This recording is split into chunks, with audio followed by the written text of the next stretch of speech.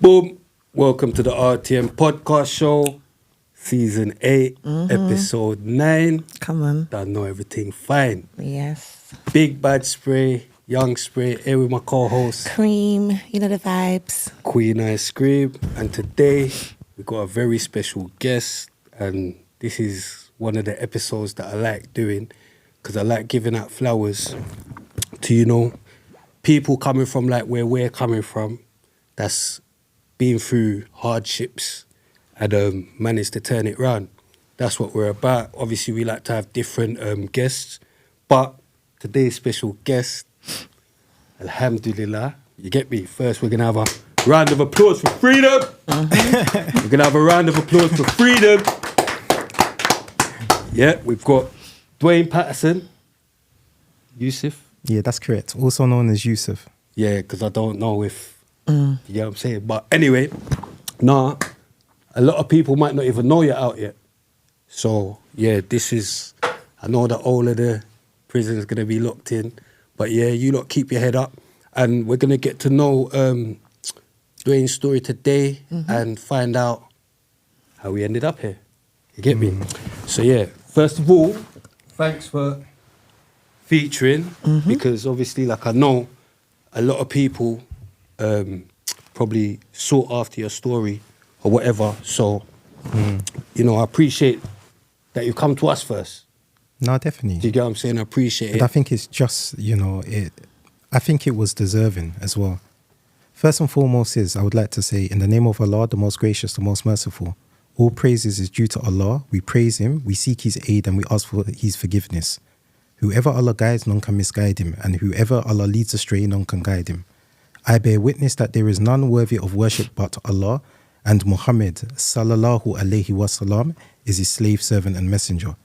Now, first and foremost is that we also should show respect as well, and I would also like to thank you as well, because I know that we're going to go into my story, but let's be honest here as well.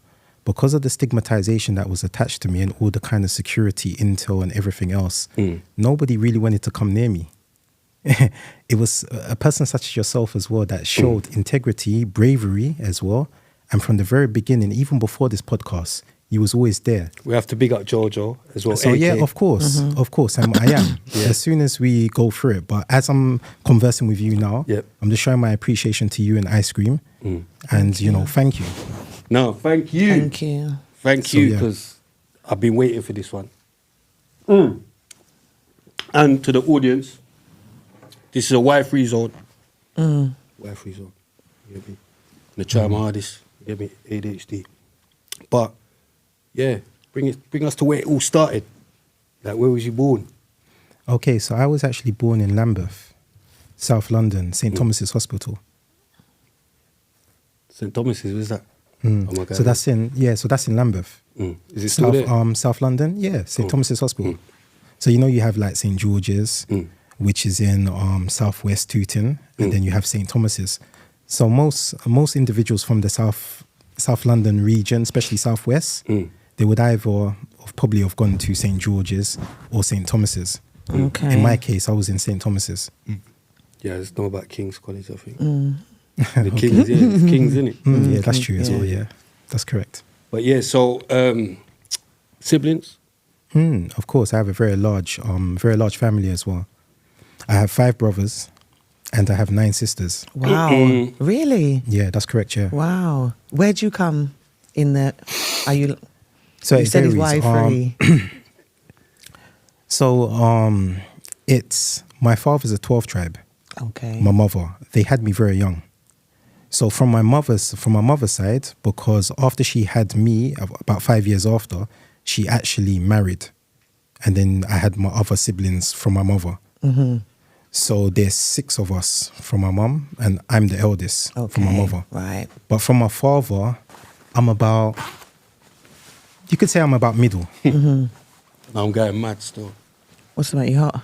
Like when you're on the train, yeah, and you're hot, and you're still keeping on your jacket. I thought I was going to, I had to just take it off, but Sam, yeah. Yeah, so boom. 12 tribe, what does that mean? Yeah, so my father's a Rastafarian. He's a 12 tribe. Yeah. So what they also believe in, their belief system, is that they're from if you look in biblical texts as well, and Islamic, Jacob and his 12 sons. And so that's what they mirror themselves from, the 12th tribe. So yeah, it's through growing up as well, it's a very loving community as well. Yeah. And it's quite funny as well because... my dad's a Rasta as well. So you would know. When I was actually growing up as well, and do you know sometimes in school as well, they will do things like timeline.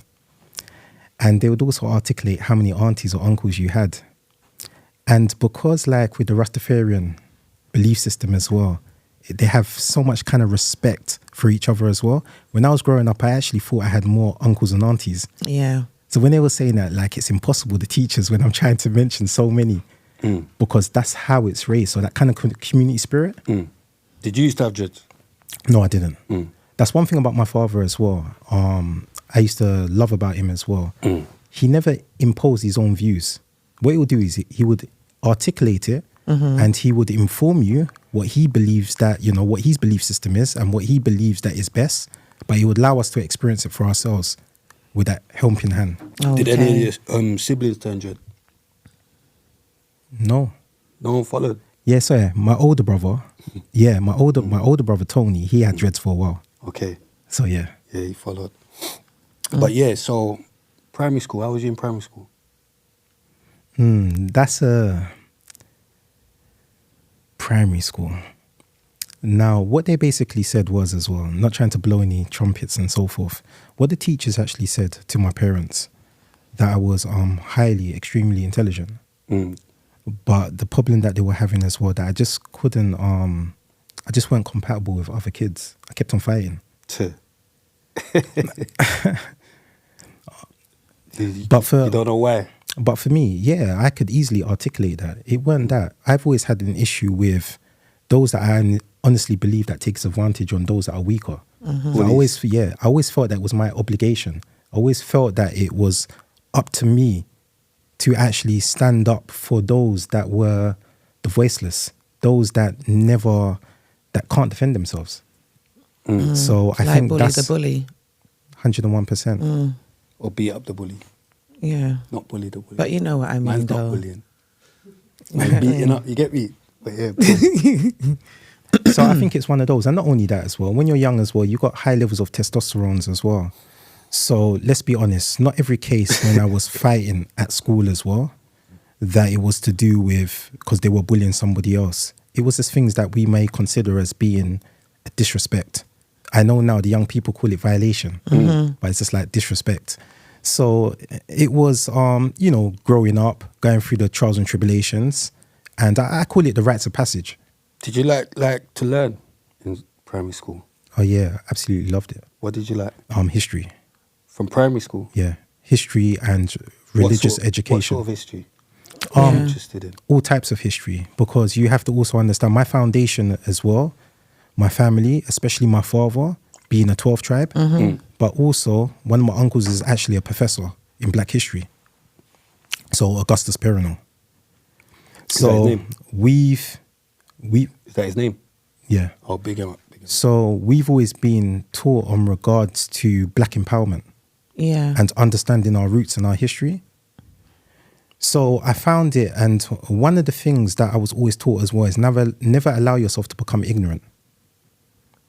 So even listening to their kind of distorted version of what history was. I was going to say. Even though we know it's not. And then for me to kind of like assess the situation, even from that young age, and even question it, even go back home and said, like, Mum, like, or father, like, this is what they're saying. And they're saying, no, this is not the case. And then giving it the full breakdown. And then later on in years, which I would articulate later on down the show, what I started to learn myself and what I started to implement. What was your religious background? Obviously the 12th tribe, but did they go to church and that? Yeah, so you know what? My father never, as what I said, he never really imposed that. That was kind of private to him and but I was living with my mum because obviously they're separated. So my grandparents it's a mix. So my mother, she's Church of England. Okay. My grandmother from my father's side, she's St. Lucian, so they were Catholic. Is your mum Lucian? No, They're not. my father's St. Lucian. Okay. And where's your mum from? St. Vincent. Okay. Vincy. Yes. Small island. Big up the small island. That's correct. No, get me Dominique. I should put my Dominique out on, but yeah. Definitely. So, yeah. So did your mum used to go to church, yeah? Yeah, she did. I was actually an altar boy. Or Church of England. what, they're doing that thing? Yeah. I know, I'm getting mad, but now I'm thinking. So yeah, ooh. I would hold the cross. I would read passages from the Bible, like, you know, Genesis, Exodus, Leviticus, Numbers, Deuteronomy, you know, and so forth. Yeah, that's it's mad because obviously my mum is Catholic. She was Catholic, and like, yeah, I was religious as well, in that sense. So yeah, we're gonna get to how you've changed, but same style. You get me? Where religious from morning, creep. You get me? Yeah. I'm joking. Boom. So, primary school. Did you stay in primary school the whole way through? I was on the. Primary school. I went to St. George's. So St. George's was in Patmore Estate, Wandsworth Road. But before that, I think it was. I went to another primary school, which was, I think it was Falconbrook. So it's just in that when I think. Is it? I've Yeah, heard that 100%. before. Yes. I've heard that before. Yeah. I know Yeah. them all. Yeah, that's what I'm saying. Big him I said up, it, big up, Swiss. Big up Swiss. Yeah, please, yeah. Big him up, definitely. So I actually went Falconbrook initially, but because of my behaviour, I was actually on the verge of being excluded because I was living at my grandparents'. See, what a lot of people don't understand as well, that I was originally from Clapham Junction. I'm actually from 9 Badrick Court. So this is where my grandparents actually lived. But because I was on the verge and then my mum actually got remarried, not remarried, married. Got married.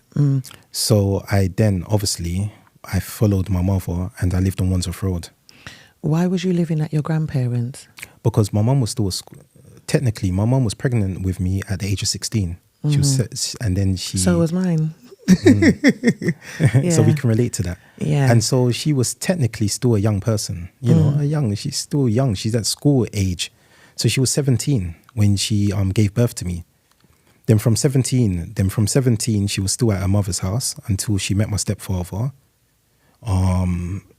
at 17, 18, 22. And then they married and then they moved to Wandsworth Road, which was Patmore Estate. How did you feel about being away from your mum? I'm going to be honest here.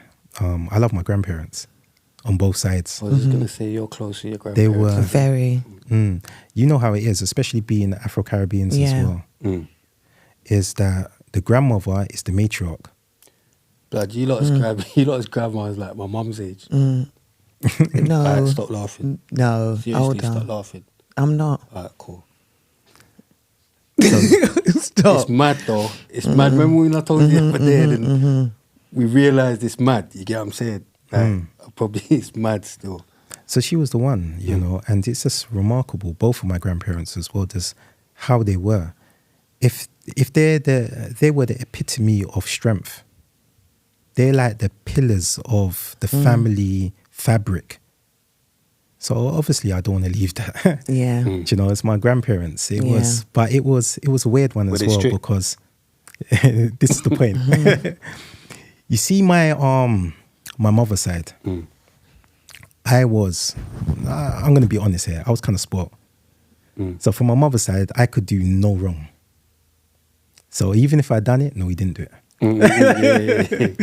But then my grandparents from my father's side, they were disciplinarians. Okay. They were like, listen, you're not doing it around here. You're too spoiled. We're going to teach you discipline. And so my grandfather, I think he identified certain traits in me already. My grandfather from my father's side. And so what he used to say to me is that in his kind of Caribbean voice, you want to be a bad boy? Okay, bad boy. You're going to be an educated bad boy. So in the mornings, he would wake me up and, you know, I would have to read the Bible and so forth. But yeah, they were all very caring, kind, loving. For them, their whole philosophy was education. Yeah. To educate, you know, because obviously we know that if we're not educated as well, then we're kind of limited. I was going to ask you, have you always been this articulate still, Car? you talk very articulate. I think I always have, but obviously it's through years it's increased as well, and especially as you're facing him, you can see my brother at the back there. He his name's Care Bear, and he's helped me tremendously as well on regards to my development as well. These are the types of people that we need to aspire to be. These are the types of people that need to actually become community leaders. And so you forth. taught him how to be this articulate. He taught you how to be this articulate. Of course, he gave me a lot of knowledge. No, because he's not as articulate still. I was talking to him on the way up. No, joking. That made a bit more road. You get me? Like, yeah, his thing's a bit different, but wife, You be fooled. Mm. You see with him, He you see his ability as well. And this is the one thing that I'm still trying to learn as well, is how to be relatable to everybody. So sometimes as well, you could be articulating something, but it might not be the right audience. So you sometimes need to get your message, across. And I've seen this with your podcast as well. Yep. Depending on what kind of audience will determine on how how we behave interact. and you interact. And that is the true essence of how you're supposed to communicate with people. What I thought, because obviously we're going to get to that, but 22 years behind bars, I thought that honed your skills. Of course he did. Do you know what I mean? Also. That's what I thought, because, do you know what I mean? That's a lot of time to hone your skills. But anyway, so secondary school, how's the transition? Oh, secondary school. How's the transition from like primary to secondary? Exactly the same process. Still going mad, still fighting. I was actually conversing with my wife about this as well. Big up And wifey. of course, no, 100%. Car. She's been a pillar. Yeah, for me, you definitely. needed her still. No, 101%. If it weren't for her as well, You'd be on your own. definitely. I know I'm going mad, but it's harder on your own. No, 'Cause me 100%. and him talking it, so I know, like, trust me, you needed her. Yeah. Yeah, so the transition. Yeah, so I was actually saying to my wife as well that the first day was a crazy one. And when I was so my first day in secondary school, I went to St. Mark's in Fulham.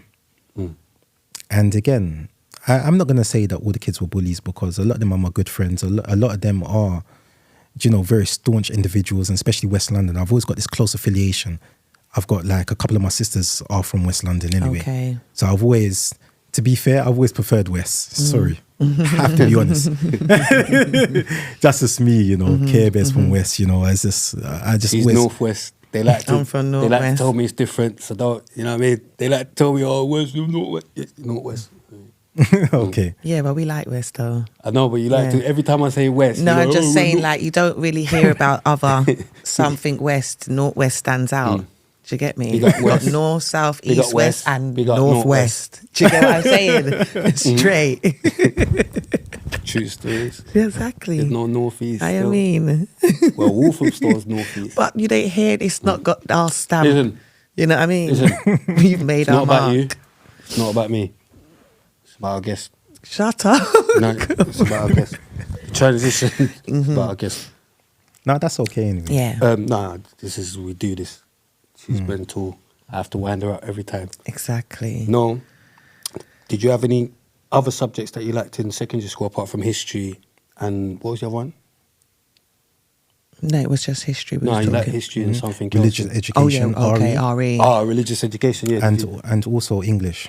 I did like that as well. I liked like the English, grammar. Yeah, and- yeah. I liked Yeah, I English got A literature. star, English, GCSE still. No, definitely. You get me? I could speak like you if I want, No, I can believe that. You know what I though. mean? Trust me. You have to also understand as well. That's one thing as well. People are fooled sometimes, Yeah. but especially when you're a musician and so forth as well, that you're very good with words. So you're very creative. So obviously you do your research, you read books and so forth. So I understand all that. I just lost. And it doesn't mean because you can articulate yourself makes you intelligent as well. I know many people that you may think that they're inarticulate, but I tell you Just this like now, use they're big geniuses. words. Yeah. That's what I'm saying. Some people are clever with their hands as well. I know that's mad, but do you know what I mean? You know what I mean? No, You 100%. get what I'm saying? Trade. Some people are actually better. Yeah. Like my brethren, he can't read. All right, I'm not going to kill him. But they're not, and he can't fix. What? I know. Like, my man can fix anything. Like, anything. You get me? So, and anyway, it's not about my brethren. Boom. So, how was secondary school, though? Yeah, it was good. So that's what I was saying. Like for my first wife, as I was saying to my wife as well, that the first day in school, it was again, you know, being young, having high levels of, you know, testosterones and so forth. I think I upset half of the school. So when it came time for home time, half the school was actually waiting to actually give me a pasting. But then there was an older young girl, and her name was Tammy and her friends, and they kind of saved me from that. The girl them could do their thing back in the day, school days. The girl can save you still. No, of Girl course, can't definitely. save you no more. You have to save. Yeah, you get me. Now in school, big up Aminata. There's a couple. You know I have to always big up Aminata. When I talk about the girl them in school, there was a couple physical girl them in school still. That was thumping up. Couple of the man them. You know, like man was having fights. No, of course. And they were winning. So what happened? What did you do? What happened? Why did they want to fight you after school? So I think I was just on, you know, like the arguments with me. I never backed down. I had a little attitude as well. So they just think, who's this? Who's this guy? Like, you know, who's this other kid? So they just waited. They said, we had enough of him. And that was my first day. So I stepped out. You know, they were there. They're saying, no, it's not happening. And that was it. But after that, I created a lot of friends. It was. And it was like a team. I don't know, you know, like in schools as well, that you have rivalries with other schools, and our year was kind of a rowdy year, so we had a lot of individuals that could handle themselves as well. So yeah, growing up, Fun? It was, but then unfortunately I got excluded. Why? Again, Fighting. this is the story of my life. So yeah, eventually the school got fed up with me. By the time I was 12 years of age, they permanently excluded me. What's that, year 8? Yeah. So year 8. After that, I went to, I don't know what they call it now, but at the time it was IT centers. Okay, yeah. So I went into an IT center, and there was one in, if I can recall, so it's been such a long time, there was one in Wandsworth. There was one in Clapham Junction, and I think there was another one in Tooting that I went to. And I was kicked out of all 3 of them as well. You probably didn't know then, yeah? But in hindsight, can you think of why you was behaving like this? Like, why you just liked to fight? Or you still don't know? It's a combination of things. Again, when you're young, and let's take it further back, actually. So you're kind of right. Why? How is this kind of like triggered? Yeah. So remember I said to you that when I actually moved to Wandsworth Road, it weren't so plain sailing for me when I originally first went to Wandsworth Road. Because remember, they considered me as just being Clapham Junction. Okay. Now, if you look at the history of Patmore Estate, initially in my times, it was kind of like Switzerland. Big up Lewis as well. And of course. Yeah, big up Definitely, Lewis. 100%. Every time I hear Patmore, I for big up Lewis. No, definitely. And his dad. Yeah, 100%. Sorry. Definitely. We digress. Go on. So yeah, so it was kind of like Switzerland. So you would have many different kind of like sometimes areas coming down, and there was kind of like good camaraderie. They were all okay with each other, except for it seems like the Patmore didn't like Clapham Junction. Okay. So at that time, so an incident happened. There was a group of young men who now are my good friends, but obviously they took a disliking to me. And so sometimes as well, kids can be very predatory. You know, they have this kind of predatory instincts. So sometimes they know that when you're just kind of, they sense the fear. So, you know, sometimes as well that I would try to avoid them. If mum says go shop, that was a scary moment. It's mad. It's mad. So I'm thinking now, so even then I'm using strategy. I'm thinking, okay, so if I go around this way, he's going to walk at a certain time. This is where it makes you calculated. He's going to walk at that. Then I can sneak behind. I can go here and I could go there. But then one day I was unlucky. And they caught hold of me. And yeah, they set upon me. And I was calling out for help. There was a lot of kids. They were punching, kicking. I saw adults just walking past. But I can understand now, myself being an adult as well, that sometimes it's very risky and it's a very difficult situation as well, because you may wanna help that young person. But then when you see crowds of other young people as well, you don't know what they might be having on them and so forth, and it might create a greater problem. But me being at that age, at that time as well, you see adults as protectors, as your guardian. You'd think that they would at least Step in, say something. Yeah, they didn't. So anyway, they were trying to take my jacket, and that's what's going on now. Which my mum worked hard for. It's not happening. So obviously, I hanged on to my jacket.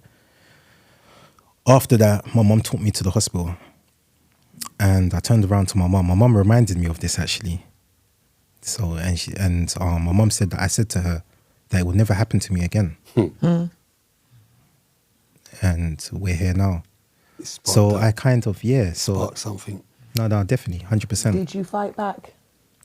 Or did you just take the licks at the time? At the time. He got his jacket. No, he said I held on to my jacket. I just wanted to know, because Why do you want to know? Because it's because he was saying, like, obviously there's a pattern here, isn't it? 100%. And where our time, you kind of had to prove your bad, prove that you could fight. Do you understand what 100%. I'm saying? You couldn't just say you had to prove. And it sounds like you're proving He can fight still. No, I know That's he why can. It's a wire free zone. No, but whether you can fight or not, it's the mind. He could fight, but he was still hiding from them, so he was fearful. But 100%. there comes a point where something happens what clicks you different. Do you understand what I'm saying? Yeah. So that's why I was saying, was it that you didn't fight back that time, and since that time you was going to fight back? That's right. She's talking There bare you go. sense. Now you're talking bare sense. Yeah. But I have to I know. get the comments. Because I said to myself as well that, at the end of the day, I needed to become the apex predator. I understood that now. I understand how the dynamics work. So, you have this philosophy, like I had this philosophy that, well, you can, they call it fight or flight. Fight or flight. Yeah. But there's freeze as well. So I knew by flight, it's just prolong my agony. By freeze, I would just still continue to become a victim. But fight, I will show them that I'm at apex. And it's kind of intriguing as well, because when I came out as well, I wanted to kind of like just explore London again, because it's been such a long period of time. And we went to the aquarium, me and the wife, and everybody was just looking at all these kind of, the different types of arrays of different, animals and fishes and things such as this. And there was a lady, and she was talking about a particular shark. And I was just transfixed. And I was just standing there. My wife was like, yeah, and I'm listening to her. And you know what she said? She said this, and it just reminded me of like our communities as well. She spoke about the tiger sand sharks. And this is what she said. She says that, the tiger sand sharks, she says that when the mother gives birth, she actually gives birth inside of her stomach about 10 eggs. But she said, but how come she only produces one? So they have to fight. That's right, they fight for survival. So they eat each other. They annihilate each other to only the strongest one she gives birth to. So then I understood within that community as well that I had to be the strongest one. So this is what I done. So then what I actually done was, that's what we're taught as well, you go for the biggest one, you go for the toughest one, you go for the one that they respect the most. And so that's what I actually done. I approached that person with a rounder's bat. And then, first and foremost is I'm not promoting youth violence. You're not glorifying, but that's your story. But, this is my testament. Yeah. And unfortunately from there, and then I gained the respect from my estate. And That's then I why I moved. wanted to touch on why you became like this, so it doesn't just seem that you're just going mad. Do you get what I'm saying? There's always, it seems, a trigger point. No, definitely. Do you get what I'm 100%. trying to say? Especially when, like, because remember, we're all born with a blank page, innit? Some people's trigger points could be when they're bloody 2 years old, 3. I don't know. But I'm saying, like, until that page gets madness, I don't know. That's when, but your trigger, boom. No, at that definitely. point. And it was eye-opener, and it was good for me as well, because I came from a big family. And my family were quite known as well. So, like, the Pattersons, like, there's a lot of us. So, you know, like, it came a stage where even my older brother was saying that, I'm not going to bail you out. You're going to have to toughen up. But then me and my brother, years after, we had a conversation. He says that, when I said for you to tough up, I didn't mean for you to go just... Mad, yeah. Yeah, go buck wild. My brother said that, like, wow, you just took it to a whole different level. But, you know, my story is not unique.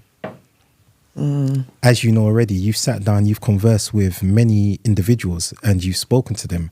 And have you noticed something that's quite scary, that all the stories are kind of similar? They're all Very. the same. It's like clones. We want to be something different. I'm not, to be fair, I came onto this podcast as well because I trust Spray. Spray is a good friend of mine and brother, and I love him for the sake of Allah. But also, I want to do something different because you know what it is? People have this false preconceived idea on how black people are and how we conduct ourselves. And so, for example, as well, I see this all the time. Even like where I'm working, you know, they call it trying to be friendly or trying to... You've got a new job now. We're going to get to that part. Yeah, we Big will. up.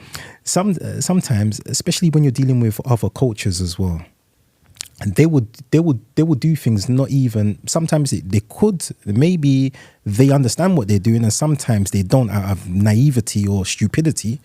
But for example, this gentleman out of nowhere... So I'm actually a receptionist. I'm doing sales and marketing. I'm talking to him about certain products for him to, you know, for him to buy. Then he's like, well, go on. So I looked at him. I'm just paying attention to him. So I said, yeah, hello.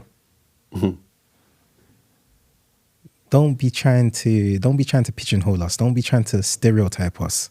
What do you know about Wagwan? Exactly.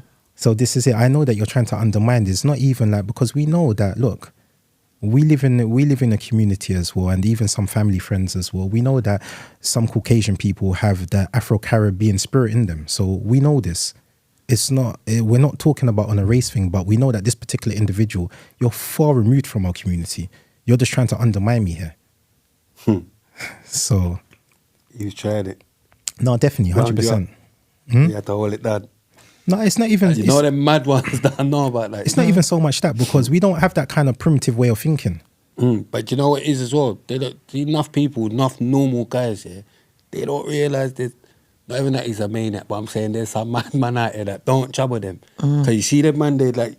See enough of them delivery man, them. They're coming from the bin, you know. And they're driving up and down, but they're coming from madness, you get me? And then you got people that will deal with them a certain way, but you don't even know. My man will really, but that's not what we're promoting. Boom.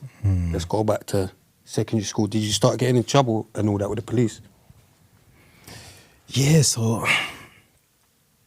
what actually happened was, I think how it actually started as well. Again, I have such a massive family, and there was some family that I didn't even know they were my family initially. Right. So what was actually happening, when my brother used to come and bail me out, he says, you know what, because I'm not always around, I'm going to introduce you to your cousin. So it was actually weird. I remember I used to see these other group of kids, and they had all the kind of latest things. Like they had all the latest Versace's, they had everything. And there was one particular, and he just had so many people around him. And I was like, I'd like to be like that. You know, you just see that, like you just thinking, yeah, I'd like to be that. But I didn't know that that was my cousin. Right. So when I was introduced, he actually embraced me full arms. And he says like, just, come along, just hang around with us.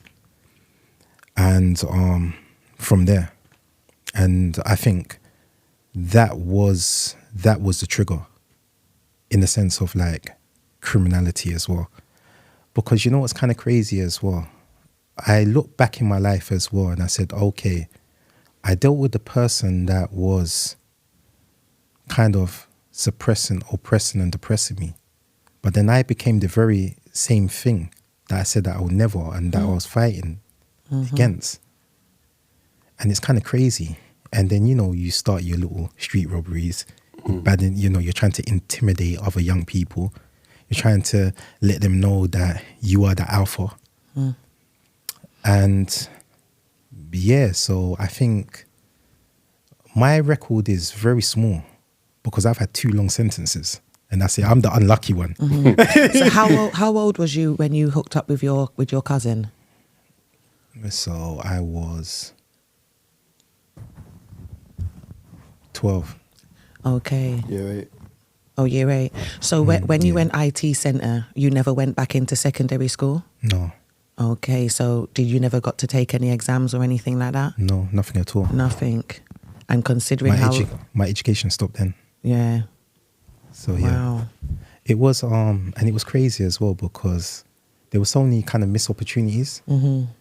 I don't know if you've heard, there was this private school called Emmanuel. So when we was and Westminster Boys. Yeah.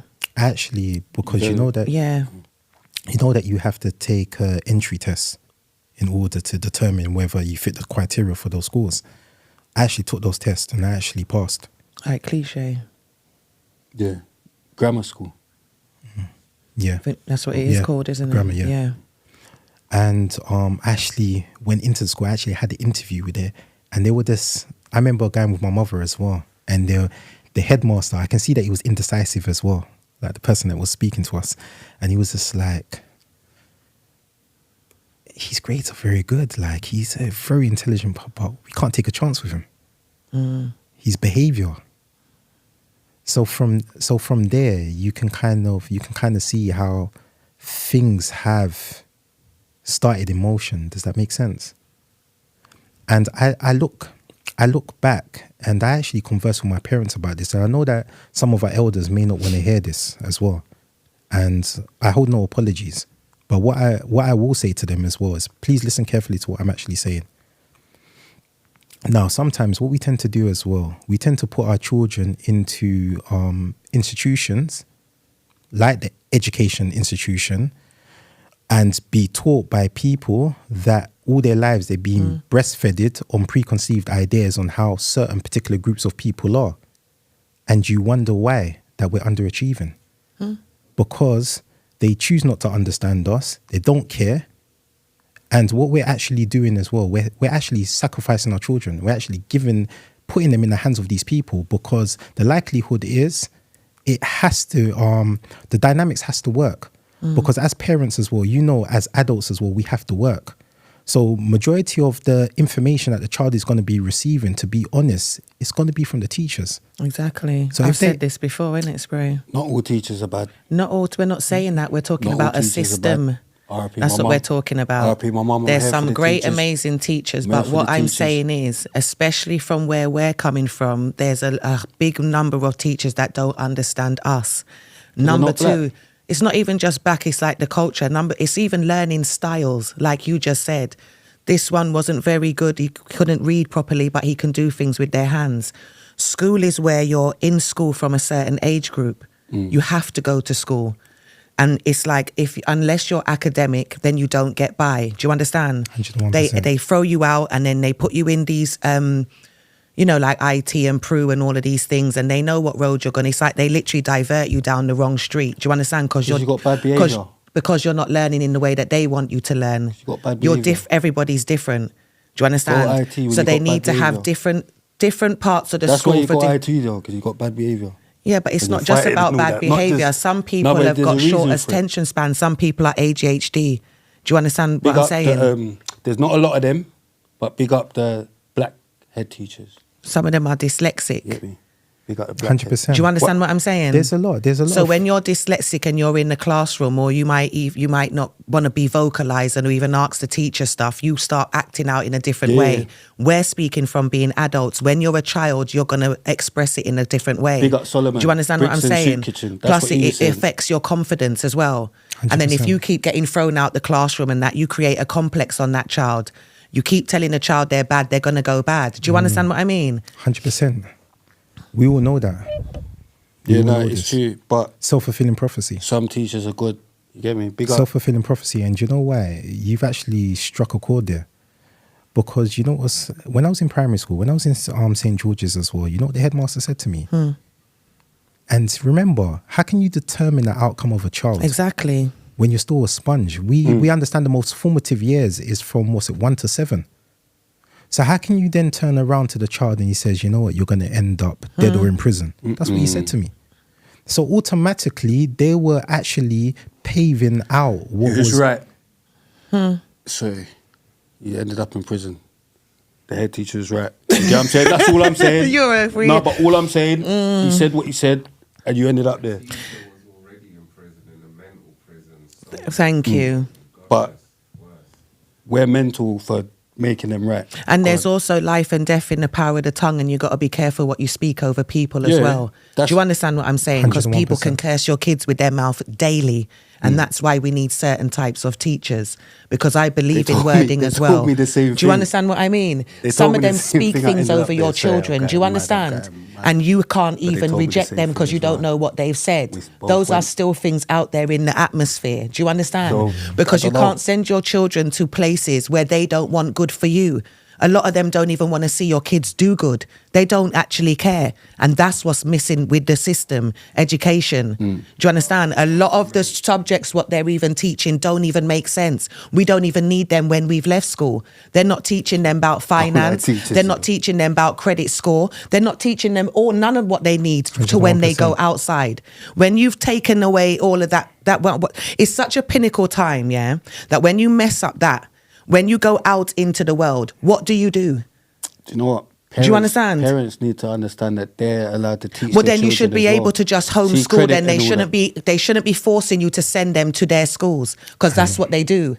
Do you understand? Because when you don't go to school, they want to send your parent to court. But what is the school doing? It's like when we was talking about the violence. Go school, go school. You lot ain't even making sure that the kids are safe going to school. As soon as they leave, what happens?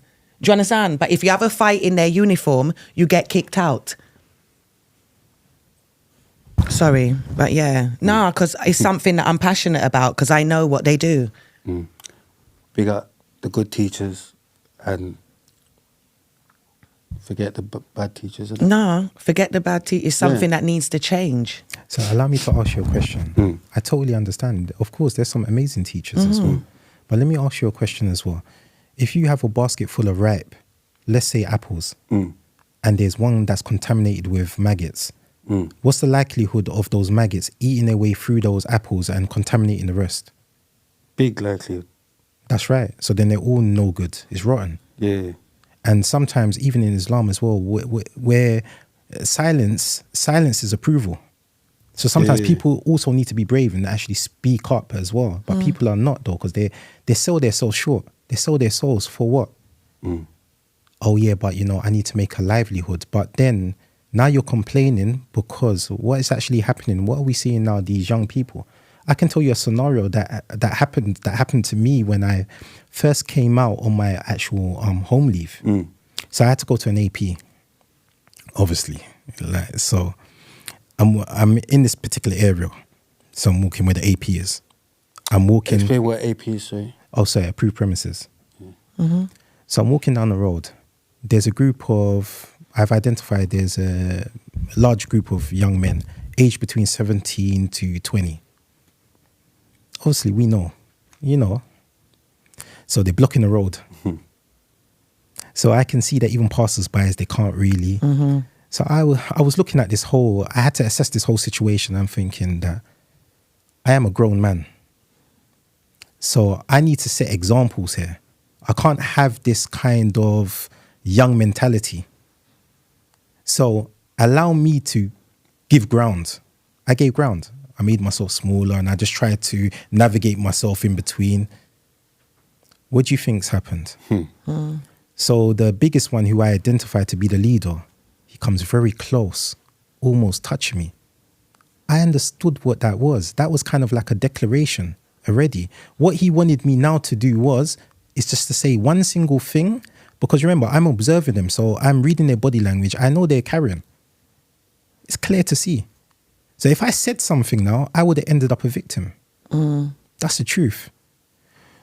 So I just carried on walking, and I said, look at these young men. And it was so heartbreaking as well, because these young men don't even understand the consequences of what they're doing. They're going to throw away their lives. Forget about whatever happens to me. Whatever happens to me, alhamdulillah. But I'm saying that these young men didn't even know that you're going to destroy your life. So imagine if I was foolish enough to say something. Now, when I went back to my DCAT, this is it. So some of the young men said, "What? Did they know who you are? Oh, you could have done this." I said, "Who am I?" I said, "I'm a slave of Allah. Who am I? I'm nobody." I said, "I'm just a human being. I'm just trying to navigate myself around this world in order to have God's mercy. So who am I really?" And I said, "You know what? The truth be known as well, that I would have ended up a victim, because they carried, no man's a Superman." What would have happened is that yeah, of course. Yeah, it was only for them. So it's irrespectively, was I scared? No, I weren't, because look, sometimes when you've been through some horrific things in life as well, it just goes beyond that. But I'm still human. I fear. I feel pain. I've been in my life, I've been a hero, I've been a coward, and I've been a villain. So I understand all this. But it's just so sad seeing our young men as well just throwing away their lives. Yeah, and they're literally doing it for no reason to each other as well. Exactly. Like, we was actually standing on business. Like, we actually, I don't know, like, man would know who you're going for. Nah, they're just going for anyone off that estate, whether or not they're involved or anything. But you know. But to a certain degree as well, I try to be open-minded about this whole kind of situation as well, because you see what I've actually gathered as well. Who do they have to aspire to? Let's be honest here. A lot of guys our age let's talk in their language, washed up. That's the truth. They're either on drugs, the guy in betting shop gambling, they're doing all these things. They're not a role model. They neglect their duties as fathers. So these are some of the things that we need to look within ourselves as well, in our communities as well, and as men our age as well, in our 40s and so forth, and saying that what are we really doing for these young people to aspire them to become better versions of themselves? And we're not doing this. We're falling short collectively. What do you think about beat and teach? In regards to that, I believe that there needs to be more questions put towards authority and government and things like that, because I know that we're part of a system that they created. Like we said, they navigate you sometimes even to get kicked out of school and so forth. 100%. Unfortunately, it takes us to reach a certain age before we realise the plan of what had happened. When you're a kid, you don't understand it. We're older. So even like when you said you walked up to the guys, once you go through certain things and you get like PTSD, even if you don't know it, you look at things in hindsight, you can see steps. That's why when you go to certain places, you feel a certain way, you know you're not staying here because you can see, you understand what I'm saying? Definitely, 100%. Right. So my thing is this, they created us, and I'm not putting the blame, because I know that us as people can do better and certain men need to do better. But there's a lot of emphasis on us trying to make better out of something that they created. Do you understand what I'm saying? They didn't do that with their communities, and they didn't do that with their kids' education, but they done it with ours. Do you understand what I'm saying? 100%. We're a lot of the experiment. And 100%. Then all of a sudden they say, oh, you guys are this, you lot are that, but you lot played a hand in it. Like I said about the education, you lot play a hand in it. Do you understand? 100%. And you lot try to sabotage loads of boys' destiny. Do you understand? Because in prison, we already know there's CEOs in there, there's business owners in there, 101%. There's community leaders in there, 101%. but they throw away the key because they don't want us in those positions. 100%. Do you understand what I'm saying? Definitely. And that's what we need to target more. Good one for Black Kings. That was a good one. No, definitely 100. And so these are some of the You're a reasons. joker. But it's true though. These are some of the reasons why that I decided as well to do this podcast. With me, I like to stay in the shadows, but I feel that it's important and it's imperative that I do as well, because you're right. I was amongst some geniuses. I know that we're going to talk further about my incarceration and everything else as well. And Geniuses. I'll be honest with you. One of the things that I promised them is that I would become a voice for the voiceless. So I have an obligation as well. And I know that my brothers will expect that from me. There's lots, and there's so many. As you see, like, you know, one of my brothers are here now. And there's so many individuals, great minds, and we're trying to build something, but it's very difficult as well, because obviously we're coming against a lot of roadblocks. And so exactly, so I'm feeling what you're saying. I totally understand. I concur with you. Trust me on this. So definitely, so we need to bring this awareness, and hopefully through our collaboration that we can bring this awareness. There's many great minds will blow you away. You won't even remember my name. Put my brother here. Put him on a podcast one day. It'll blow your mind. This is what I'm saying. We need more of a platform. We need more of an opportunity. Inshallah. So what did you first get nicked for? Sorry, I'm trying to...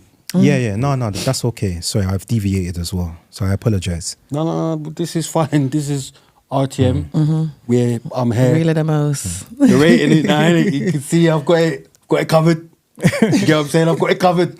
We can bring it back to, you know what I mean? Well, I think it was what I can recall my memory, because remember, it's been a short. Mine is, I don't have a long, extensive criminal record, because obviously I was incarcerated. So I've got a common assault. I had the ABH, which was at the same time, and then the big one was wound with intent, which I'll explain to you when I was young. So from the age of 13. 13? Yeah, I've done 5 years. Really? At 13? Yeah, so by 14, yeah. And So then I had secure unit. attempted, I also had attempted robbery, and that was, I got concurrent to run with 3.5 years, and that was the Abbey National. Okay, So- going back to the one at 13. Yeah. Gave you 5 years. Yeah, I got 5 years, yeah. For what? They waited though. See? So mine was wounding with intent. So Or- basically, yeah, I At 13, moving. I stabbed another young man. He's amputated one of his fingers. And so the judge, when I was 15, they sentenced Yeah, me, and they Swiss gave told me, yeah, Swiss told me. yeah, they gave me 5 years for that. On hindsight, it's actually every parent's I'm nightmare. a madman, I know. How did that I'm affect thinking you? that's the result, innit? What? Being incarcerated. Yeah. Okay, so let me talk you through the process. So it was kind of different because Open unit. I mean, secure unit. So what initially happened before that, I went court for an common assault, and I think it was an ABH. And the funny thing about that situation was I was actually friends with the kid. So we actually swapped, like, it was caps. I didn't even rob him. But then they put some kind of story, like if I robbed him. So when I confronted him, obviously I'm angry, I'm young. So I beat him up. And then his cousin, that she lied as well, and I slapped her. And so that's why I actually Common assault. Yeah, go on. I got one of them still, Miss Hodge. Yeah. Miss Hodge and Doncaster. Common assault. So basically, that's what, and then what the judge said as well, that I feel, and this is the beginning of the problems as well, that I feel that your parents don't have any control over you. And then I was given social services order. So I ended up in children's home. Like care. Yeah, care. Okay. And that's like, for my family, that's a massive embarrassment. It's not even that. I've got so many aunties and uncles that would look after me. And now I'm placed in this strange place. This place is void from emotions. Don't get me wrong. There was one, like, I remember Ebony House. It was a black children's home. That was different. But still, it's not the same. I'm not with my family. Yeah. So then by the time I committed that offence. So I was in... While she was at the home. Yeah. So That's they why. placed me in Stamford Hill. Mm-hmm. Because you must have been angry and shit. And then Do you know what I mean? I went to Orchard Lodge, then I went to Vinnie Green. But because of my behaviour again, they couldn't wait till I hit 15, so they couldn't send me to Feltham. So yeah, it was... How was that though, man? Coming off road So from did you do the 13 whole to 5 years? 18? Yeah, I done that, yeah. I came out 18. Yeah. How was that? You literally... That's your adolescence. I'm going to tell you something. Yeah, I'm going to share that with you. So what actually That's happens, his because childhood. a lot of individuals actually say as well that, well, that's the second time of incarceration, you didn't learn anything. And what I actually say to individuals, with all due respect as well, that in the early 90s as well, there was no such thing as rehabilitation programs. What was it based upon? You do your time and you come out. And it's not only that as well. When we was in Feltham in those times, those early stages, like 95, 96, it was like a baby fight club. Even the officers would encourage you as well that this is how you resolve situations. This is how you resolve problems, is by physical altercation. So obviously, as soon as you're back out into society and somebody tells you something that you don't like, then how do you think I'm going to respond? I'm going to respond in the way that I've actually been taught. True. And so that's what was actually happening. So, and the thing was, is what was so crazy, because I would, like, they were saying, what's the matter with you? Like, they done the system. I thought that they really cared. Like, it's like, yeah, they're cool. The officer's cool. He'll make me fight down the gym. So you're going down the gym, and we don't even know at that young age that there's conditioning your mind to become like in a animalistic way. And then, from being an animalistic way, then you suffer with what I call negativity, which is the self-destructive, style of actions and thoughts. That's what negativity is. That's and so a good one. and this is how you start. But it was like, I'm in the gym and you're constantly fighting, and then the officers are praising you. Oh yeah, you're kind of good with your fist, and you're young. Did you feel like they was love only, the sorry to fucking as well. interject, did you feel like they was only doing that with the black boys? It's not always a race. But thing, he said Tree. negativity. It's not That's why always I'm a race asking thing. you, because it's an animalistic, the system, when Some you're of the in prison, screws are there's black. other. I'm just asking something. 100%. Because you said negativity, it kind of triggered me a little bit, because it's not just black people that act like that as well. No, They've done definitely. it to white people. It's like a class of people as well. But 100%. why did you call it that word? I said it. Look, we say things that we understand, and from what we're coming from, and what I saw around me, especially in those times, were people that just looked like me, came from my communities, and represented what I represented, and they happen to have the same pigmentation as me. So that's what I called it. It's that kind of whole mentality, the whole mindset. And it was actually quite, it's sad looking back as well, because I've done some reading and some research as well. And if you really think about it as well, what does it all stem back from? And you would know this as well, the Willie Lynch syndrome. So, he turns the house Negroes against each other, yeah. the field Negroes, the light-skinned Negro against the dark-skinned Negro. Only one can make The it male, and stuff. That's right. And what did he say? What was his philosophy for doing all this as well? What did he actually say as well? He says, keep their bodies strong, but their minds weak. And that's what you're actually seeing. The Because slavery thing, innit? let's be honest, we're physical specimens.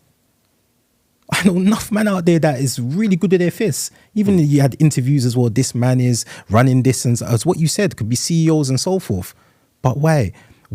It's been, as what you said as well, it's been conditioned into us, and especially to hate our own. You see this sometimes. You like tensed up. You see a group of black, and you tense up. Where's my man from? We'll see. Let's pre him. Let's look at him. Let's observe him. Let's see what he's gonna do. But you're not doing it when you see a group of white guys, and they're doing exactly the same. I've seen this. I've seen their type of behavior. They're no different. But it's because our minds have been conditioned in this sense. So what did you do in that first sentence? How did you just fight? Yeah. So again, it's kind of like the story of my life. It's embarrassing now. It's kind of cringeworthy. Because I tell you the reasons why as Well, well. it's lucky you can fight. Do you know what I mean? Doing all of that time behind the door, mate. It's like some individuals were actually conversing about me, and not one said anything kind of positive. It was all negative. It was all about, yeah, remember when you done this, or remember when you done that, remember. And I'm thinking, what is this? How I'm going to leave the earth? Is that people only know you for negative things? And what does Islam teach us as well? It says the strong man is not the man that overcomes the people with his strength, but the strong man is the man that can control his anger at times of difficulty.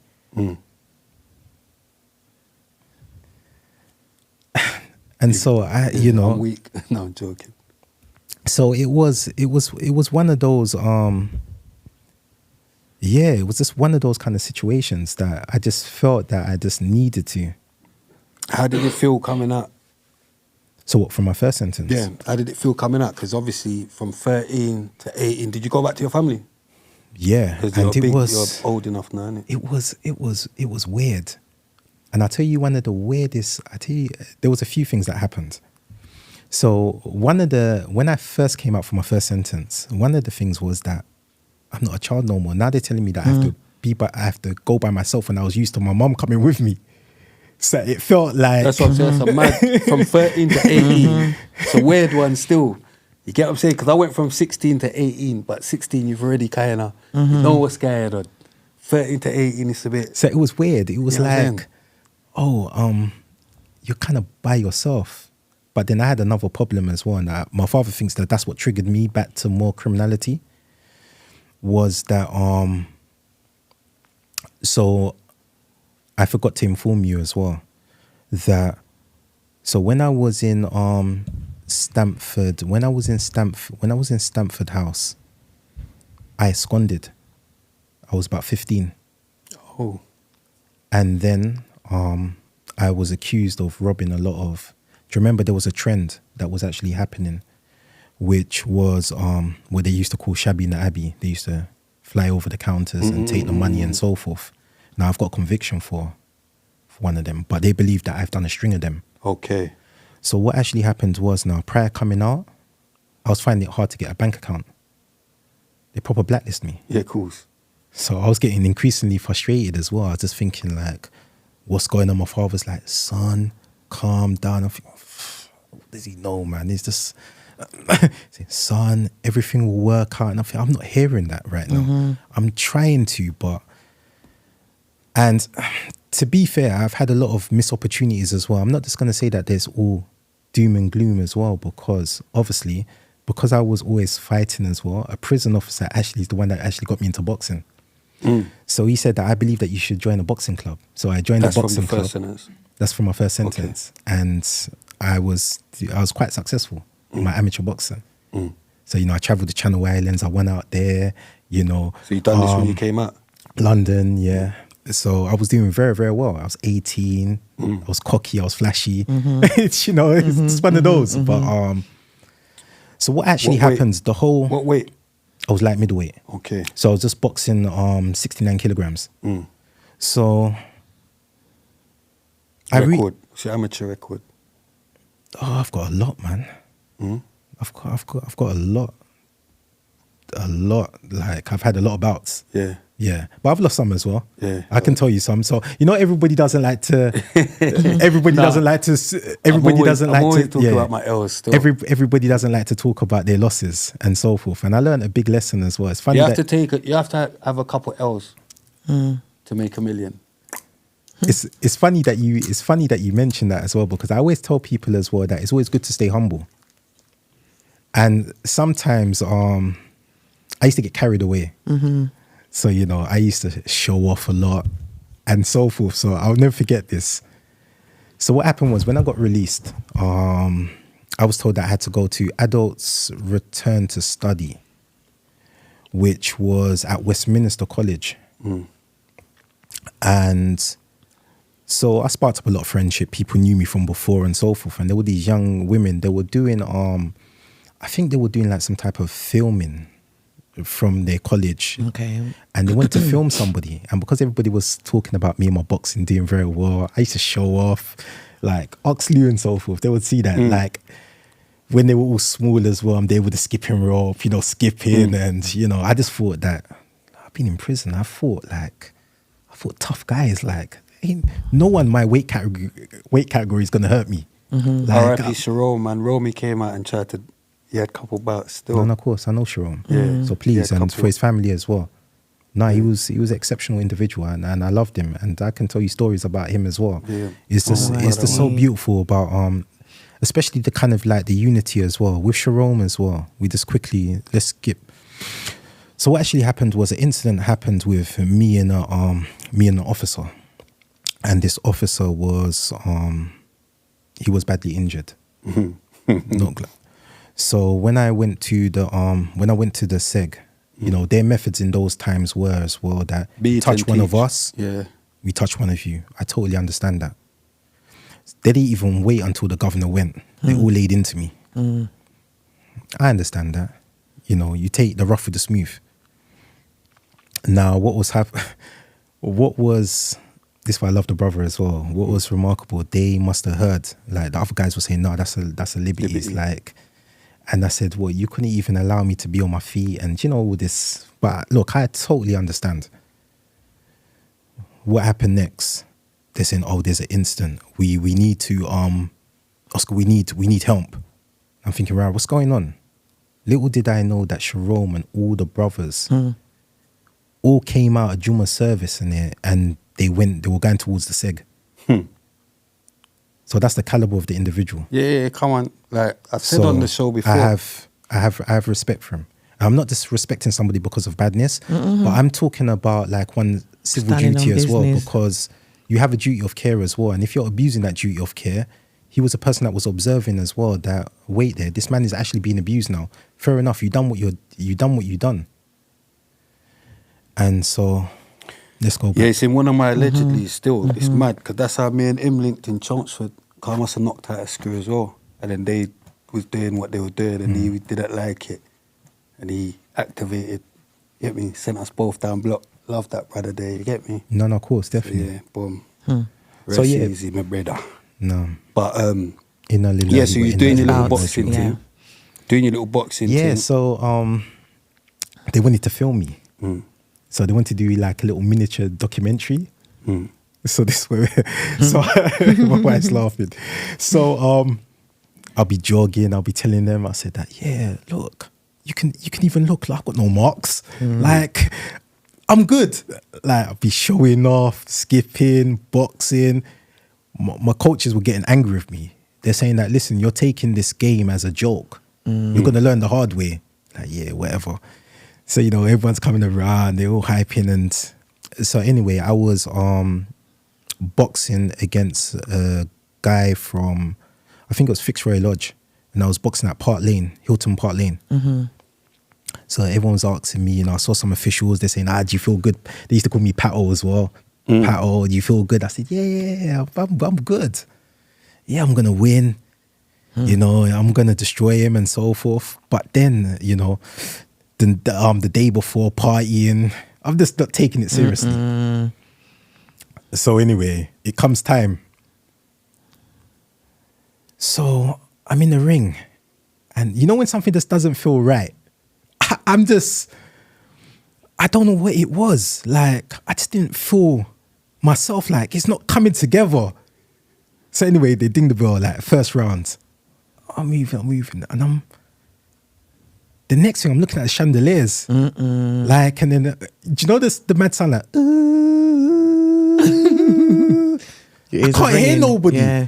I'm like, these times they're the boxer Bradley Ski and all of them, they were young then. And it's like, I'm looking and like, people like, he knocked you out. Like, yeah, I'm just looking at the chandeliers, like, and then I'm getting up. And then the referee is telling me to come forward, but I can't hear him. The ref is like, you don't like.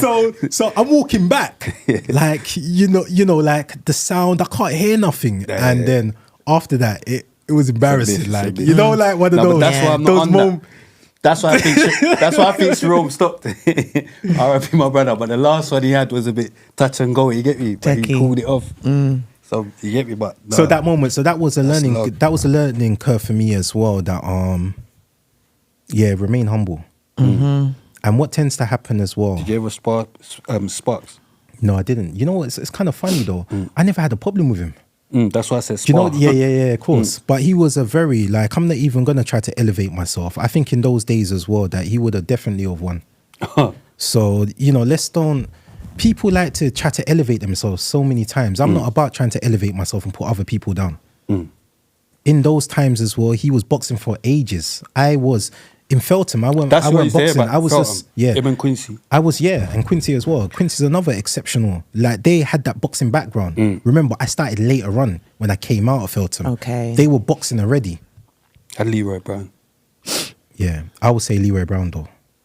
From West. Yeah. Leroy Brown's exceptional. Do you get what I'm saying? I like Leroy Brown. Yeah. We used to have a little, arrangement as well. Because like... Jadol, I mean, can't left my people. Like, yes, I know of him. So, yes. Yeah, so, okay. How did you end up back in jail then?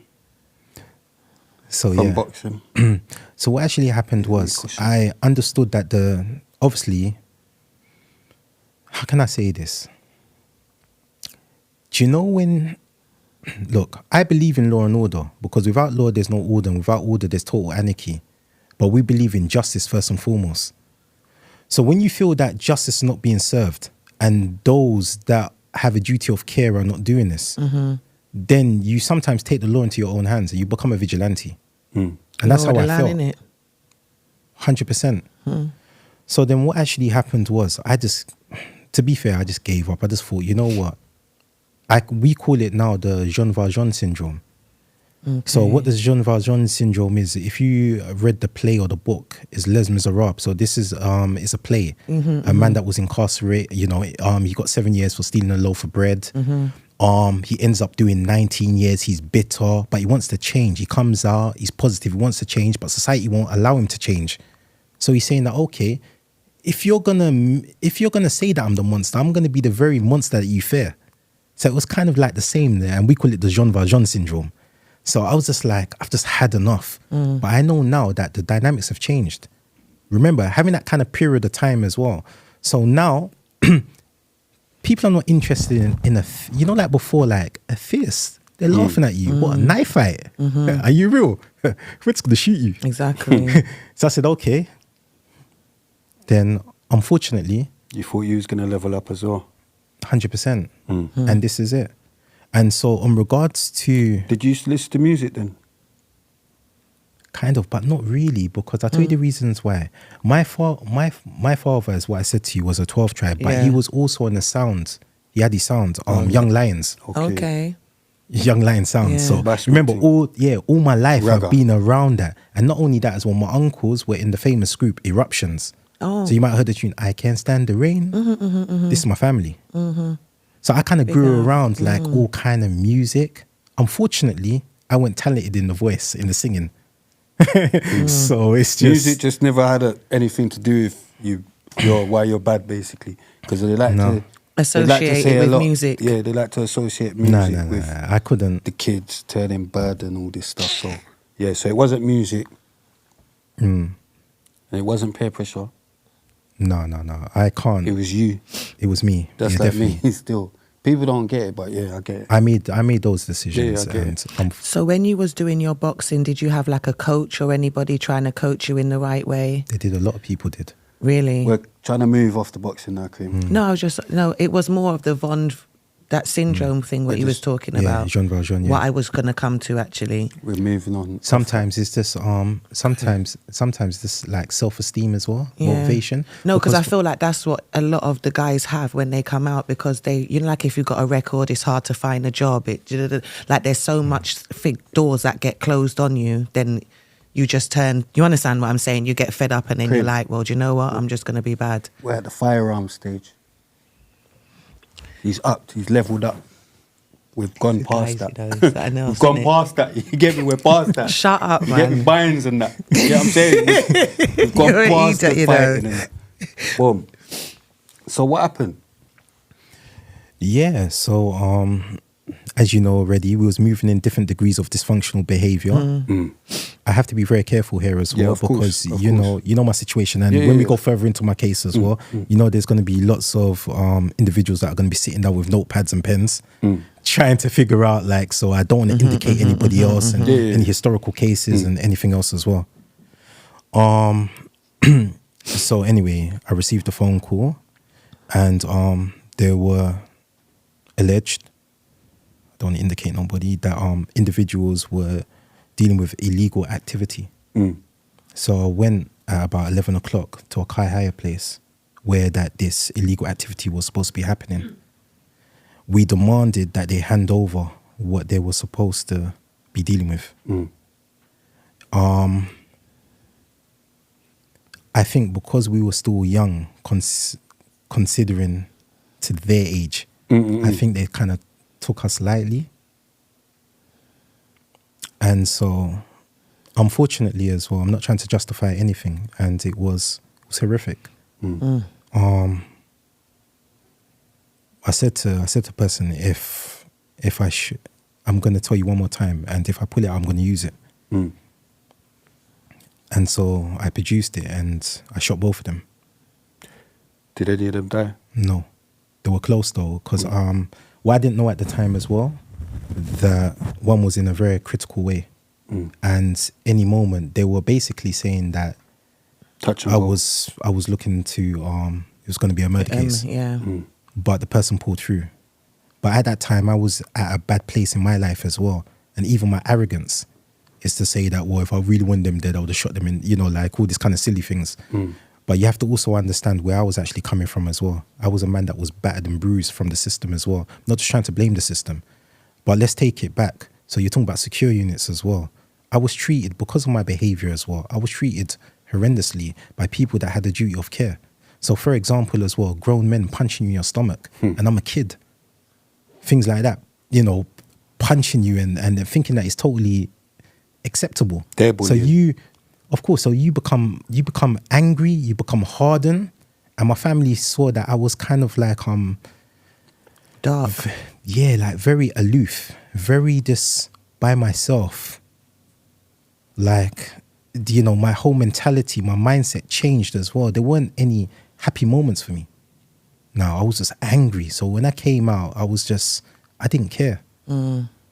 So that's how I kind of like lived my life to eventually that night.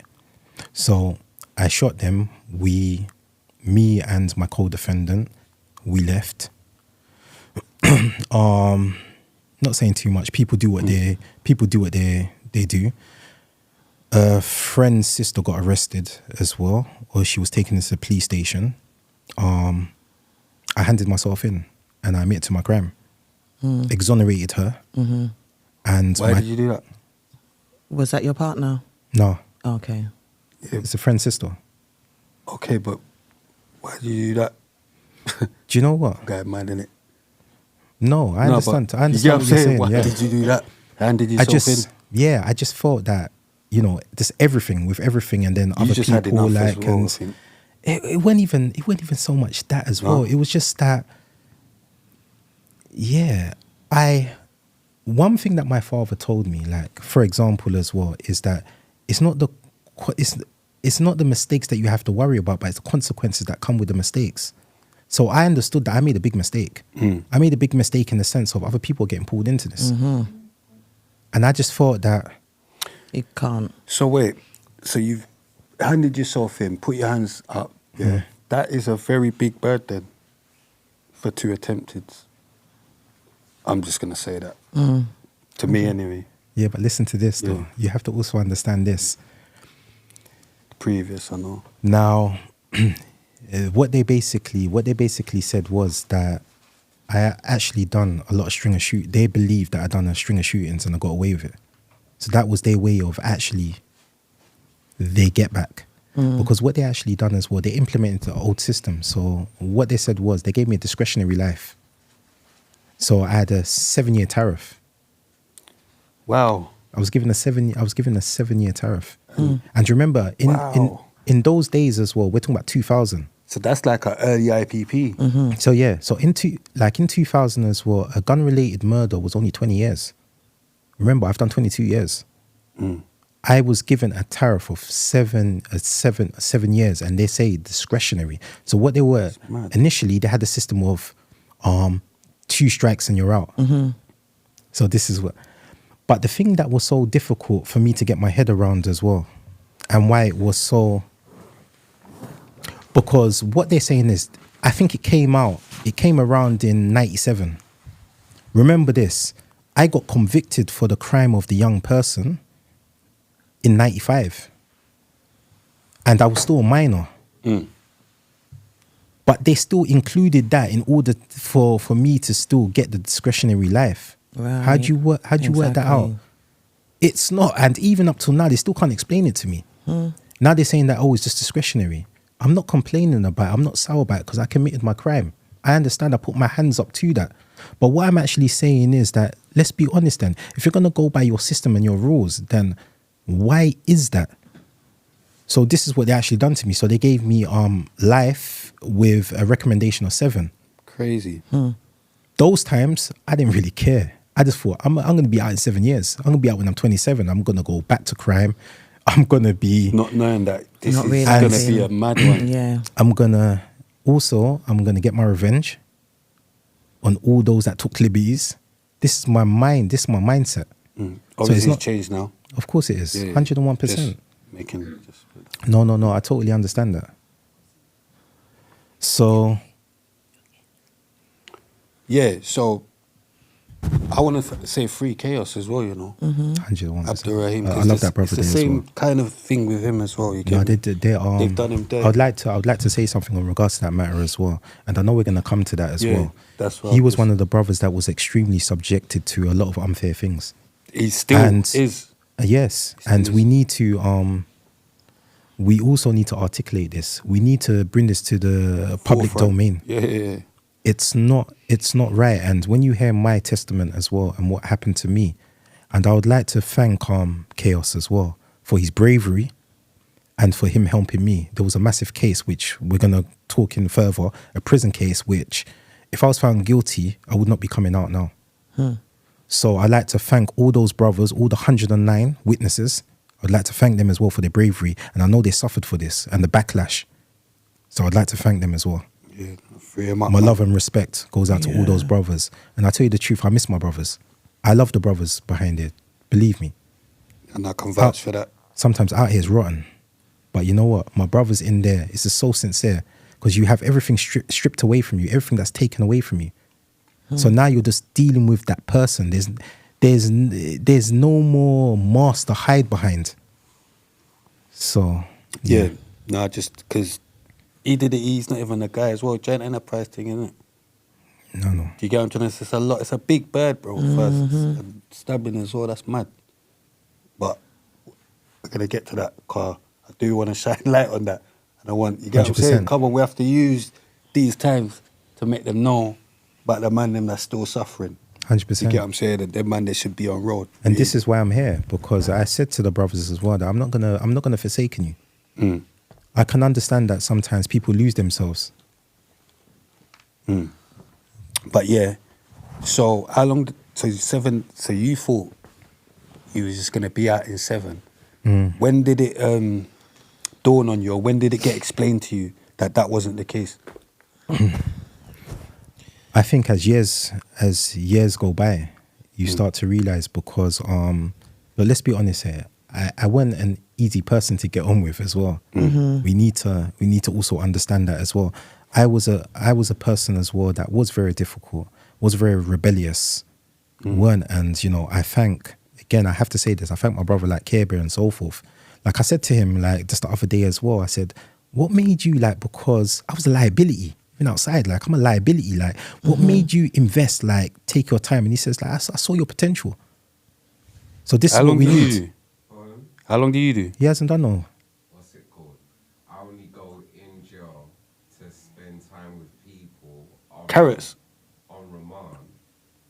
But I know I don't have no case. They just try, when it's something minor and I can get bail, I choose not to get bail, go in to spend time with man. When they've got issues on the wing, the officers or the people that run the prisons call me over to calm them down. Not just him, other people as well. But what it is, he's got potential and they need to know how to maximize intelligence. The most thing what I taught him, what you're saying earlier, is that I teach people how to be more powerful mentally than physically. So basically, whatever you're doing, it's about efficiency. We're very valuable, but we don't have outlets to express our value. So I show them alternatives, and that's why certain men appreciate me. And that's what happened. A lot of men had a lot of energy and skills, but I showed them how to get much more with less headache and lots of other ways as well. Alhamdulillah. Yeah, that's Alhamdulillah. awesome. And remember this is not a prison thing. I knew him before I went prison. Okay. So, you know. Just, So yeah, bro, how did it go from 7 years to doing 22 years, bro? so let's go back. That's mad. Let's be honest. Continuous fights, prison guards, I just didn't care. I said, okay, Sounding This like is Charles what- Bronson, mate. this is what's gonna happen, so this is what I'm gonna do. So basically I was just constantly fighting. Constantly with prison guards and just being moved constantly up and down the country, everywhere. Then obviously I had my escape attempts again. Tried to get out of there. Yeah, so the Old Baileys. So we tried to, As what thing? yeah. I tried to, but it never happened, and a lot of people got injured in the process of that. As he got out of there, innit? Yeah, he did, yeah. Big up Azzy. And his family as well. I know his brother, so. It's a bomb. Then what? So yeah, so it He was was just just sending you up and down the place. Did it you go was just- Franklin dispersals? it was just constant. But I would like to say something. I would like to, yeah, of course I've been dispersal. Obviously I was an ACAT prisoner as well. Yeah, started So- off there. So what actually initially happened as well, I actually started, on this sentence, I started as a young offender. Okay. So I was 20 years of age. So they sent me back to Feltham. Okay. So during that period as well, when I was in Feltham, it was like all a playground. Because I tell you why, I think at that time as well, they were doing an operation, especially Trident as well. A lot of people were actually, at that time, at that point, a lot of people were getting arrested. So, That when you was just me. yeah. And Diney and so forth. Hey, come on, man, free up, free up. And at that time when I came in as well, I had 9 cousins that was also in there as well. And they all had their co-defendants. And then there was all your people as well in there. Come And on. we all collaborated, and, you know, there was everybody else. And so it was actually pandemonium. You know, we just saw it like, well, we're not listening to you. We're going to do our own thing. And then obviously it was totally, and I think the final straw, when they starred me up, because they actually starred me up, and it was instant that it kind of, we were, it was, we were going on a visit, me and my cousin, and obviously we encountered a gentleman that was a red band, and he was of a fair size. And he speaks mad, innit? He was of a fair size. You know, like, God, I could never wire you, even if I wanted to. He speaks too much proper English. God.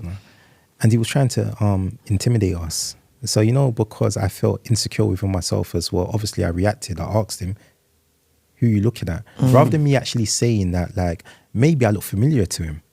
Maybe I remind him of somebody. And so what, even if he looks as well. Now you know the thing, man. You needed pages. You know the It thing. doesn't. It doesn't really matter. But anyway, I said that, and he just thought that. Yeah, I think he was waiting for something. He just threw down his He just threw down his stick and he said, "Yeah, let's go." Right, he didn't even care about his red band. No, he was. You know, I congratulate the gentleman. Yeah, that's what I'm saying. Red bands normally screw boys. Unfortunately, that it didn't work out well for him. Of course it didn't. Long day for him. But what happened was we were supposed to go on a visit. So me and my cousin had a double visit. Then the officer blew the whistle. He had the whistle. We blew the whistle. Can they get back? And then we had to go back. So whilst we're walking back, I think it was like opposite Quail and Partridge. I can't remember I think I was on Partridge and he was on Quail, the other way around. There was ones for like attempted murders and murders. There was all on one and the other side. My cousin was still arguing with this officer. I don't know what happened. Remember, I was on the other side. I've gone onto my wing. Next thing, the alarm bell goes off. And you know, instinctively as well, you're just thinking, I said, I hope that's not my cousin, you know. That's what I said to them. They're like, no. What I didn't know at the time, which I then got told, was that they were doing a kind of like George Floyd moment on my cousin. Oh, don't lie. Yeah. Choking him out. And then, you know, we can say this though, because this is all documented. Then Dwaine and so forth, they humped my cousin out. You free up Dwaine, man. Yeah. So they physically humped my cousin, and due to that, the whole wing erupted. So now they've got a problem on their hands. Now, why they said they came for me after, so they got the tornado team. They really messed them up. Then they're trying to say that when they came for me now, remember I'm on the other side, they said that they heard Tornado someone came for say you as well? Yeah, they said they heard someone say that let's get Patterson. So that was justification for them to move me. But the weird thing about it was as well, I had 9 cousins in there. 4 of them had the same surname. Yeah, so which Patterson? So what are you talking about? But they moved all of us. They got rid of all of us. Oh, for real? Yeah. So what happened was they dealt with them. Before that, or prior though, I'd be honest with you, there was a moment where that on our side as well, the young people, you know, the young men, they actually stopped us when everyone was looking like to say, what, say the word. And it was like, my cousin looked at me and he was just like, they're not ready for this. And I just thought, you know what, no, let's go behind your door. We just went behind our door. But they came for me anyway. They weren't playing around. They came in, bang. Yeah, come on. Dragged me out. Next thing I know, I'm down reception. Where do you get started up to? Chelmsford. Oh, Chelmsford. So I went to Chelmsford. What was that like, first being with all the older guys? I think it was time. I remember when I got started up in it. But see, the first time guy my cellmate was some old man. I keep talking about him. Ninja, some white man with some long grey hair. But it was mad. You know, like going from juvie into a big man jail. It was mad. I'm not even going to lie. That was my cellmate, some old guy. I remember I came back one time and he forgot to flush the toilet. I had to go so sick on him. I think it was a bit different though, because the dynamics in those times. So we're talking about. I rather it though. We're talking about in 2000 here. So they had this 2000 and it's a BCAT. They had this old way of like what they would tend to do in those times as well. They would have like what you would call a gym guy, guy that's very big.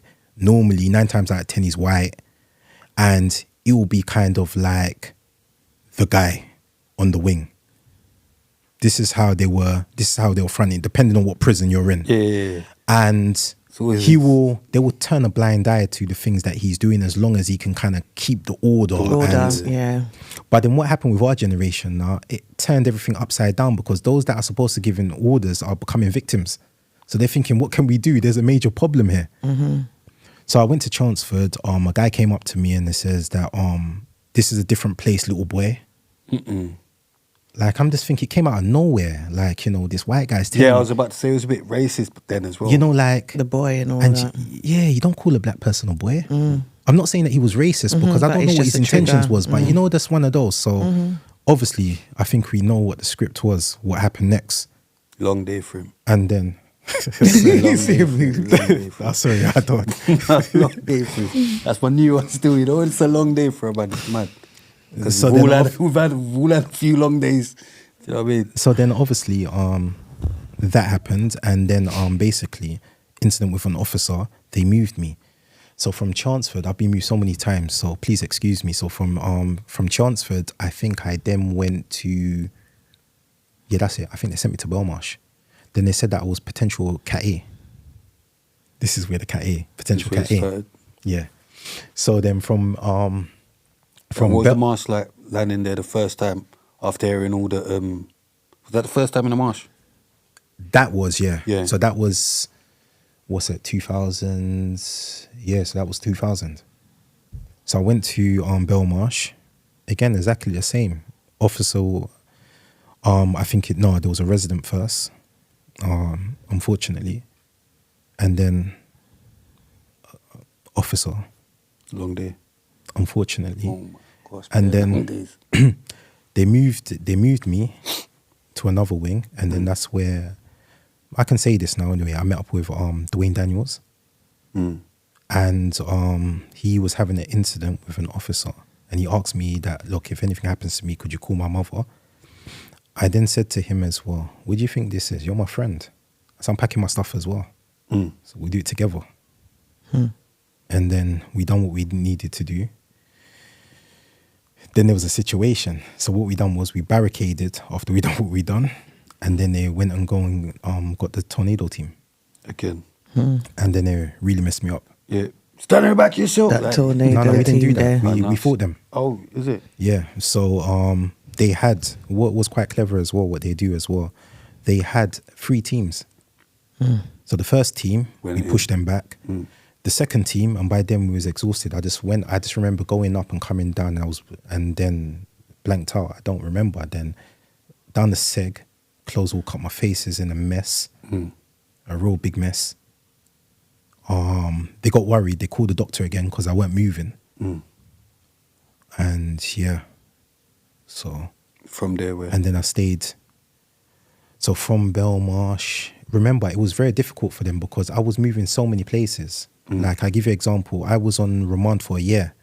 Within that time, remand, I was in Belmarsh 3 times. I was in Pentonville twice. I was in Scrub twice. I was, did I say 1-0? 1-0 about twice. Those days as well, I think it was High Down. I was also in High Down as well. I just kept on, like, sometimes even going for court appearances, then the other End up prison somewhere saying else. that They don't want you back there. Yeah, we don't want him back. And What was so the forth. worst one for you? What, as remand? Or just prison in general? Just in general. I would probably say it was. We'll get to We're that when I into was that at in. the end. We'll get to that when we was in solitary confinement. But I would probably say it was Full Sutton. Wait Okay. till we hear the rest of them. So that kind of continuously Sharp. happened until I got convicted. Once I got convicted, I went to a lifer wing, which was Wormwood Scrubs, which was D wing at the time. Scrubs. There was a Asian governor. Her name was Miss Actor, and I think she believed in the process of change. So she was I think she found me amusing, because at the same time, as much as I demonstrated a lot of violence, I was still polite. It was just that if somebody triggered me. Does that make sense? And then again, what they tried to, I'm not gonna lie to you, they did try, like, they allowed us to have pads and gloves, and I was still doing my boxing training and things such as that. And then an incident happened with me and the gym officer, Long day for the gym officer. unfortunately. Oh my gosh. So from there I was taken to the SEG. Yeah. From the SEG, then they said to me, like, what are we gonna do? Like, you're young and you're just gonna end up spending the rest of your life in prison. So then they recommended that I go to education. So from the SEG, I was going to education. Oh, is it? Sick. Yeah, that's what they done for me. And I met up with this lady. She's amazing. Her name's Angela. She's the head of the education. I think she's still the head there. And Ian Mohammed. And they helped me. And one of the things that she Picked them first, I think this is where the spark happened. It weren't the full change yet, but it was the spark. She said to me that you're a very intelligent person, but I can see that it's been a long time since you've educated yourself, and even your mannerisms and the way you talk. And so I'm going to train you on, it's all good when you're talking to members of your community and people that know you, but sometimes when you're dealing with other individuals as well, you need to understand their language as well and what they're basically saying. So what she done was she took me through my the transitional change.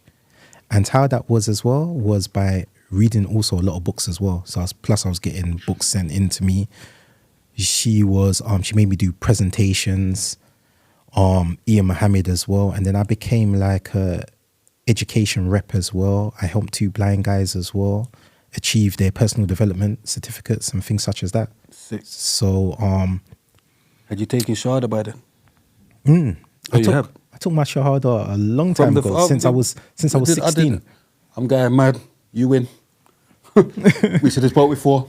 But when did you take your Shahada? Sorry, God, that's a big part Of course. this thing. Oh You know yeah, what it I'm was saying? gonna It's a big occur part soon. of this thing. That's why I thought you was doing all of this as a Christian. Church of England, but I didn't know. I'm going mad. Here we are. I know. Listen. Well, I took my Shahada when I was actually 16. okay. I had a friend named we used to call him Jam Man. So he was in prison as well. We were like the 2 smallest on the wing. The first time you went to jail. Yeah. Yeah. So it was like Dunlin and Eagle. They were Yeah, I the remember that. yeah, they were the wings, and we were on the rugby team. But we needed to build up because we was too small. So he used to explain to me Islam, but in his version, but it still made sense. If that makes sense, Yeah. even though that he didn't really articulate himself in that sense, like he's like, yeah, but I was always an inquisitive person. I always used to ask questions. Yeah. So I'm just asking this, and he's like, yeah, it's like. And so one day I went to the mosque, and then the mom of the time, I think they got rid of him. He was a straight, and then I just liked it. I just thought, you know what, this is for me. This is the truth. And I embrace Islam. Straight But there's away. a difference, because people will say that, well, if you embrace something that was so true to you and you honestly believe, then why were you doing all these things?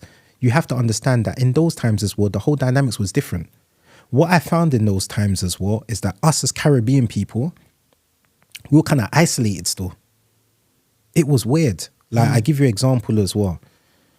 I didn't get to learn how to pray until I was about 24. Because sometimes, even when I was released as well, you go to certain mosques and they'll look at you like, what are you doing here? They don't even want to, like, ankle to ankle, shoulder to shoulder. They don't want nothing to do with you, like. And automatically, something was kind of undermining as well. Like, before they even ask you, like, brother, what's your name? They say, oh, your name Bilal? Why Bilal? Astaghfirullah. That's right. We know who Bilal was. So Bilal is, he embraced Islam. He was one of the early Muslims. Black. Yes, alhamdulillah. Alhamdulillah. And he was the one that caused the adhan. He went through many persecution, Okay. but he was a strong, strong brother. Alhamdulillah. The Prophet sallallahu alaihi wasallam regarded him so highly that he says that when he entered paradise, he heard Bilal's footsteps. They're ready. So this is on the high regard that he actually has but for some reason as well, what was happening, especially in the early 90s as well, it seems like some of the Afro-Caribbeans that were being converted to Islam, it was always this sense of like, yeah, call him Bilal. There's no harm in that. Alhamdulillah, it's an honor. Astaghfirullah. But That it's is an just honor, that, but why the black man though? It's a big Why? I lie. certain race. I lie, fam. Come on, The man. Prophet Muhammad was a black man too, you get me? And they just try to skate around it. It's long. If anyone's got a situation when they're ready, I'm easy to find and I'll most probably find you first. But carry on. So yeah, so these were the things that I couldn't really get my head around, and it was just like, wait, we're supposed to be brothers here. So how much do you really love me? Do you love me? Do you love me enough for me to marry your daughter? Hell no. Do you Hell no. do you love me do you love me enough for me to come around to your house? Do you Maybe. really? And the thing was as well, I started to, like, obviously, again, I was always inquisitive. So I started to educate myself in the concept of Islam, and to understand certain concepts. And I said, I've got bad news for you, for you guys that look down upon us. That did you know that? Let's look at the history of Islam. So when our beloved Prophet sallallahu alaihi wasallam was being persecuted, and the small groups of Muslims at that time, they went to Abyssinia. That was Ethiopia. That was Africa. They went there and seek refuge. So Africa as a continent was Muslims way before the Asian, or what you call the Arabian Peninsula. a lot of these Arab states now, but they will look and they will say that, yeah, we have more of a claim of Islam than you. And in reality, if you look at the history of Islam, that's not how it works. But we know this though, but it's people's ignorance. So for that, and still being young, I just kind of like, as much as I knew myself being a Muslim, but I just felt that I weren't really being helped. Right. At that time. Now it's different. But I'm saying at that time, I just felt it weren't. You didn't feel like you was being embraced fully. Accepted. 100%. And so, obviously, and then we go back to me being in prison. Yeah, we can go back now. And so, yeah, so with the education.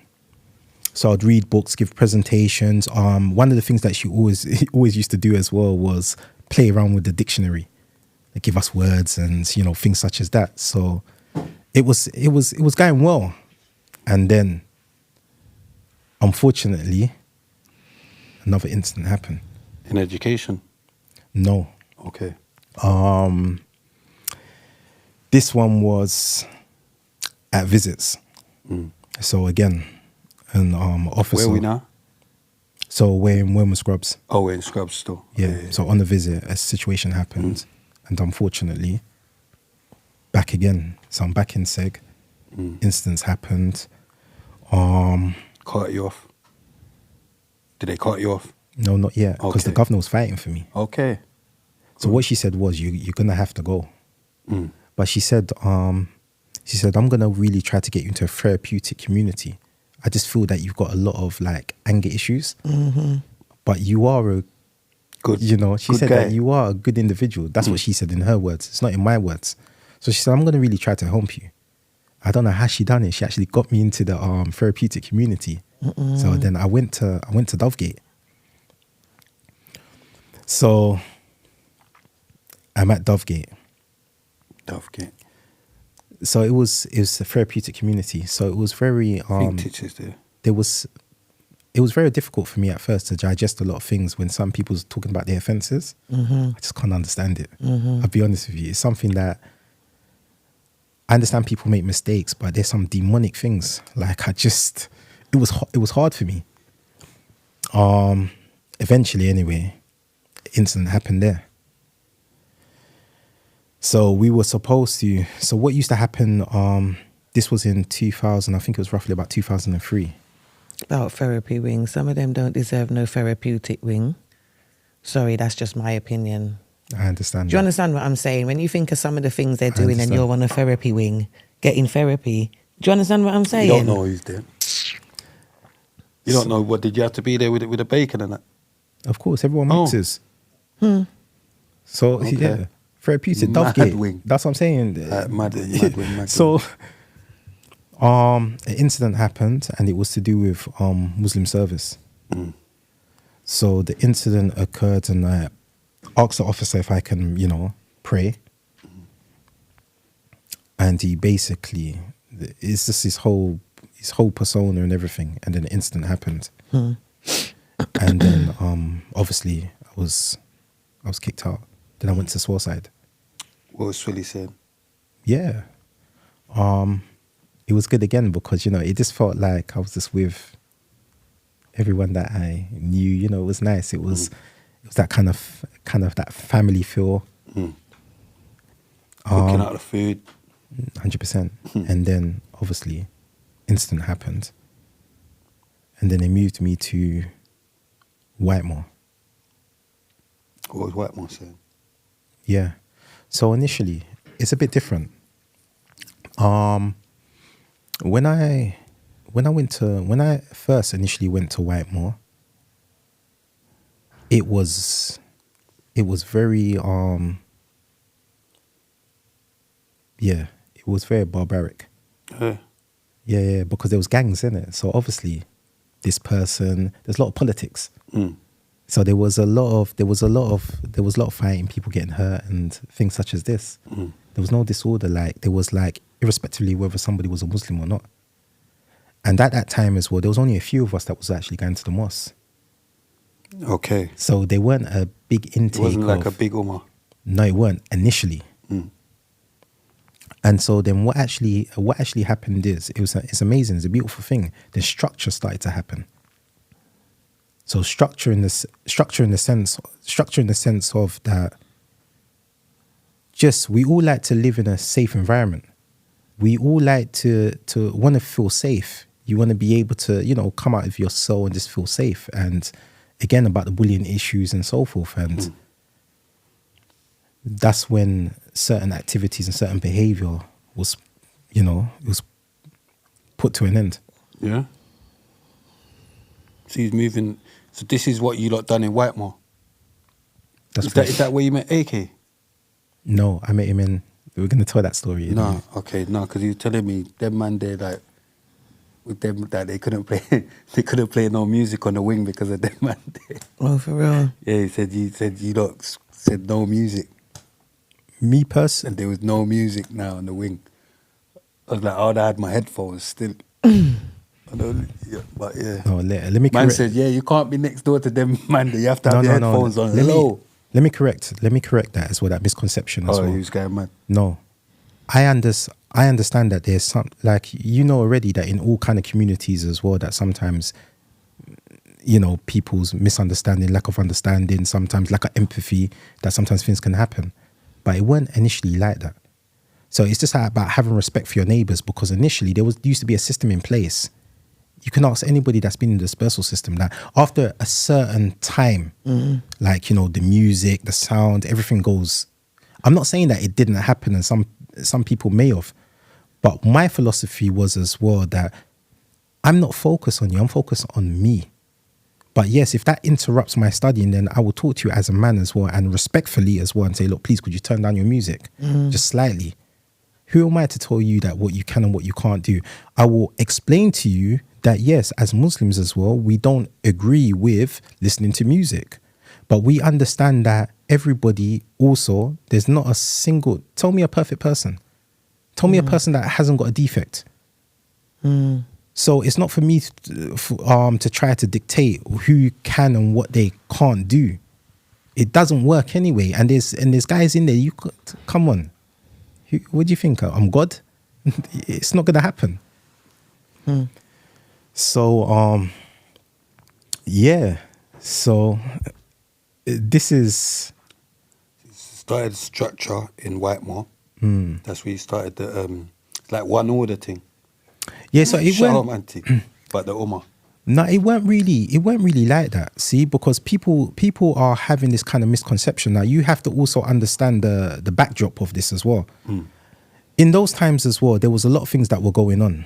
So, you could say in the world with what they would consider to be like, you know, acts of terrorism and things that are happening in this country.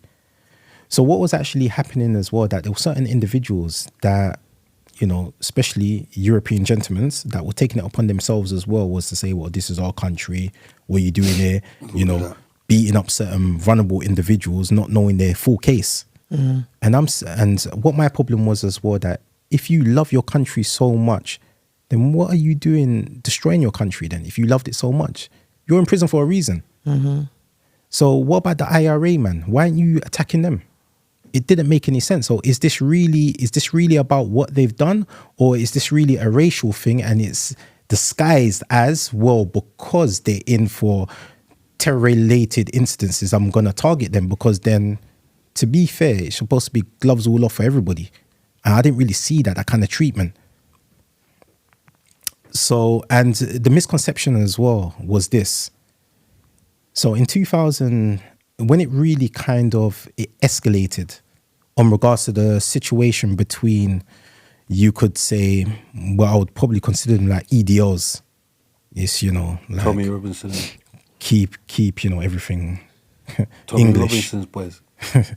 I don't know whether they're his boys or whatever, but EDO, he's the founder, isn't it? It's, I say their behavior and their mannerisms, it resembles that type of. It happened in 2007, and the thing was as well, what a lot of people don't know as well, it happened with 2 non-Muslims. So what actually, I can tell you now. So there was a non-Muslim and he used to be around Muslims. An Afro-Caribbean gentleman. You would know him if I mentioned his name, but Yeah. out of respect, I can't. Yeah, come on. He had an incident with another gentleman from up north, a white guy. This guy was always seen like, punching a pad. He was a boxer, supposed to be really good. Everybody knows of him. So they caught up. So they said, okay, let's have a fight. That's the way they wanted to resolve their situation. Who are we to tell them? If that's what you want to do, then by all means. So they went into the cell and they were fighting. Now, for some reason, the guy who's the boxer is not really dominating in the way that he thought he could dominate this gentleman here. So now his friends are saying that, yeah, we're going to go in there. But the brother that was there was saying that, no, it's fair. There's one-on-one. Look at even the size difference. It's like David and Goliath. Like, leave it. So they were adamant. And so the brother then turned around and said that, you see, as Muslims as well, once we've honored something, we stick to our honor. So he punched the other individual and they ended up fighting. So there's some type of skirmish. 2 fights now. So what happened was, what we found out, they sent a letter across to different wings saying to go down to the gym to get this brother. But little did they know as well that at the time when they decided that they wanted to do this, all the brothers are doing their workouts there. So about 10 of them went down there to injure the brother, and they ended up getting hurt. So now they're all Backfired. Yes. Now they're all in the seg. But rather than actually speak the truth as well of what happened with the situation, they went to Franklin.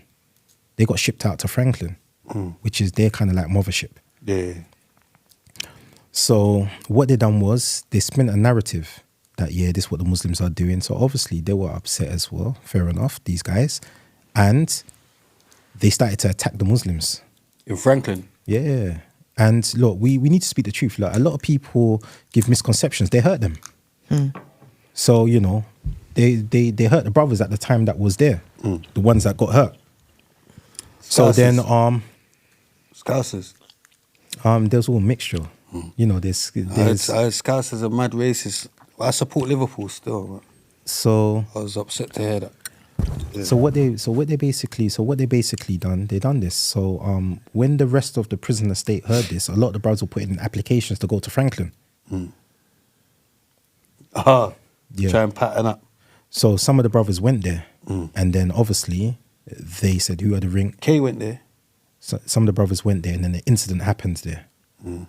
And what was kind of shocking from what I got told as well with this incident, because I got told this by the primary source, that when they were fighting half the wing, the officers were only holding down those 4 brothers, and they were being kicked constantly in their heads by the prisoners that were there. So these were the kind of treatments that were happening. So now you can understand when the officers are complaining, oh yeah, I just got attacked. You got attacked because now brothers are not seeing you as a civilian anymore. They're seeing you as actually a criminal, because this is what you're doing. You're doing criminal things. So this is what escalated, and then from what you know of, and then they tried to spin a narrative that the Muslim boy gang. So now we're going to get to my situation. So I'm at Juma service, and after Juma service, a person's throat get cut. Yeah. In the mosque? Yeah. That's stuff. So yeah, his throat gets cut, and they pin it on me. So what happened was, initially they all come, and brothers are blocking them at first, saying, yeah, we're going to take Patterson. But we need to understand the backdrop of this. 2 weeks before this, and we all knew that something was going to happen. There was a brother, and he was being restrained by an officer. But I didn't like the way they were restraining him. Again, I call it another George Floyd moment. I couldn't just not protest. I had to. I couldn't see that, because you can hear when somebody, look, I do jiu-jitsu. So when you blocking somebody's airwaves as well, and the person's actually basically choking as well, you know that it's close, and obviously he's angry. I'm not saying that I saw the start of the incident, But what I'm actually saying is you've got him under control now. He's pinned to the ground. He can't do that. Just release his neck. That's all. You can put your hands there, whatever you want to do, but release his neck. They didn't do this. So what they said was a few of them got injured. So they said it was me. So I was taken to the seg. Now, normally, especially in dispersal as well, you get shipped out straight away. So you'll stay down seg for a while, and then basically they'll just move you on. They didn't do this with me. After about this, what was very strange, and everybody's kind of like, "Well, what's going on?" After about a few weeks, they put me back on the wing, and so brothers were saying, "Be careful. They're looking to set you up." Yeah.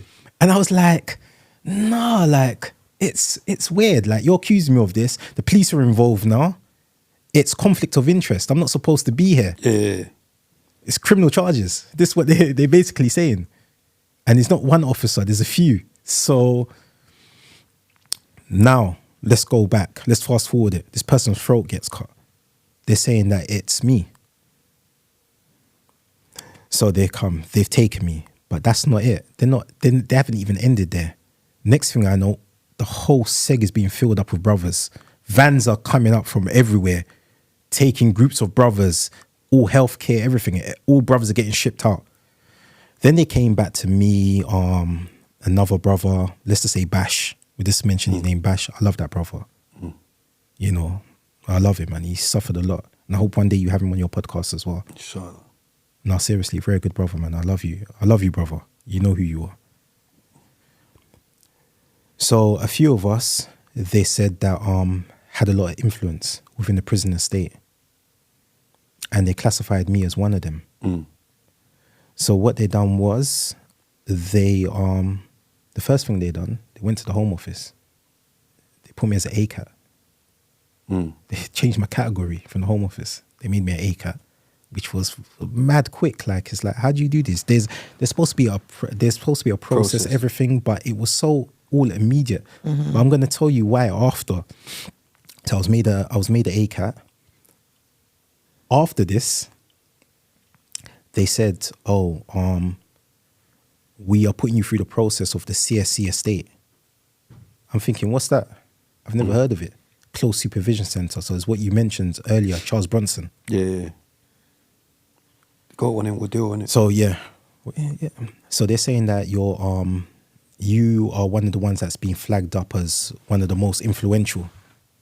There's 10 of you, and you're causing too much of a problem within the prison estate. So I said, okay. So there was me, there was a couple of other brothers. Eventually, anyway, they done an assessment there, because you go through an assessment process. They said that I fit the criteria, because now they're using my pass. Saying, look, this man, I'm very manipulative and everything else as well. They used all these kind of keywords. Then they sent me to Woodhill for further assessment. So then I went on to Woodhill, and it was absolutely like... How did you find Woodhill? I'm going to tell you, like, when I first entered, now that I'm a CSC prisoner, I was on a 7-man unlock, full PPE. So that means protective. With the dogs? Yeah, with the dog handler. I was double ratcheted. So double handcuffed and handcuffed.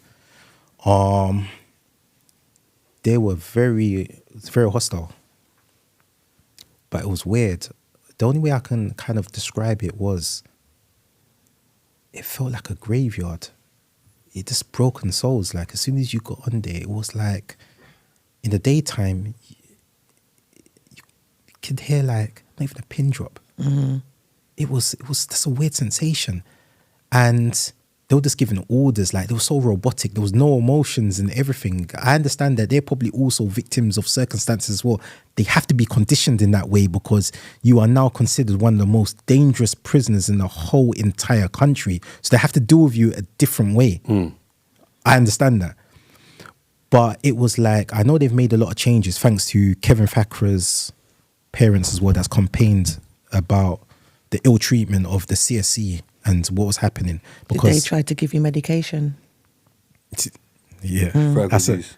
That's another thing as well. No, what they tried to do with me as well, they tried to say that we believe he's so unstable, so they tried to get psychiatrists. I'm so glad though, through the mercy of God as well, because they could still, whether I agree or not agree, they could have sent me to Broadmoor or something, saying that, there's something mentally. They said they tried to say that I had psychopathic tendencies. The woman said, no, he's perfectly okay. And, I thank God for this. So they tried another angle. Now, what they done to me as well, they put me on the highest unlock. So it was like 7-man, full PPE. And when I went in there, I had nothing at all. I couldn't have trainers. I couldn't have my toothbrush. I couldn't have no cutlery. I couldn't have anything. And then you have to work for everything. And because now they're saying that I'm in for terrorism. Now they're making out like if so the officers are being really hostile. It's like, so you want to destroy our way of living? What are you talking about? Do you know what I'm in prison for? So now it's become like my offense don't even exist no more. Now it's about terrorism. How has this worked? So what happened was I had nothing at all. This very just the 4 walls. And then slowly, officer has a compassion, says, later on, just throws me a book in, because they've got hatches. So they pull that, throw a book in, then start reading, and eventually you can start getting television and everything. But I was on like a full PPE for nearly a year. Like no human contact.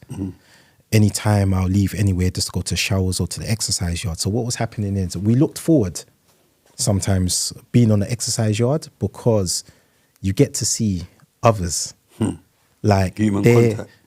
Yeah, they're cubicles, Not but you contact. don't. You're not actually in. You're not actually in there, but you're like, but you're next. You can see, man. Yeah. So that's the highlight. You look forward to it, like it's kind of crazy, but it was like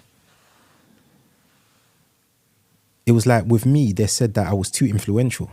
So initially, I wasn't allowed to have anybody beside me. Even in exercise. Yeah, even in isolation. Could you imagine that? At one stage, they moved me as well, saying that I'm having too much of an influence. And it was just absolutely crazy. And then eventually, obviously. But one of the things that I spoke about as well, because I remember once my probation was saying as well, that do you think that you might be suffering with PTSD? Yeah, PTSD. And I actually said, I don't really know, but I know some of the methods. And when I explained, and another professional person said that that's what they do in military prisons. And what they actually done as well, when I first went there as well, when I was in the SEG, they would obviously give you their clothing to wear, but it would be like 2 sizes smaller. So already that you're feeling kind of insecure, they're breaking your they're breaking your confidence. They're breaking, they're trying to mold you into. And I'll never forget, there was one particular officer as well, and he says, "We'll give it to you, Patterson, but we're going to break you." And one of the things that I always remembered there, and it's funny that I would remember, because remember, this person is not my friend. This person is that he's not compatible for people like ourselves. But I remember the ill treatment that they gave him. So you had this racist guy, and I think his mother died. So we have compassion for that, irrespectively. And so he was banging the doors. You ask for a phone call, and it's like regimented time. Like they'll do the applications, and they'll see what they can do to actually. And it all depends on what unit you are, what SEG you're in. They like to move you around a lot. And so he was saying like, "Look, my mum's just died. I just need to phone her just to say, I just need to phone like." She's died. No, sorry. No, but, like, he said, I just need to phone my family and so forth. Sorry, that's my fault. I'm just saying it. He said, I just need to phone my family. I just need to, I just need to talk to somebody. And I'll never forget this. The officer said, "Kick the door one more time." He said, "Go ahead, kick the door one more time." So he done it. He went bang. And I'll never forget this. He said, "Lads, let's suit up." I saw the joy in his face. Then they went in.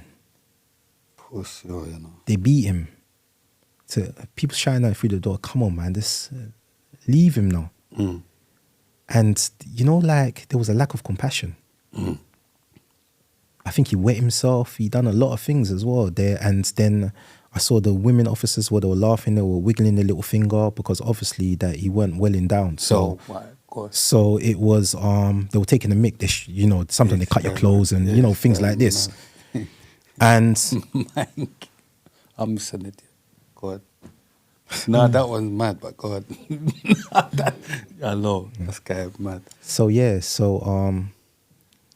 that really impacted.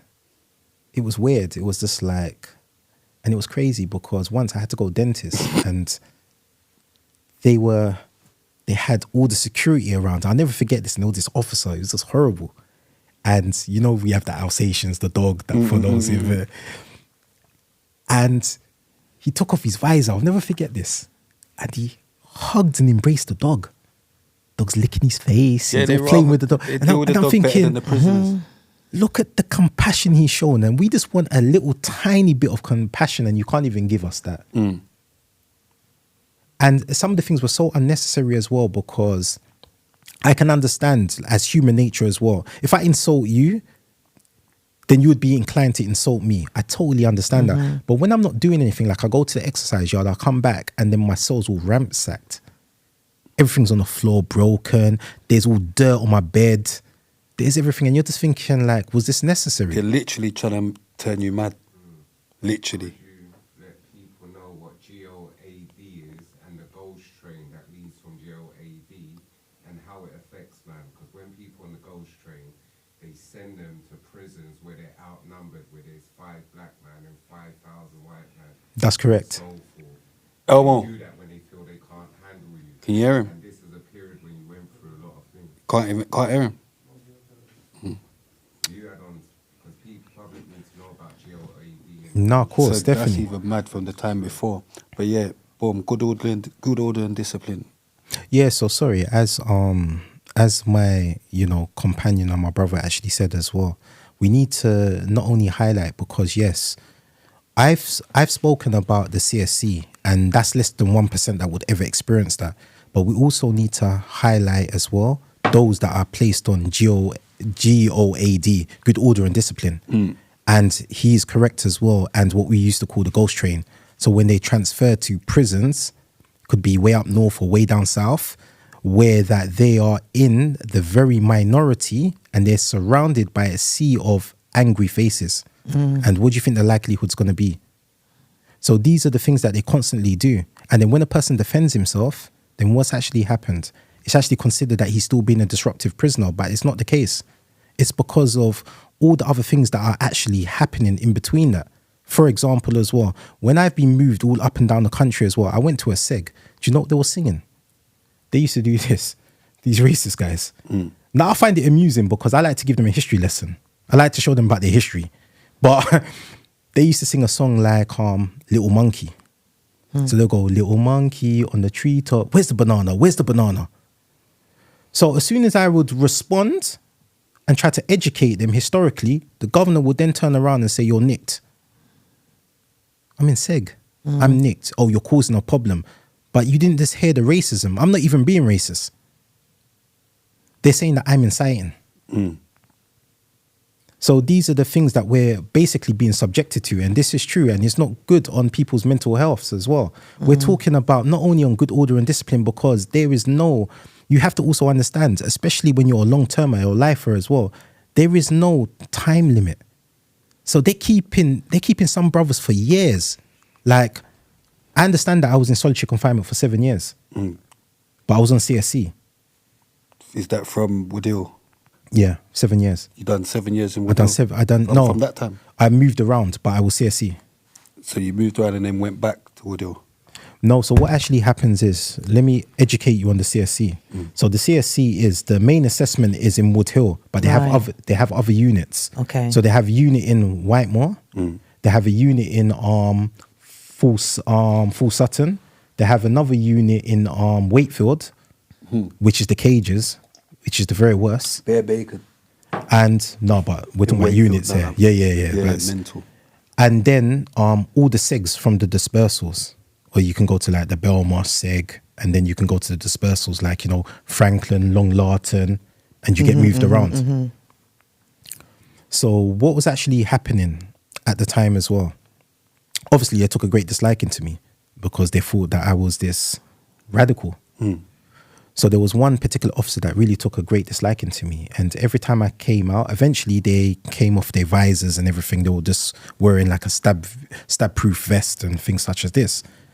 He would always be the one that would want to wand me down. And he kept on hitting me.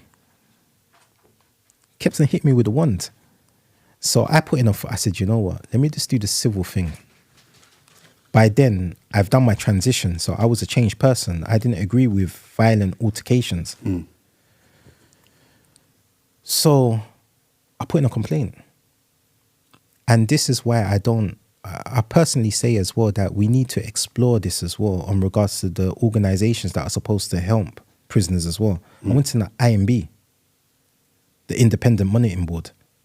So, you know, they have a representative that goes there. They never helped me. To a situation happened where he said, let's get him. And I reacted. And that's another case. So now I've got a court case going on with 3 cases back to back. Outside charges. Outside charges. It's going to court. So I had the one where they said that the man's throat got cut and it was me.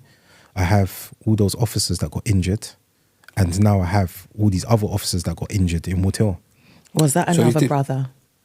The one who got his throat? Yeah, he was Muslim and he was from Afghanistan. Okay. Was that in the first 7 years, all of this? No, so that incident happened because when I went into isolation was in 2010. After, so you've already gone for, did you go for jam roll after 7? Like when was your first jam roll? After about, I think it was like 2008 or something like that. After 7, and then they just knocked you back. Yeah, I just came to the reality that I wasn't going to get my parole. And how often was you going back up? Sometimes it could be 18, it could be 18 months, or it could be 2 years. Not back bare times. Over 10 times. How did that feel? Of course, it can be. You just got used. You just thought, yeah, sometimes I would. When I was in solitary confinement as well, I would just say to them like, slide it back under. I said that it's like, oh, you know, we're just going through the protocol. I said, you know, you're not going to give it to me. So what's the point? So each time, did you actually have to go in front of the board? Though? No. So it's paper format. Okay. So even the time that you got released was paper format. No, it weren't. I'm going to tell you about that though as well. So these things were things were happening. So then when the court case came,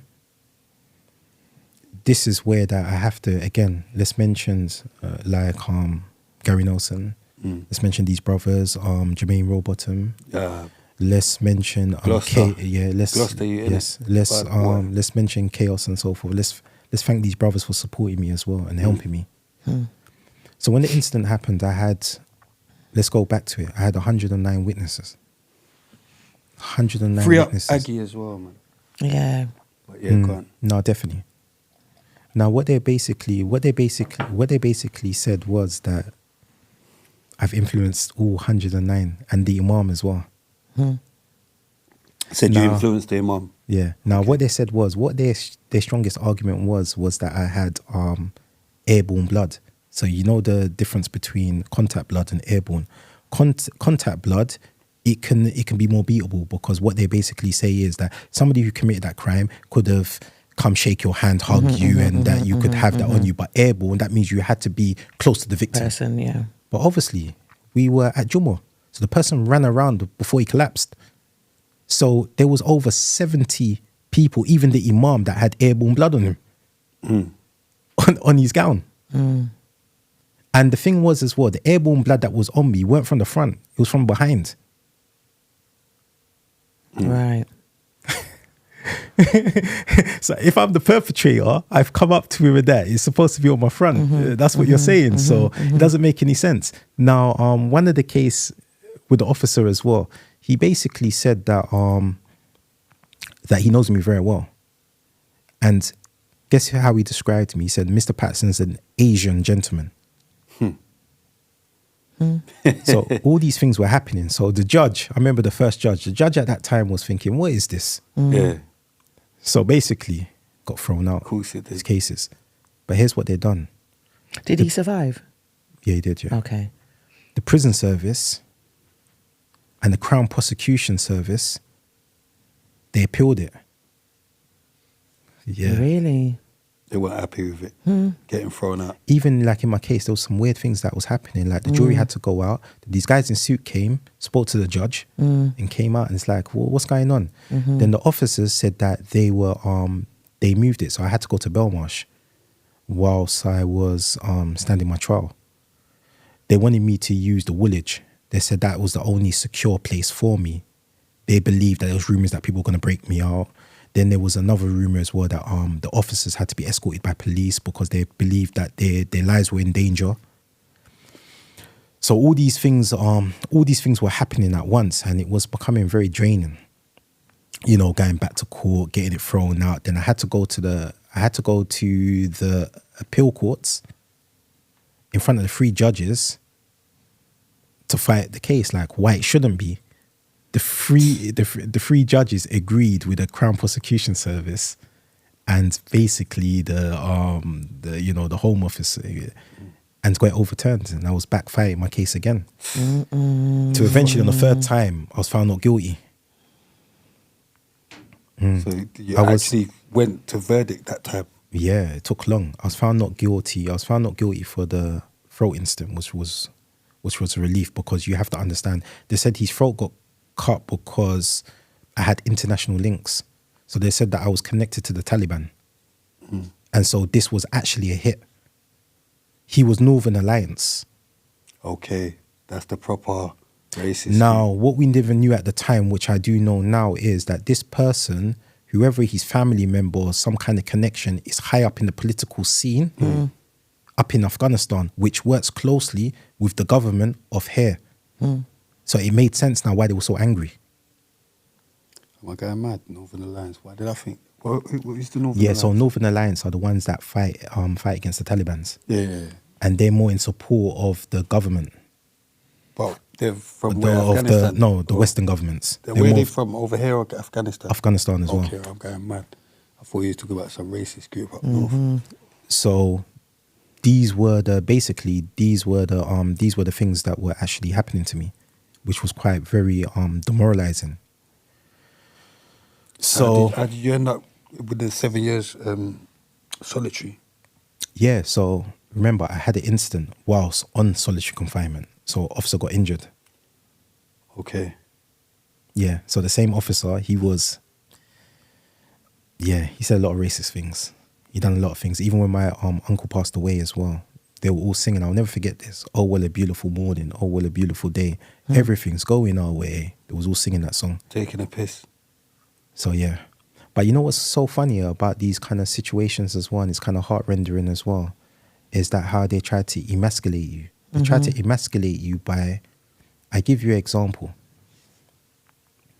Now, I had an incident with him, but you know when I had to go to the parole board because I was found guilty for that one, they don't mention any of the other male officers that got injured. They just mention the one lady that got hit by the table. Oh, what do you think about her? And so forth. But you have to remember, when I'm getting hit by batons and things like this, you're not even thinking of that. My aim was never at her. We all know that what the whole situation was. So why is it all of a sudden now it's just turned on to like, oh yeah, but I was by myself. At that time, I'm on a 6-man unlock. They had the first response, then they had the second response, then they had the third response. I was dealing with all that. I was by myself. So obviously when you're getting your neck trying to be pulled and you're getting hit with, obviously you're going to be shaking around. Yeah. But I was found guilty for this. But I know it took them long because they came back to the judge and he basically said that he gave them directions as well. He says, Mr. Patterson may have not directly, but his actions resulted. Basically. And so that was, I could have, like on reflection as well, my barrister wanted to use something, but I said no. You see, one thing that we're taught from our community, you should never see, when somebody does you a good favor, you should never step on the necks of others in order to. And there was a woman officer. I could have opened up something which I knew I would have won the case, but by doing that, I would have indicated her. Does that make sense? Yeah. Which she helped me when I needed her help. So by me doing that, so I said, you know what, I take this loose. I take this loss. I don't care. I'm not. And I said to my barrister, do not mention this. We have to keep our integrity, irrespectively. Come on, man. Have to. So, yeah, so they had a different process. So eventually, so after that, I was in the seg. So I went to Full Sutton. After that incident, I went to Full Sutton, and you know, Full Sutton, their officers were, it was terrible. It was ruthless in the seg over there. Yeah. They were ready for me. So as soon as I got there now, they were... God, this is the guy that thinks he's tough. Yeah. They were saying that, like, yeah, what, terrorists? You know, like, they were ready to pounce.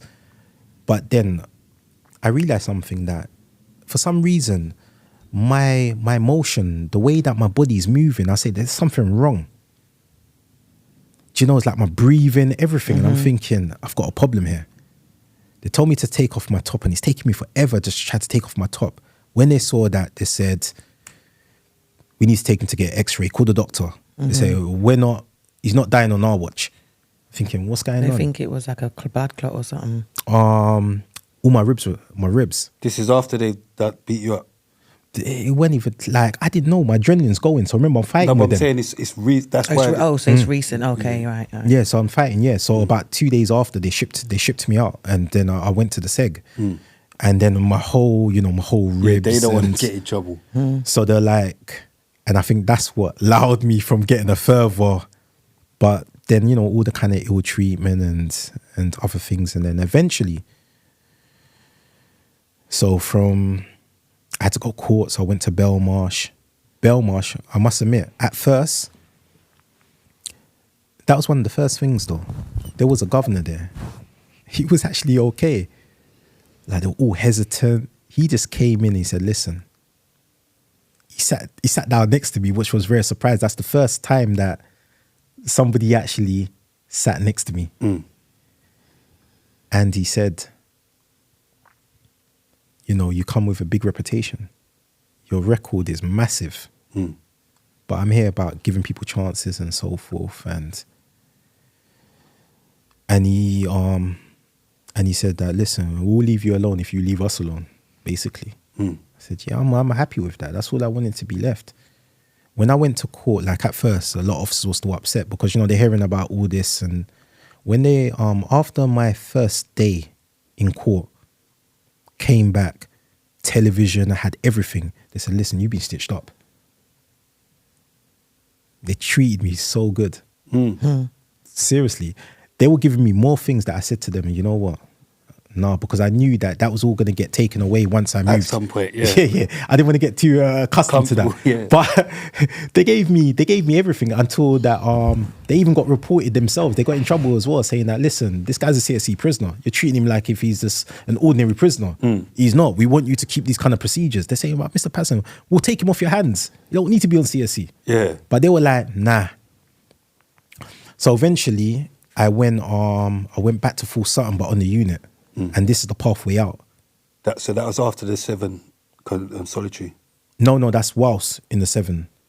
Oh, so you're still getting moved about, but still in solitary? Yeah, still in solitary. So yeah, units. still going segs, yes. Okay. Unit segs, but it's solitary. You're not going over, yeah. So then, this one's different though now. Oh yeah, sorry. Before that, I was in Whitemore. They set me up. Obviously, it was a conflict of interest.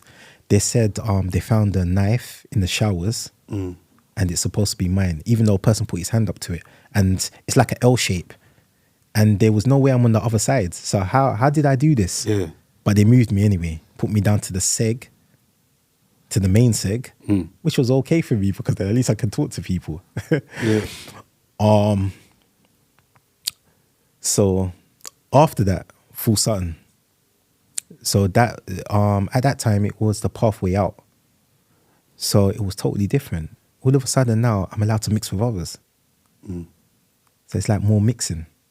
There was like in Wood Hill as well, sometimes, like depending on your risks, they would have like 1 or 2 out On together exercise, yeah. and so forth when you're in solitary as well, because they're trying to. But this one was totally different. It was like a whole community. You're just out, you're cooking food, you're doing this. They're preparing you now to go back onto the wings. Yeah. And I'll never forget, I have to mention this as well.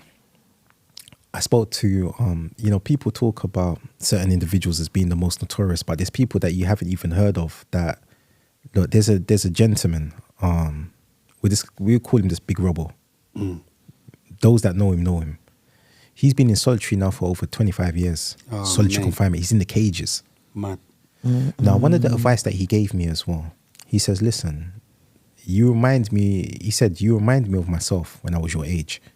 But let me explain to you something as well, so that you can get your head around the concept of being in solitary confinement. It's a whole different world, and it is, because a lot of thoughts can play around in your head as well. He says, this is what I do. I pace, do talks, talk to your neighbor. And he says this, when you get a television, he says, and I still do this now, I ask the wife, watch a cartoon. That's it. He says, yeah, it softens the heart. And it's true. So I watched like Despicable Me. And it was one of those kind of moments. And I said to them, there's danger from Nottingham. There were so many different individuals as well. And I said, I'll be a voice for you, voice for the voiceless. And I made a promise. Who's the toughest guy you came across? I think I see some list. Yummy done some list. To me, that's irrelevant. What's relevant is, I don't care who's tough and who's not. Yummy's going mad. It's no disrespect. I don't know him. And I'm going mad. But I said, what's important to me as well is that, people are treated humanely. I'd like to consider myself as a humanitarian. And this is it. And it's kind of sad what's actually happening. And people are unaware of this as well. That Warren Slaney guy. Again, that's, one thing that I don't like as well, what sometimes people tend to do as well, they tend to kiss and tell. I'm not here using this platform to criticize anybody. Yeah. I understand that people do whatever they want to do and what's necessary for them. But it's not the godly thing to do. And as a Muslim as well, yes, of course, there's certain people that they're unsavory characters. No, sorry, Build a Bomb, sorry. That's the one that won, not Slaney, sorry. So, of course, there's many people as well, but it's not a platform for that. It's for, I'm trying to look out for my brothers. It's horrible what's actually happening. And just a lot of people are just unaware of it. People that have the potential to change the world and can be anything that they put their minds to, but it's being sabotaged. Because I'm going to take you through the parole process as well. And it's just absolutely crazy what they actually do to us. And we're just not aware of all these types of things that are actually happening. Was that you at your weakest mentally, do you reckon, at that time? No, strongest. Overall? No, seriously. Because, there was... I'm glad that you mentioned that, actually. Because there was a book that I read as well, Nelson Mandela. So not only The Long Walk to Freedom, but he had another one called Conversation to Myself. Right. So at moments when I felt low and I felt angry, there was a story that always reminded me. There was a sister that she was accused of being a part of the Ikhwan Brotherhood. So what they done was, and that was an organization that was banned in Egypt. So they tortured her and they done some horrific things to her, as you can probably imagine, her being a woman and so forth. And their final insult was to chop off her hands, one of her hand. So they paraded her around to the people as well to say, look how powerful we are. Look what we've done to this woman. And you know what she was doing? She was smiling.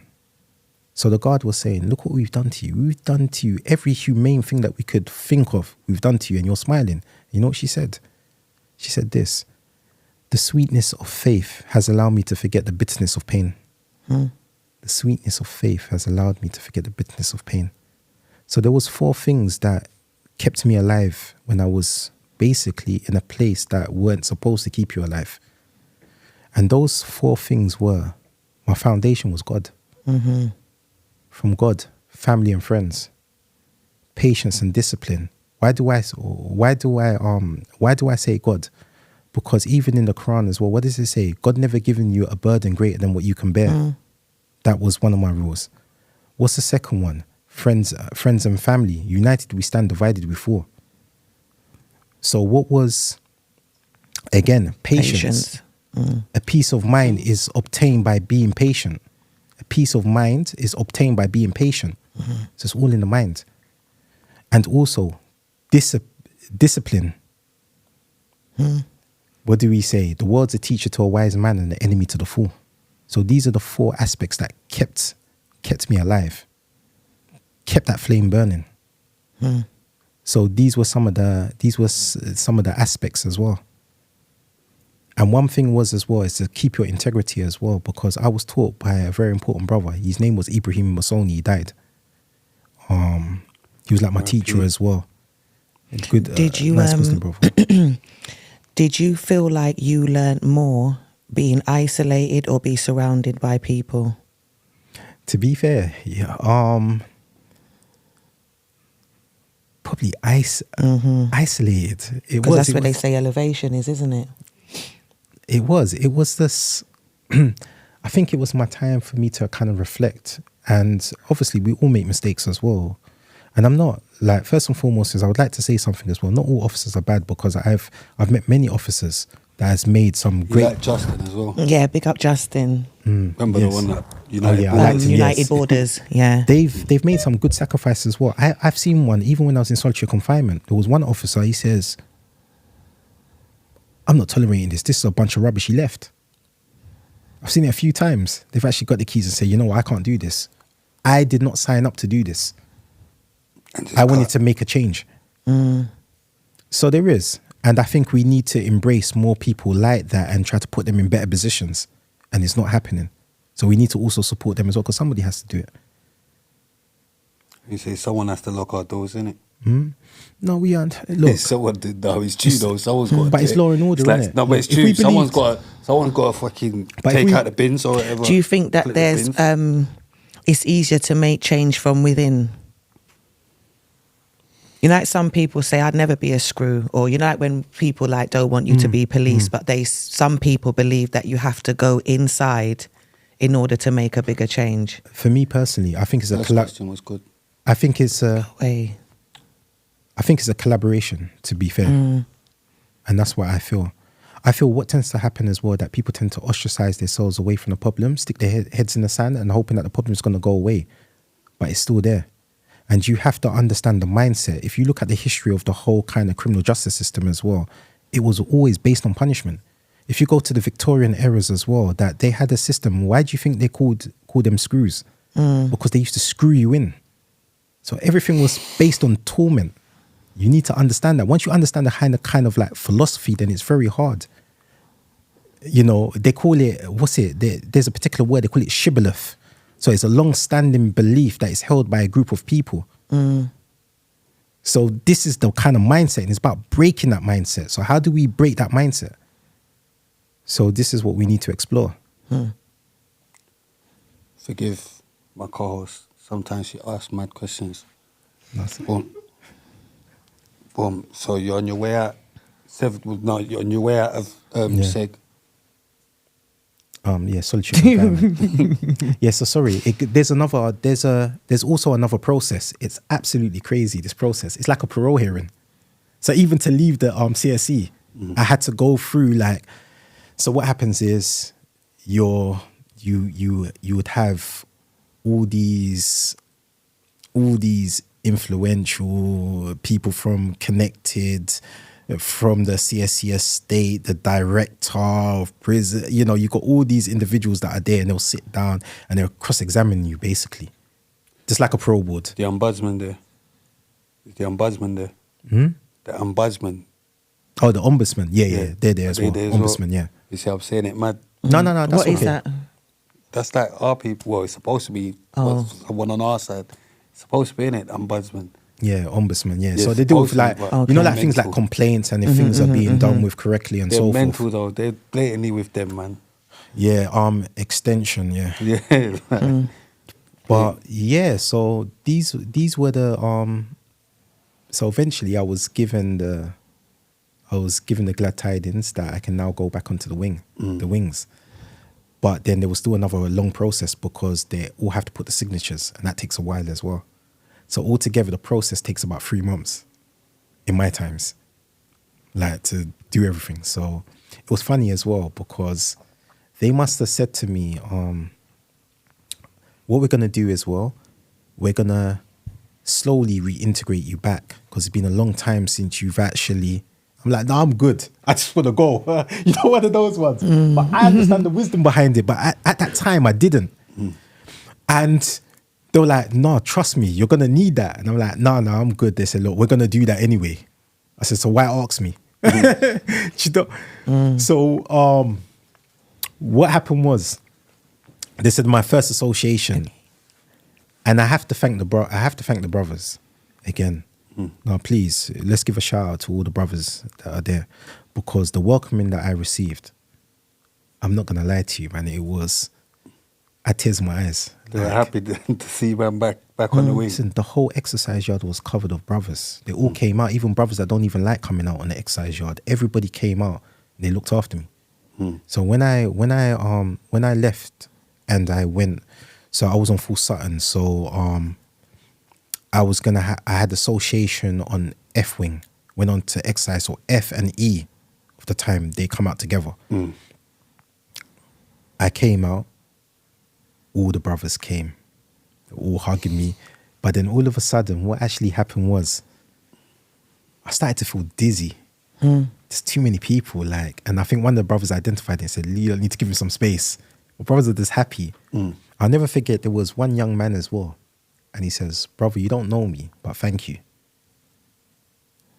Thank you for, he said, thank you for keeping your integrity. Thank you for standing for us.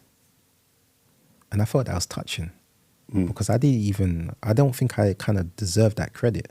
There's many brothers that, unsung heroes. How long had you done by that time? So by then, I'd done about coming up to 17 years. So you've done 10 over your tariff. Did you now think, you know what, let me get my head down and try and go home? But I was though. From 2010, I had been. Okay. That whole process of change.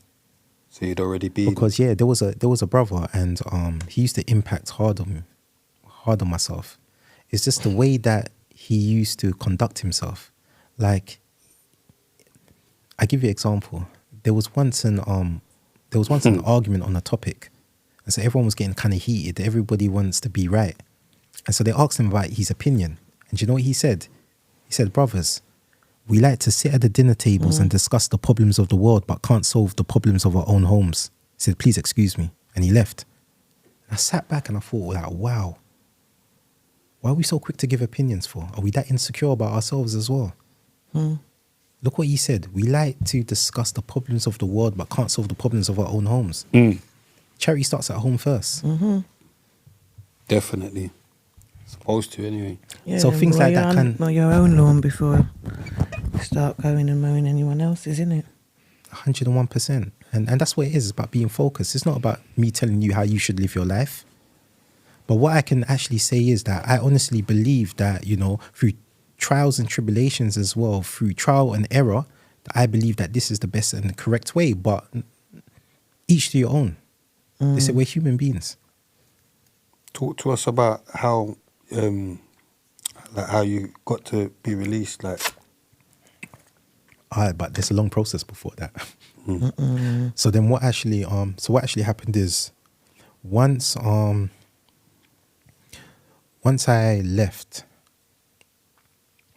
solitary confinement, I was back on the wings. They started to...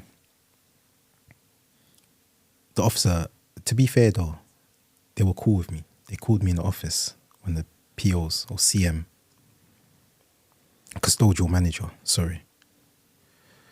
So they said, look, we've got a lot of kids on the wing, and and a lot of our officers are young as well.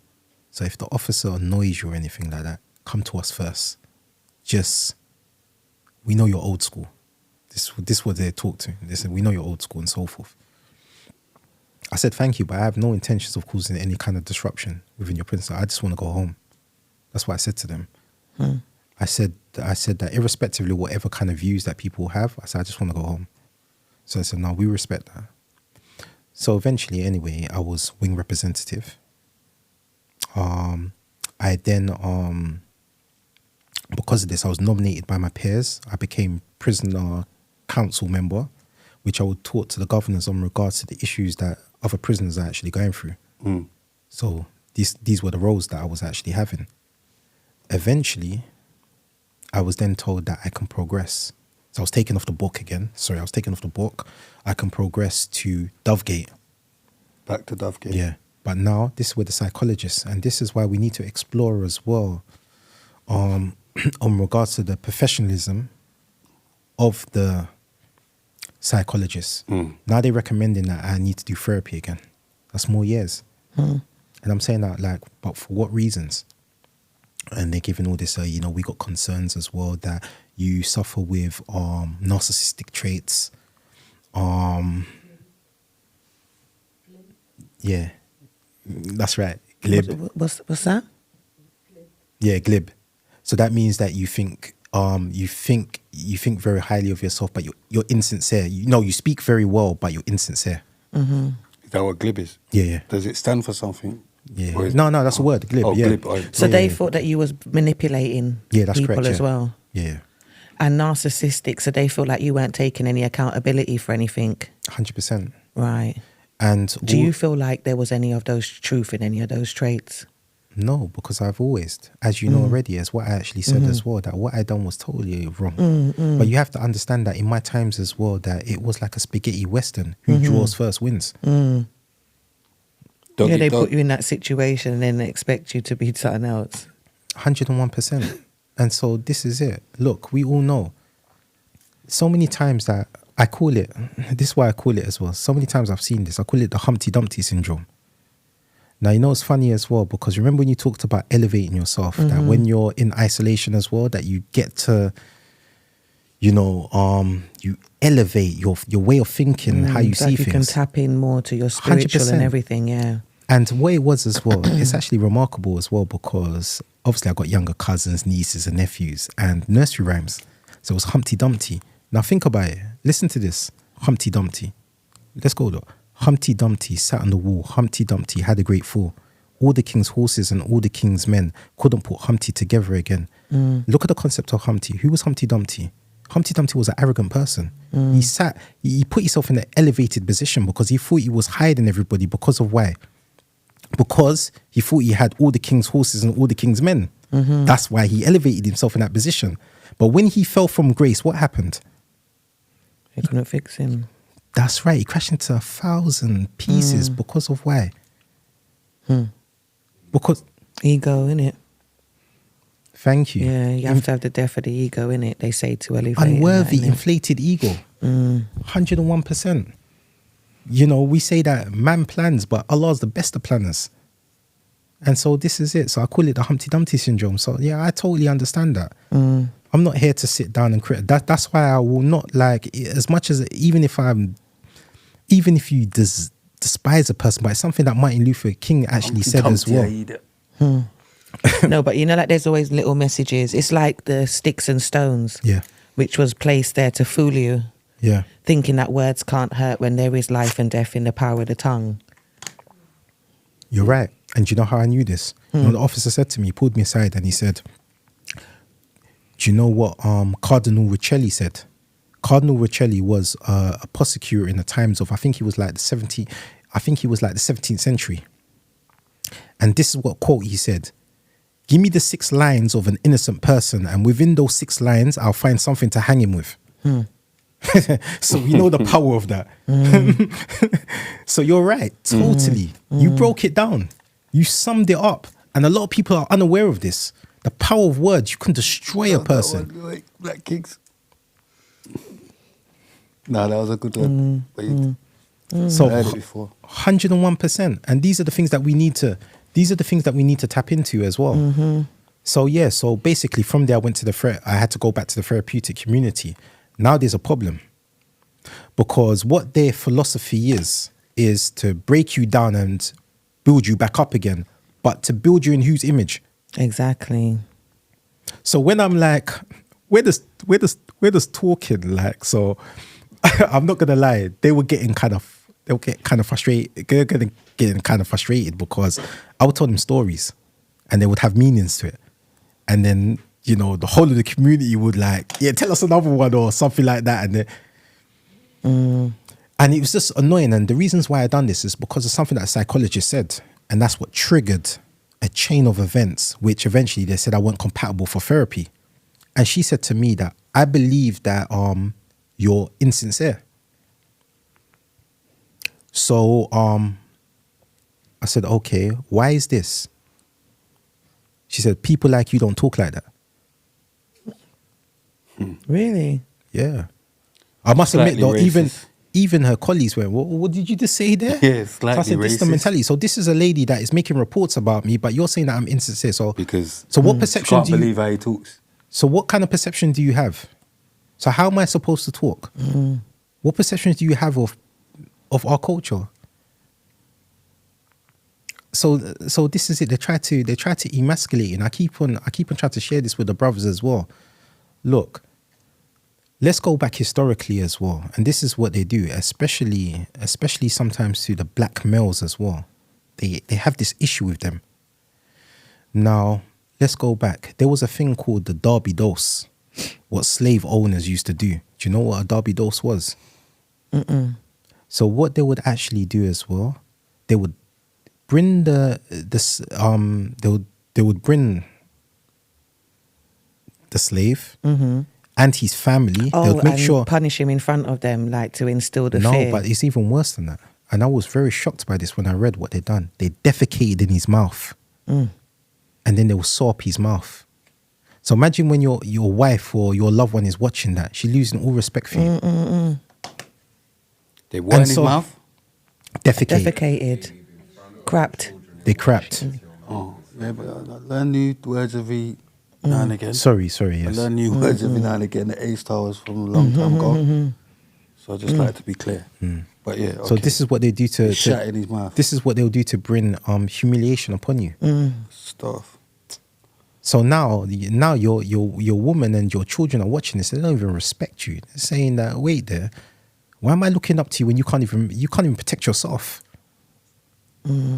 So they do another thing, and it's unfortunately it's the kind of system that we're in place in as well. That yes, okay, they're physically not defecating in our mouths, but they're doing other things that's destroying us. It's almost like defecating in our mouths, and you're watching that, and you're look what you've become. Yeah. A lot of guys then end up having mental health issues. This is massive. Yeah. And shell of them, their former self.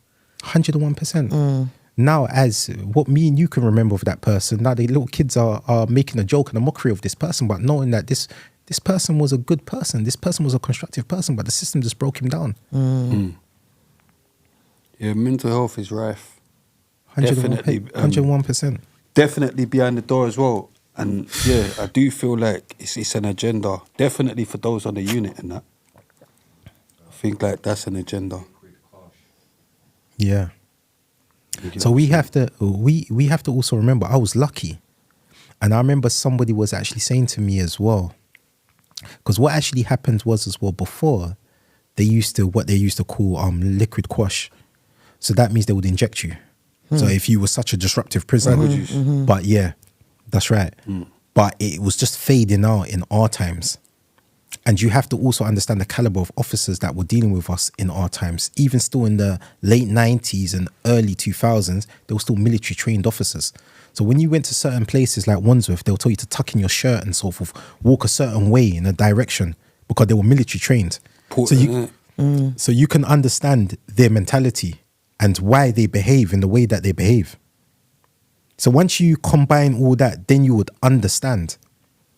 So anyway, eventually I was asked to leave. Now, guess what they done to me? So rather than just put me onto the main location, so from therapeutic, they can just put me onto Dovegate because I'm technically a BCAT. I have to go back to my sending establishment. Now, what I didn't know at the time is that Full Sutton was defending me. They were arguing. They said, has he attacked anybody? Has he hurt anybody? Do you know how long this man has done? Do you know what he's been through? We don't want him back. We're not taking him back. Send him home, but That's what actually dispersed for the first Imagine time. They're saying, we're not taking him back. You know how much good work he's done. We're not taking him back. you know what they done? They said, pack your stuff, you're going. So all these officers crowd around my cell, and I'm thinking, wow. I said, what's going on here? Like, what have I done? They say, oh, you need to go. Pack your stuff, we'll hump you. Just throwing my stuff in. Then what they done was they drove to Full Sutton. They took me on the van, put me to Full Sutton. And obviously, once you arrive there, they have to accept you. And so I went through the reception. They said, listen, we told them that we're not taking you back. And they still took you from your cell and brought you here. They said, don't worry. The governor said, don't unpack. We're sending you back. so it's crazy. Within about 2 months. Within about 2 months, that was so quick. Yeah, about 6 weeks, I was back again. And so we have to forget. And at that time as well, it's kind of amazing as well, because when I came out, so when I was in Dovegate, there was an element that was missing in me. And it was just that kind of, I'm not going to lie to you, that kind of feminine side.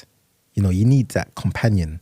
You know, I want to talk to a woman. You know, all, like being around like a male testosterone environment, sometimes I just want to have that kind of comfort. So I remember I was conversing with my brother and I was just like, do you know any constructive individuals or anyone I can talk to? And he's saying like, yeah, I got friends of the family. And then that's where I met my wife. And we got talking. Like the first time I was introduced, I thought, wow, this... She blew me away with her levels of understanding, her intelligence. How did you get introduced? It was by my brother. No, but phone call or... Yeah, it's phone call, okay, yeah. okay. Because in Dovegate as well, you can, you had phones inside of your cells. Yeah, blue phone. So it was nice. No, inside. Yeah, is it like a blue phone in your cell? Yeah. No, it was white. It was like a house phone. No, because we had a blue phone in Thames side. We got blue phone in the cell. So it was nice. And then I actually spoke to her and I thought, wow, she's kind of very bubbly. She's kind of lively. And that's what I kind of needed because I'm kind of aloof. Like sometimes if you don't know me, like, I understand this. And my wife always still warns me. It's affected me to, look, anybody that's come out of long-term incarceration as well, it affects you in one way or another. You're a bit antisocial. Yeah. Introverted. So sometimes people are like, whoa, I don't really know about this one. So it's like, my wife says that sometimes you need to, but I'm just not. Like it's hard, isn't it? It can be. It will be very hard to integrate back to normal society. Do you know what I mean? After 22 years of bloody... Do you know what I mean? We're doing it. Yeah, alhamdulillah. Alhamdulillah. You're getting there. You're getting there because you're still here. You know what I mean? But yeah. So... Have you guys got children? Oh, okay. No, not yet. Inshallah. Not yet. We're trying to get that. Just asking. Still in prison. Let me ask you a question then. Yeah, now. No time for them. Yeah, I'll tell you what's happened. So... Still in prison. Yeah. Oh, yeah, sorry. Yeah. Oh, We're just gonna get through stories, that's true. okay? Yeah. So we can move on. Okay, yeah. Yeah. So I went back to Dovegate, went onto a wing, which they used to call the insult as well. They sent me on in Dovegate. They sent me to E-wing, which they call the Bronx. Now, why is this? I think why is this? Because it's bare man's, like, you know what we would say, man's them. But it's this, but it was all like a party vibe. Like, I must admit though, even though like I don't agree with everything that they did, but it was alive. It was the first time that I see that man's not really fighting with each other. It's just lively, like yeah. I see a couple of guys dancing. I'm just laughing, like I'm thinking, raw, it's not serious. It's just lighthearted, tongue in cheek. But there was officers that they were saying that were so scared to go in there that some of them even end up crying. Yeah, no, but you don't want a little chief one. You know, like crying, oh, I don't want to go to the Bronx. And I thought, yeah, right. And you put me on the worst wing then, if that's supposed to be the worst wing. It weren't. I loved it. So what happened is, from that position there, I got a hospital orderly, healthcare orderly. I had a healthcare orderly role. They then gave me a wing representative role. Had to clean up beer claret.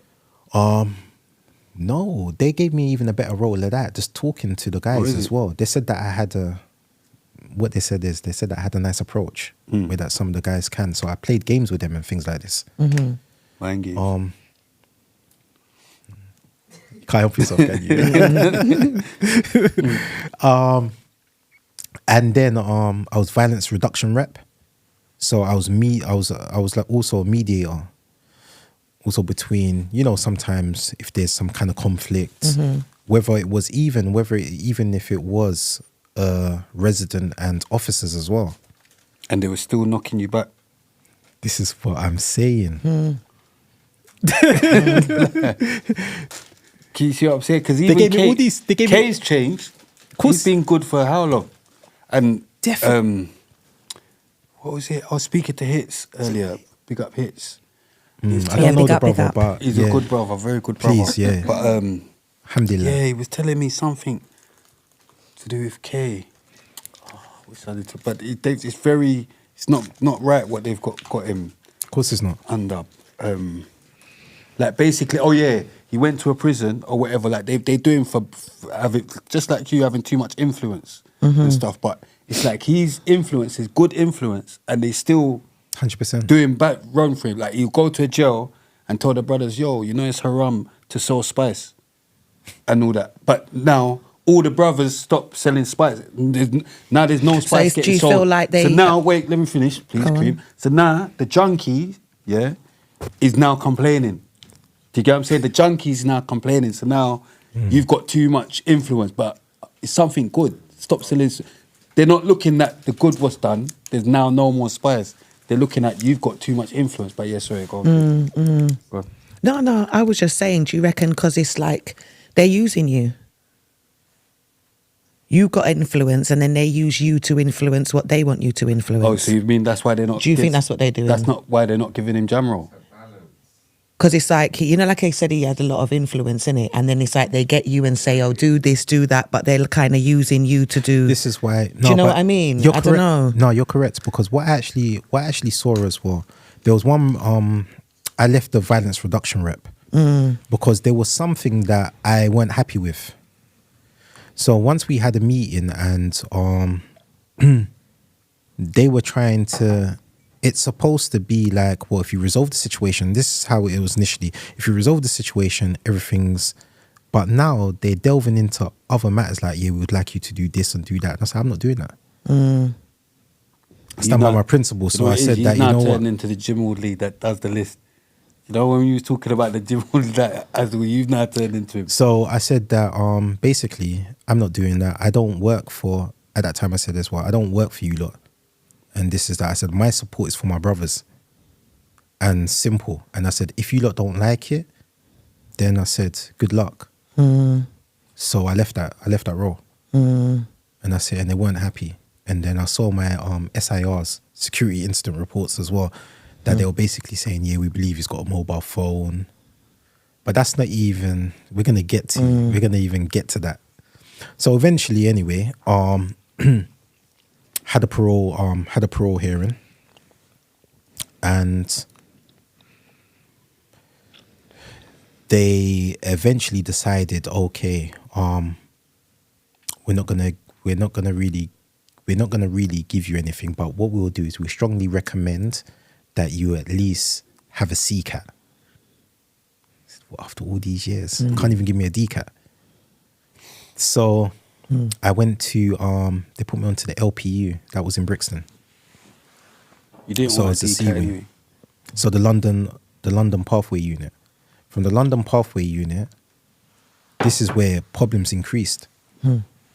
I was good with the officers that were on the wing and the psychologists that were on the wing, but then all of a sudden is that security took a great interest in me.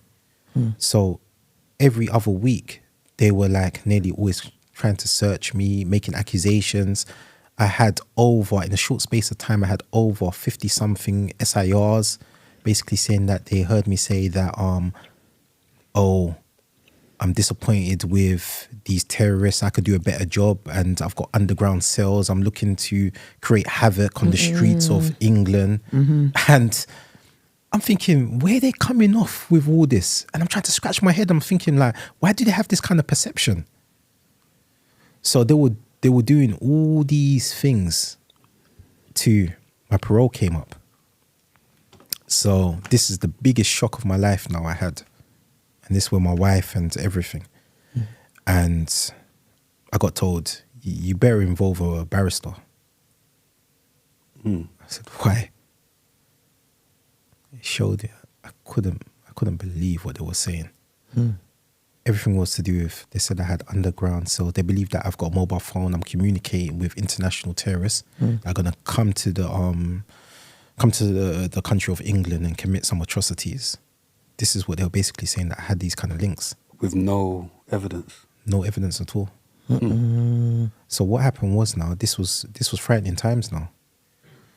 So I had a parole hearing, and now it's tense. They've got this specialist parole board member. You can see that he's very well versed in Quran. So he was asking me questions about Ibn Taymiyyah. He was asking me all different Islamic questions. Is it? Yeah, bombarding me. Wow.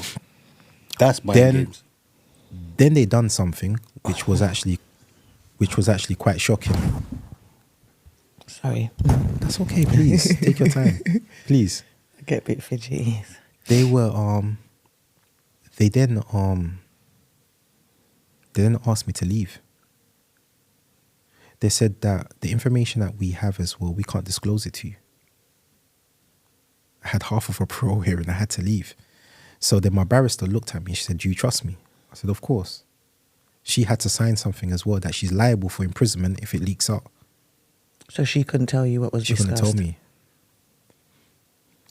So they went through it. Eventually, Lord and behold, God willing, I got my parole. Not my parole, I got my DCAT. So that's a DCAT now. Now, the day before, security gave me one last spin. Just in case. It was just crazy. So the biggest shock now, so I'm in open conditions now. This is where the problem started. Me and my wife was. So I'm at the DCAT. They're saying that, they called me at probation. They said, someone's here to talk to you. I said, okay, tell me who. I said, you'll find out. So on the screen, a young lady comes. She says, oh, hello, Dwaine. Allow me to introduce myself. We're from National Security. You are now allocated to us. Yeah. So now I don't have probation no more. I have national security. Because of what grounds, though? What was their reason? Because of the terrorism stuff. Yeah, I know, but they gave him. There's things that they can't disclose. So now I'm with them. Now, what does that mean? Some people say, what's the impact? The impact was this. Now, you know that with DCATs as well, that the whole idea is as well is to slowly reintegrate you back into society, Exactly. getting jobs and things like this. They gave a list of jobs that I couldn't do because of the stigmatization that's attached. So I couldn't do that, all the police and all the other kind of agencies that were working with them. So I couldn't do this, I couldn't do that. And obviously it's getting frustrating. Then eventually I was given a job working with DHL. And at first everything was... What's that again? DHL. What's that? That delivery, innit? So you know, but you go just saying that. So you go to the warehouse though, and you have these things like lollops, whatever. You go on there, you stack them up. Yeah. So it's weird, and it's actually crazy as well that how they're exploiting people as well, because it was so weird for me as well. It was like a device that they have that is actually attached to your hands, and it can basically tell them as well that if you've gone to the toilet. And how long it's taken you to actually do it. So you put it on a pallet, you package it, and then you're supposed to take it to the aisles. But sometimes it doesn't work. It doesn't, the pace that they expect you to do it, it's like sometimes virtually impossible. They want you to get 90%. So anyway, things were running smoothly. And then one day, a lady in there, she got into an argument with one of the residents that was also working at DHL. And I considered him, at the time, I considered him as a friend.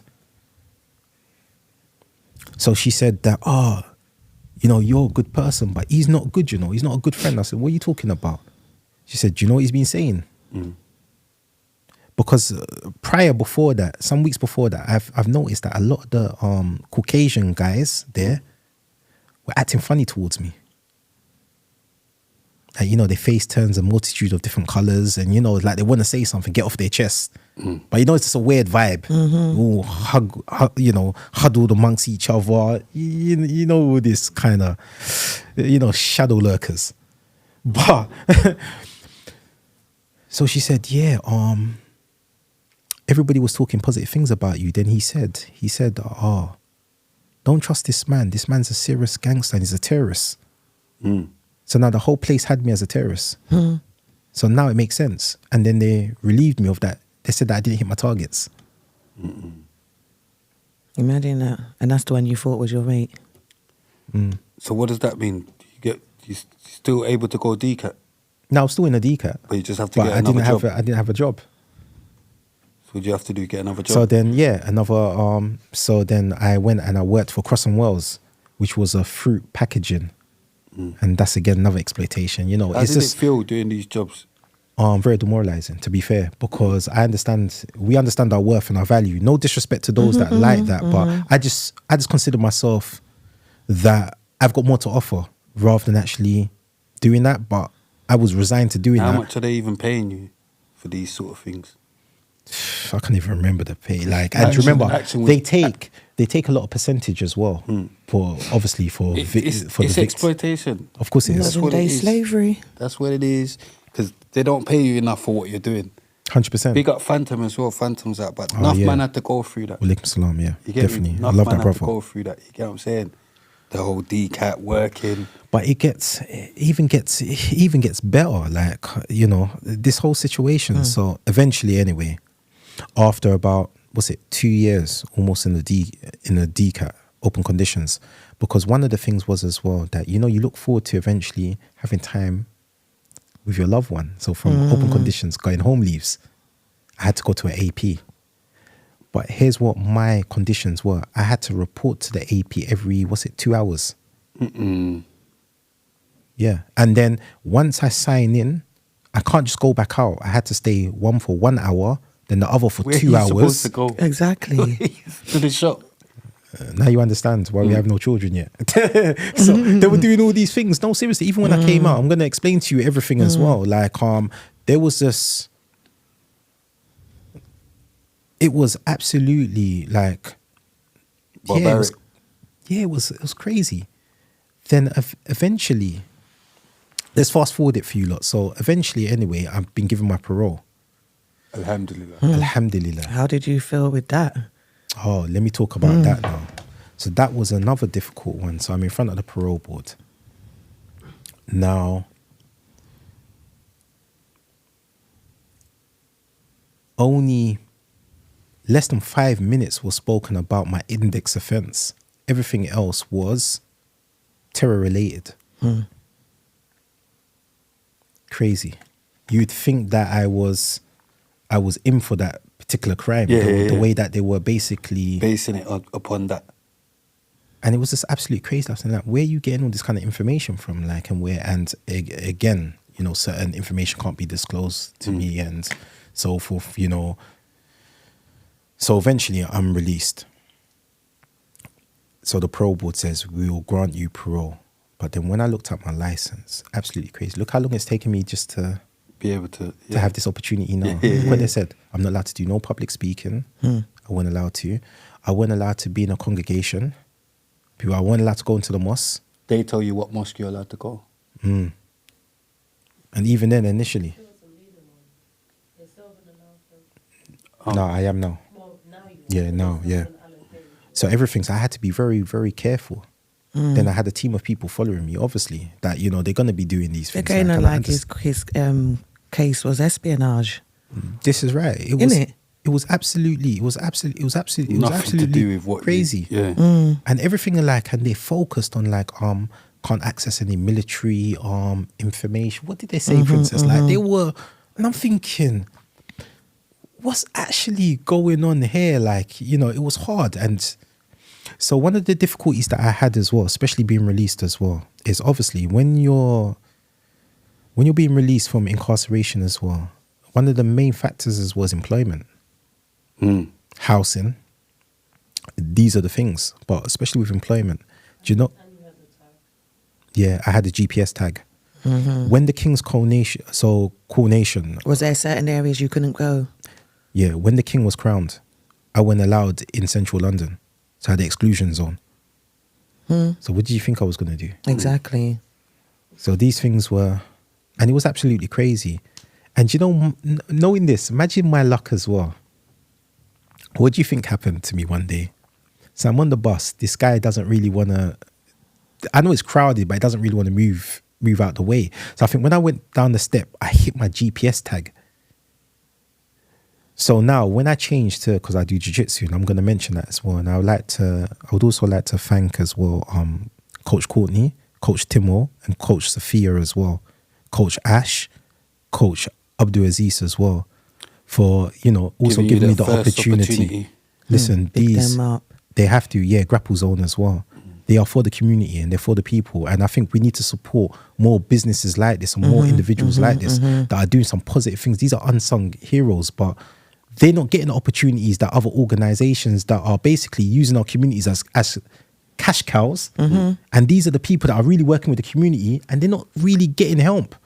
We need to make sure that, you know, people go to these places and they're amazing. Seriously. Big up Grapple Zone. Yeah. I've been there still. You've seen this? Yeah, respect as well. Yes, respect. definitely. Big up respect as well and everything. Yeah. Get me? Yeah, I like people that do things like that. Big up He was Basil. trying to get me on it, but I was making him know he's why a for judo that. He was trying to make me sensei, do it. but- I'm making him know why for that. I just want to do boxing. I don't really do all that mountain, man. Is crazy. That's mad. So yeah, so all this so then the biggest shock of my life happened. So I'm getting changed now, getting ready for jiu-jitsu. It comes off. Now you know there's alarm bells now. Because remember this. Oh yeah, sorry. I had a police officer assigned to me as well. Was it SO19? Yeah, I know So, about this. yeah. So yeah, I had to do Machine that. them. They make So, sure it's the machine them. So now I'm like, okay, what do I do? Let me phone them. Because I had to have their number as well, like the police. I had to phone them. So I phoned him. So he says, where are you now? Sorry. So he says, where are you now? So I said, I'm at my club. I'm working. You phoned him? I had to. He had to. Don't be They phoning put them, the- fam. Don't be phoning them. I told Lou already, you know. Remember Lou phoned them as well, you know. No. I'm joking. Lou just phoned 999. No. But with me, their actual wanted the number. ambulance. Big up Lou. You wanted the ambulance. You actually wanted them. I had to tag my I know GPS. I'm So mad, yeah, I'm the just team, going the mad. team that's supposed to look for I'm me going if I mad. don't. Come on. Calm down. After all them years there, y'all call them in quick fast. You get me? You know, them ones there. No, wait, here's what's happened. So he says, "Where are you now?" So I said, "I'm at Grapple Zone." Oh yeah, I like them. Thank you. So he says that I'm at Grapple. He says I'm at Grapple. I said I'm at Grapple Zone. So he says, "Okay." So he says, "Can you make it back to your AP?" I said, "What?" He says, "No, matter of fact, don't stay where you are. Yeah, make it back to Grapple Zone. I'd be shot down. Make it back to Grapple Zone. Are you crazy? My tag's off GPS. Could you imagine this? My tag's off and I'm walking the streets. What do you think's going to happen to me?" Exactly. They're going to pounce, innit? They say they're gonna be on. SO9 is gonna come with the binds. I don't know what, but you know what? They were very respectful because what happened was, this is when I know, like, you know, the times that we live in has totally changed. So I'm waiting. Two young ladies come in. I thought they were customers. You know, usually we're good at sensing things. Didn't see, like, so I said, oh, like, obviously I'm still working in it, so I'm gonna show them the. She leans over, she whispers, she says, yeah, we're the police. And I was taken back. I said, okay, so is this how the policing has changed now? Like, you know, especially with that like level, like they look totally like, you know, like before you could kind of like, and I was like thinking, okay. And she said that, yeah, we know it's an accident, but we still have to, they had some other people, so could you talk through? And they were making a report about what happened and we're going to take you back. So after, anyway, when I spoke to because I had to see a person from the Home Office at first it was every week for 2 hours. Then it becomes every 2 weeks. So eventually now I don't see them. I explained that, especially every week with national security as well. And they said that, listen, we trust what you were saying, because if we didn't, then obviously we would have came differently. So I was just thankful that, and then eventually a new GPS was fitted in. And then from there, I just carried on. But it was very difficult, because I think one of the most demoralizing things was all the knockbacks I was actually having from work. So I would apply. And it was just like, I had one interview and they said, you're perfect. And then all of a sudden it's just like, they found someone else that had been in jail for 27 years of their life. Like they found someone else. Because I'm saying 22 years, I'm forgetting the other 5. Yeah. Do you know what I mean? He's done a lot of bird, man. But, because I remember them times as well. Because even what I liked about you, there was no bitterness at all. You just wanted to get on with it. And you actually wanted to help the community. And that's what I got from him. So remember Alison? Yes. I was on the show. I was trying to link him up with a couple of people. We went and met her and all that. And then nothing. So I get it. There was a lot of... And I think there was a lot of that going on. And not necessarily her fault. Because maybe she's just busy or whatever. But I've been there where he's trying to do things and it's not working out. And I even felt a bit like, because man tried, innit? But yeah, good that you didn't get too disheartened. Of course not, definitely. And you still, alhamdulillah, you got enough a job. Alhamdulillah, yeah, because I just felt that it was very demoralizing as well. Especially as what you said, you want to give back to society as well. I want to give back to my community as well. I contributed on that. And especially with my, particularly my estate, Wandsworth Road as well, and everything that's going on as well, you do feel you do feel an obligation, a duty as well, that, some of us that was involved in those types of activity as well, we do need to step up and we do need to try to help the youth as well. But we also need, how can I say this? We also need help and assistance in the sense of, it's like an old boys club. As what I said to you earlier as well, they're using us as cash cows. So you've got a lot of these organizations as well that people that are saying that they have our community's best interest at heart, but they don't look like us. They don't even mix with us. Nothing at all.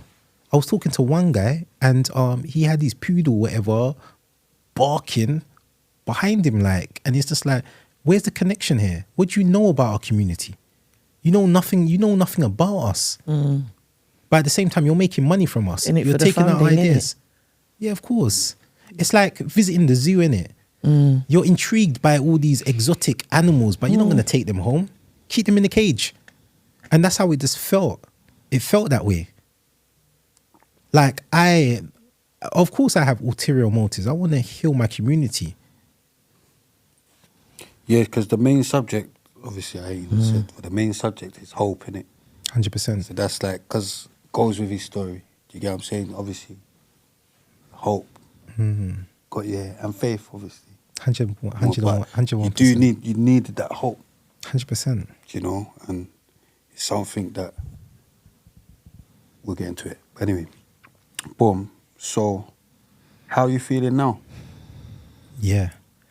Do you know what? I'm at a good place right now. And, thank you for the support of my wife as well and everything. It's just amazing having that. Do you know, I've always prayed for this as well. I thought I was going to die in prison. But I always said that if I had that opportunity as well, I always wanted to have that soulmate, the person that actually I can really connect with. I'll be honest with you, my wife deserves a medal. Through everything that we were subjected to, we went through a lot and it was testing. It was even hard on our relationship. There was moments as well that we even almost separated. So it was difficult, that, initial stage. And I have to also give a massive shout out to my family as well. They were there as well. And, my mother and everybody else as well. Definitely, 100%. They were there. But I do have to also thank my brothers from Birmingham as well, especially 4. I know they don't want to be named. They haven't said it, but I won't name them out of the script.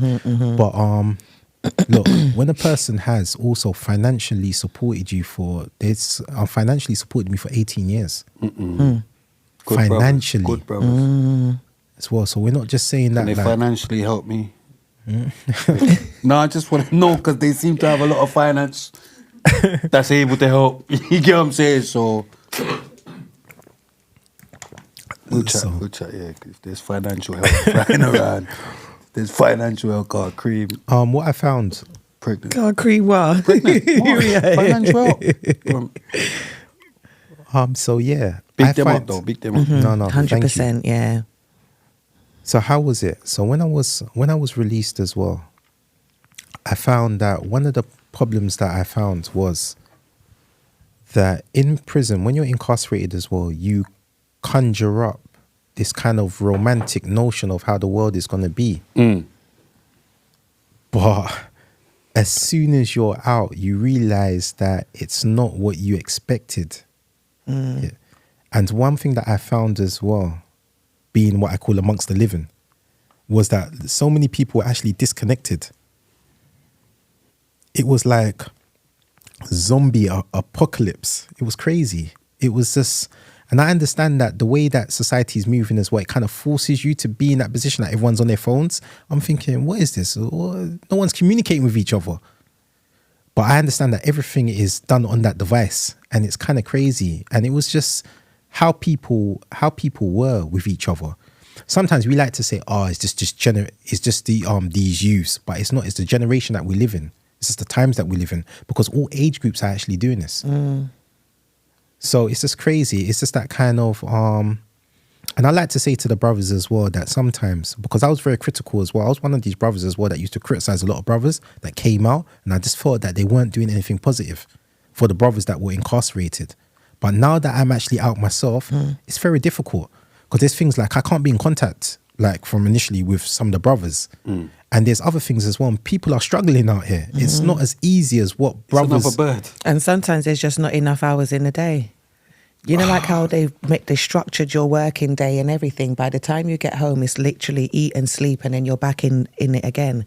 Thank you. Even with the devices, they've made everything that you need to use your phone for it, to park, to do everything. Do you understand what I'm saying? Like 101%. They've actually done that. You know what I mean? 101%. It's another bird. I get out it. there, man. Yeah, man. No, seriously. And you know, Literally, I even start a new sentence. I even apologized to those brothers that I was very critical as well, because it's very difficult. It's like, you know, a lot of us, even on regards to our faith, you're hanging on your fingertips. It's very difficult, the times that we live in now as well. But, you know, have trust in Allah. Have you got anything else to say before we go into your fire round?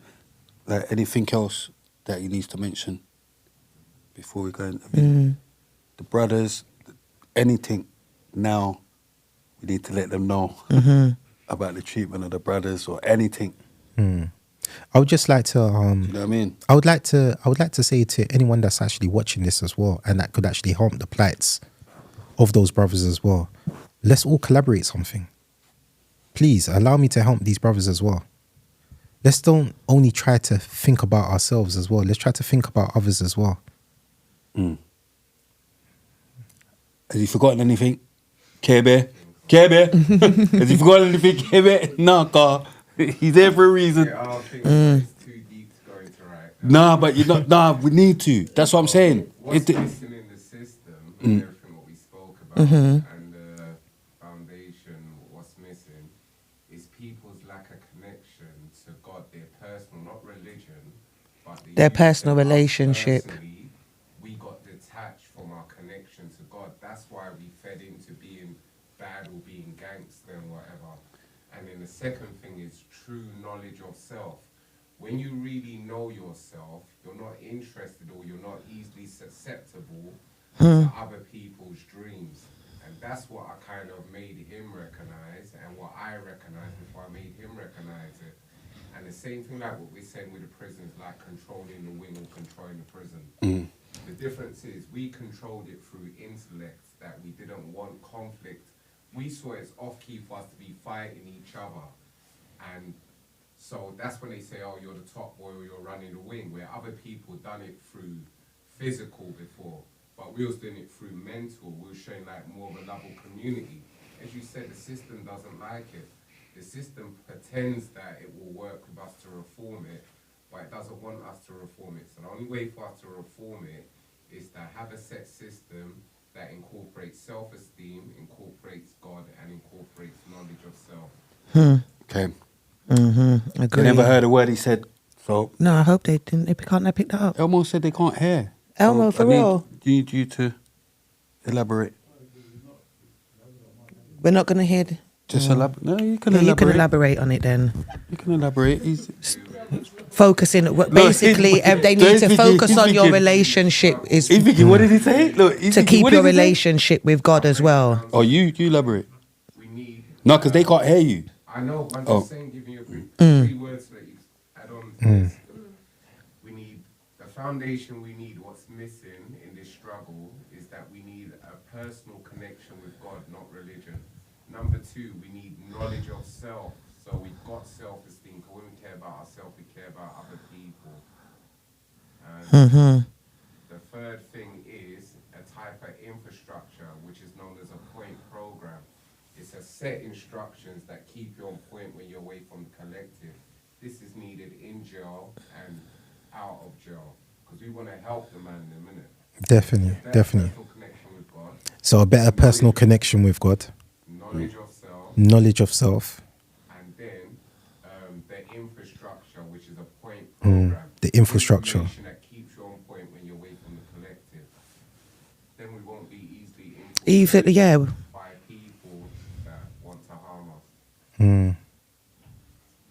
No, definitely. Yeah, know yourself, not to be easily influenced, innit? 100%. Stay true to what your belief is. When you've got a strong 101%. relationship with God, you don't need anybody to tell you anything because you know what is for you. Do you understand what I'm saying? I agree. We out here. Freedom. You get what I'm saying? Freedom. Yeah, that's the story. Yeah. Great story. We could be here for 7-8 hours, to be fair. No, you know we can. You get what I'm trying to say? But I was literally trying to... Nah, I wouldn't want you. I was just trying to let you live, you know, like that's why I let him say as much as possible. Do you get what I'm trying to say? Because you know we're normally done by now. We're normally Burger King. Here we are. Astaghfirullah, we're normally in Burger Well, King drive-through by now, but not every this is time. my brother and we're going to do things different. But anyway, we got his fire round, Cream. You're going to be proud of me for this. This is a whole different... Yeah. I couldn't do Tupac or Big in it. Come on. Jiu-jitsu, you get me? He's got jiu-jitsu under his belt.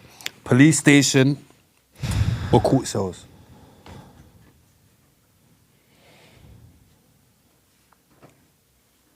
Police station. Because you know you can still bust in it. That's the only one. Don't like play. If you're in court cells, you know it's all gone terribly wrong. Police officer or prison officer?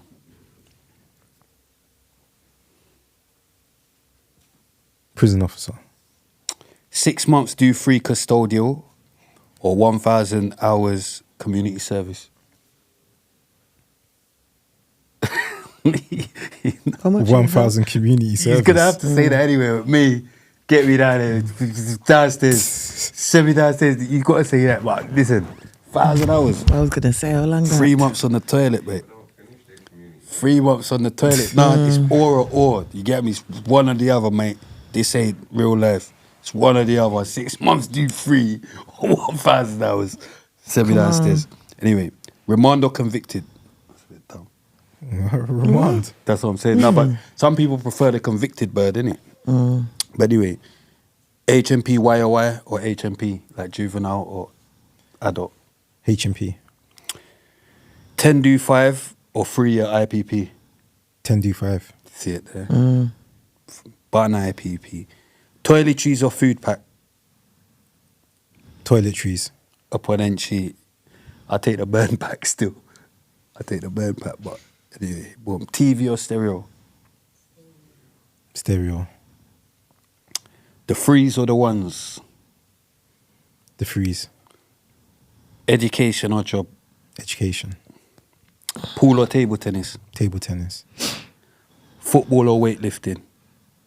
Weightlifting. Association or gym? Gym. Press ups or sit ups? Sit-ups. Don't. This is. Let him She's answer, there please. answering. No, let him answer, please, because he might get. You know what I mean? He might have been about to say press ups. Dumbbells or the bar? Maybe bar. Bar. Dumbbells. Exercise or shower? Shower. Come on. Canteen day or visit stay? Visit. I'm canteen still. Jim Woodley or number one servery? Jim Woodley. Church or mosque? Mm. Yeah, come Yeah, on, Moss. I know. Tuna or mackerel? Oh, mackerel. But she knows me, innit? That's why. Custard creams or bourbon? Ooh. Custard creams. Ritz or Jaffa cakes? Jaffa cakes. Walkers or Golden Wonder? Oh, come on. Walkers. Cheese and onion or prawn pussy tail? Oh, shit. That's the one. I had to anti-wire that one. Yes, Yeah. or Cheese and prawn. onion or the prawn thing? Okay. Cheese and onion. I know, okay, man. Ready salted or salt and vinegar? Look, I know you just No. clocked. You only just now clocked what I said the other thing, you know. Ready salted. you only just clocked what I said the other thing. Alright, cool. Snickers or Mars? Snickers. Come on. Even though it's got nuts in it, but crunch. I know. Cornflakes or Alpen? Alpen. Alpen. Come on. Double or single banger? Oh, come on. Single. Yeah, double. Big up Barry, but Barry's the only one that said double banger, and I didn't understand it. Apple crumble and custard or Christmas pudding roll? Come on. Stuff Apple like crumble. that, yeah. 4 music or E4? 4 music or E4? E4. Simpsons or Hollyoaks? Simpsons. EastEnders or Coronation Street? Neither. All right, now I'm going to go into some questions from Lewis. Got some from Lewis. Big up, big up. Big up, Lewis. Big up, Lewis. What was the local shopkeeper's name? Farouk's. Yeah. Or Pippin. Or Pippin. Yeah, it says Farouk. So Pippin. What was Lewis's door number? 16. He was an 18. Nah. No, wait there. No, it's going this way, innit? So, wait there. 16, 15, 14? Yeah, 40. 14. Is it Yeah, sorry, 40? I have to calculate it that way. Yeah. What bus goes from Wandsworth Road to Junction? Oh, come on. Wandsworth Road to Junction. Ain't that the 77? Yeah. Or the 87. Name the Caribbean on Wandsworth Road. Oh, yeah. It's not Spice. What's it called again? Oh, that's bad. What's it called, Princess? Rhymed a bit. You just rhymed it a bit with it. Oh, what's it called again? Twice as nice. Twice as nice. That's it. That's what I'm saying. With the spice, you rhymed a bit. What market is closest to Patmore? Oh, 9 Elms. Yeah. Name at least 4 blocks on Patmore. Oh, wow. Brady House, Meso,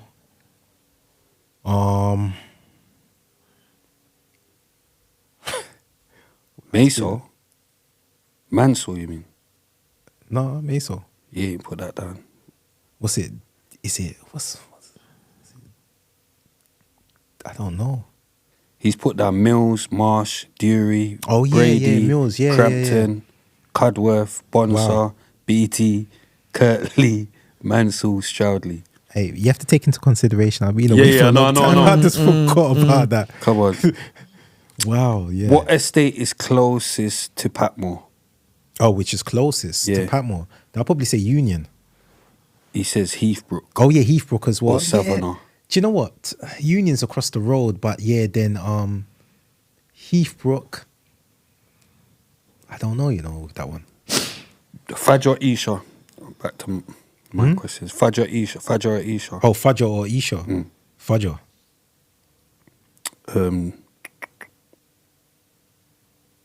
This is Hits' questions. No, big up Hits. Okay, yes. Assalamu alaikum, brother. Which prophet Al-Salam had control of the jinn and was able to talk to animals? Suleiman. Suleiman, I was going to give you four Alayhi options. salam. I was going to give you four options, but you got it right straight away. Because he's actually giving me four options as well. Okay. But I'll give you the chance before even giving you the options and see. Anyway, what does Zamzam mean? Oh, it means stop. Yeah. What was the relation between Prophet Musa alayhi salam and salam. Prophet Harun alayhi salam? They were brothers. Yeah. Which two surahs are for keeping protection in Allah from evil eye and witchcraft? Yeah, so Surah Ikhlas and He hasn't ticked that one, but that's in the four thing, but he hasn't ticked Ikhlas. Surah He hasn't ticked Ikhlas, but it's in the options. Surah An-Nas Nas, yeah, Surah Nas he's ticked, and Surah Falak. and Falak. Yes, Falak as well, But yes. Ikhlas was in there and Yasin, but he ain't Yes. ticked them. So, yeah, the answer is Falak and Nas. In Jannah, what is Tuba? Tuba. Tuba. B-A. Do you want the options? Tuba. Yeah. In Jannah. It's either a fruit, a tree, a river, or a door. I don't know that. Okay, it's a tree. Okay. Which angel will blow the horn to signal the day of judgment? Oh. Is it? Do you want the options? No, I know this one. Israel? Israfil. Israfil, yes. Yeah. It's his hard, isn't it? It's his hard still. How many gates of Jannah are there? I think there's 7. 8. 7. He's ticked There's 8. 8. He's ticked Okay, 8. there must be 8. But it says out of 5, 6, 7, 8. Which Khalifa, leader of Muslims, took control of Al-Aqsa in Jerusalem? Oh, Umar ibn Khattab. Yeah. At what age does a person become an adult in Islam? Do you want options? I think it's if my memory serves me correctly, you can tell me if I'm wrong. Ain't it 15? Well, he's got the options he's got is 15, 10 and 18, but he's ticked puberty as the answer. Yeah, so puberty. So that's So there's 10. no age basically, it's just Yeah, puberty. puberty, He yeah. just said puberty. How old was Prophet Muhammad ﷺ when he got the first revelation? 40. Yeah. What is the name of the city of Medina in the Quran? City of Medina. Yeah. Medina. Do you want the options? Yeah, no. Yarib. Yeah, Yathrib. Yeah, Yathrib. Yarib. Who was the only human to whom Allah blew the soul into him by himself? Oh, Adam alayhi salam. Yeah. Big up hits for them Christians. That was... Thanks for taking time out, my brother. And yeah, the final one is, this is the... If you could meet the Prophet Muhammad alayhi salam, what would you say to him?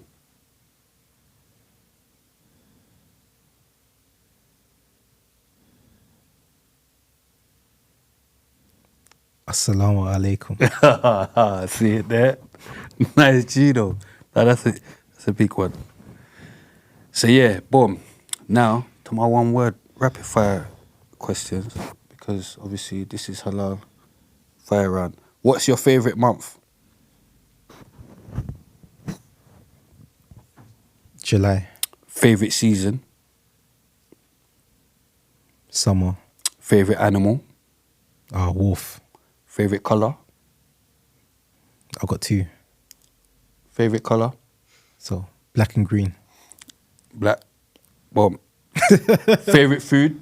Favorite fruit. Food. Oh, food. Mm. That's easy. Oxtail. What's your favourite word?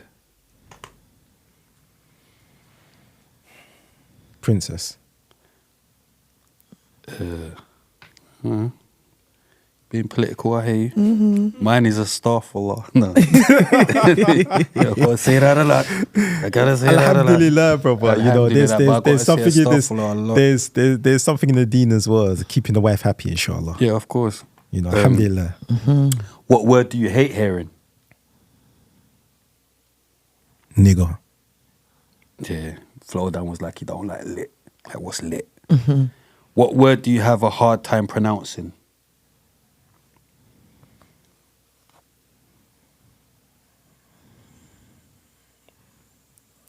Wave. I don't You're know. very good with your pronunciation, isn't it? Well, sometimes it depends, innit? It depends on You the like to words think we about use it. and okay, yeah. Who do you text the most? Oh, that's easy. My wife. Who's your hero? Oh, who's my hero? Beloved Prophet Sallallahu Alaihi Wasallam. That's Obviously. all of our role models. Where did you go on your last vacation? You're being funny. I'm still waiting to go.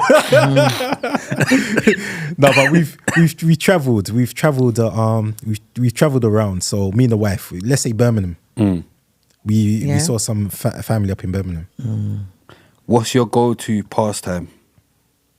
Go-to Pastime. Go-to.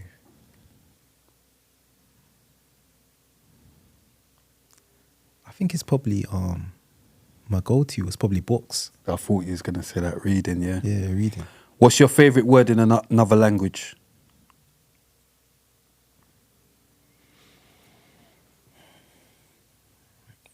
Probably Assalamu alaikum. Do you know why though?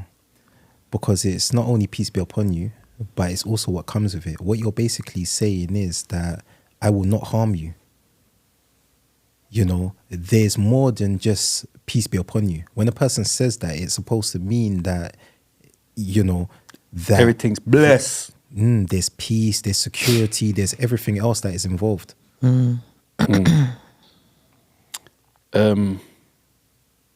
What's your favorite dessert?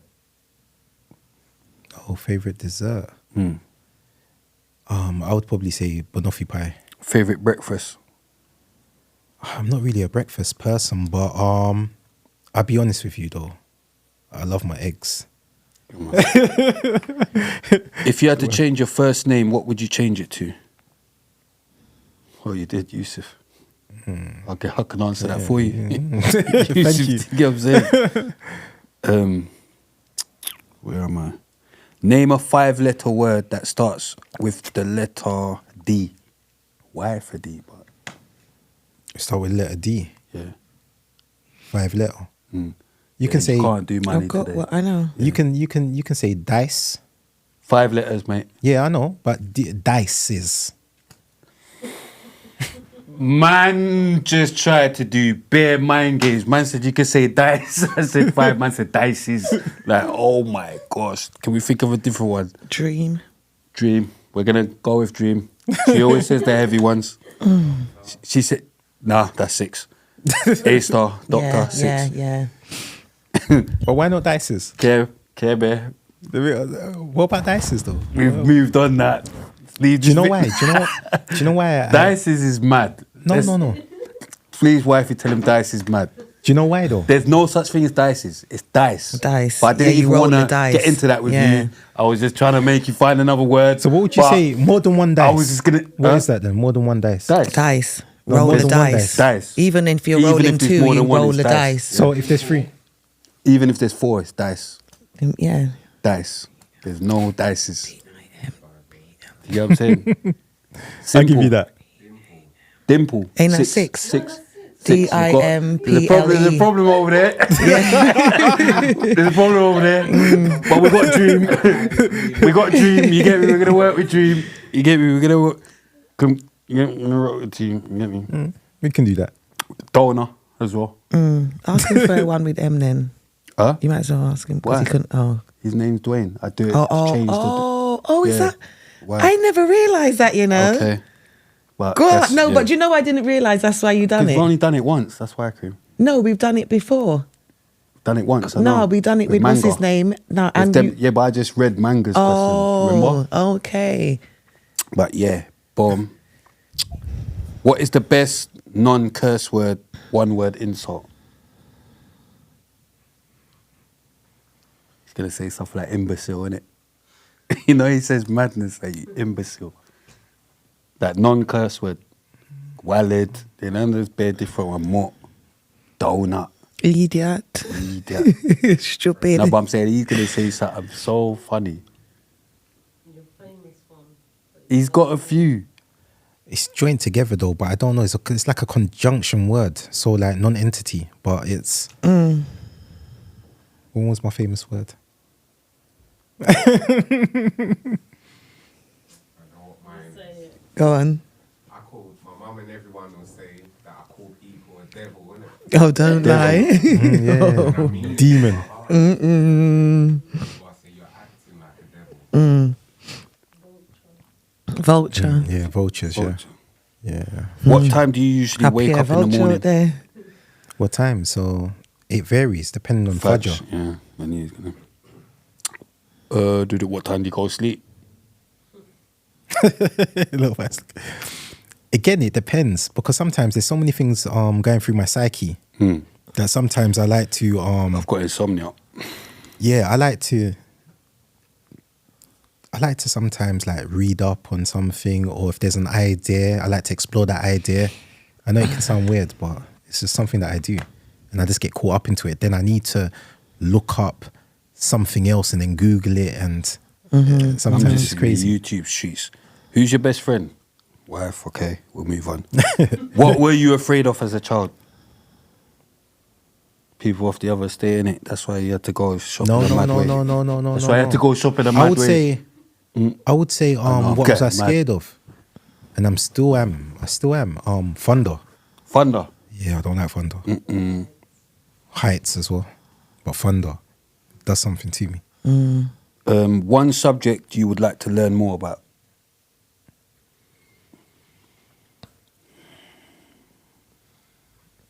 I would still say my faith. Islam. You Islam say that, you know. What do you collect? What do I collect? I think books. Describe yourself in one word, my friend. I would like to think affable, Affable. New one for me. Meaning. friendly, and easy to talk to. Okay. That's a good one. Boom.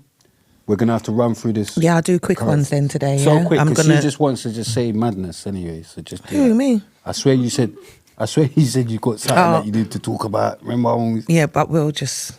next Yeah, time. because See, it's I too tried much. to tell Yeah, you. I know. Okay, first of all, I'm not sure if everybody saw it. Did you lot see the guy that flew over the court and beat up the judge? Yes. Yeah. Did you see it? In America, yeah. In He didn't America. beat her up. He just... Yeah, No, he looked like he was punching her out. They got onto him so quick. Yeah, I know, He they didn't- did. He didn't beat her up. He definitely did. just grabbed her and did couple She thing. was on the ground. Yeah, he did come on, give she's her not going to couple. get up. She knows what she's going to Yeah, get from that. yeah. She knows she's off work for ages. But for the that. only thing with that one is there, yeah, although everybody found it funny, you know, the way he flew over and that. You know he's shagged now, innit? He's shagged anyway. No, but the thing is, he wasn't. It's not like to say he was doing life or anything. It was just that she just didn't give him his, He's Bond, innit? yeah. Or whatever. Do you know Yeah, what I mean? But yeah, it was a big thing. It's just one of the things that was going viral. Second thing as well, Cat Williams breaking the internet. Did you watch his interview? No.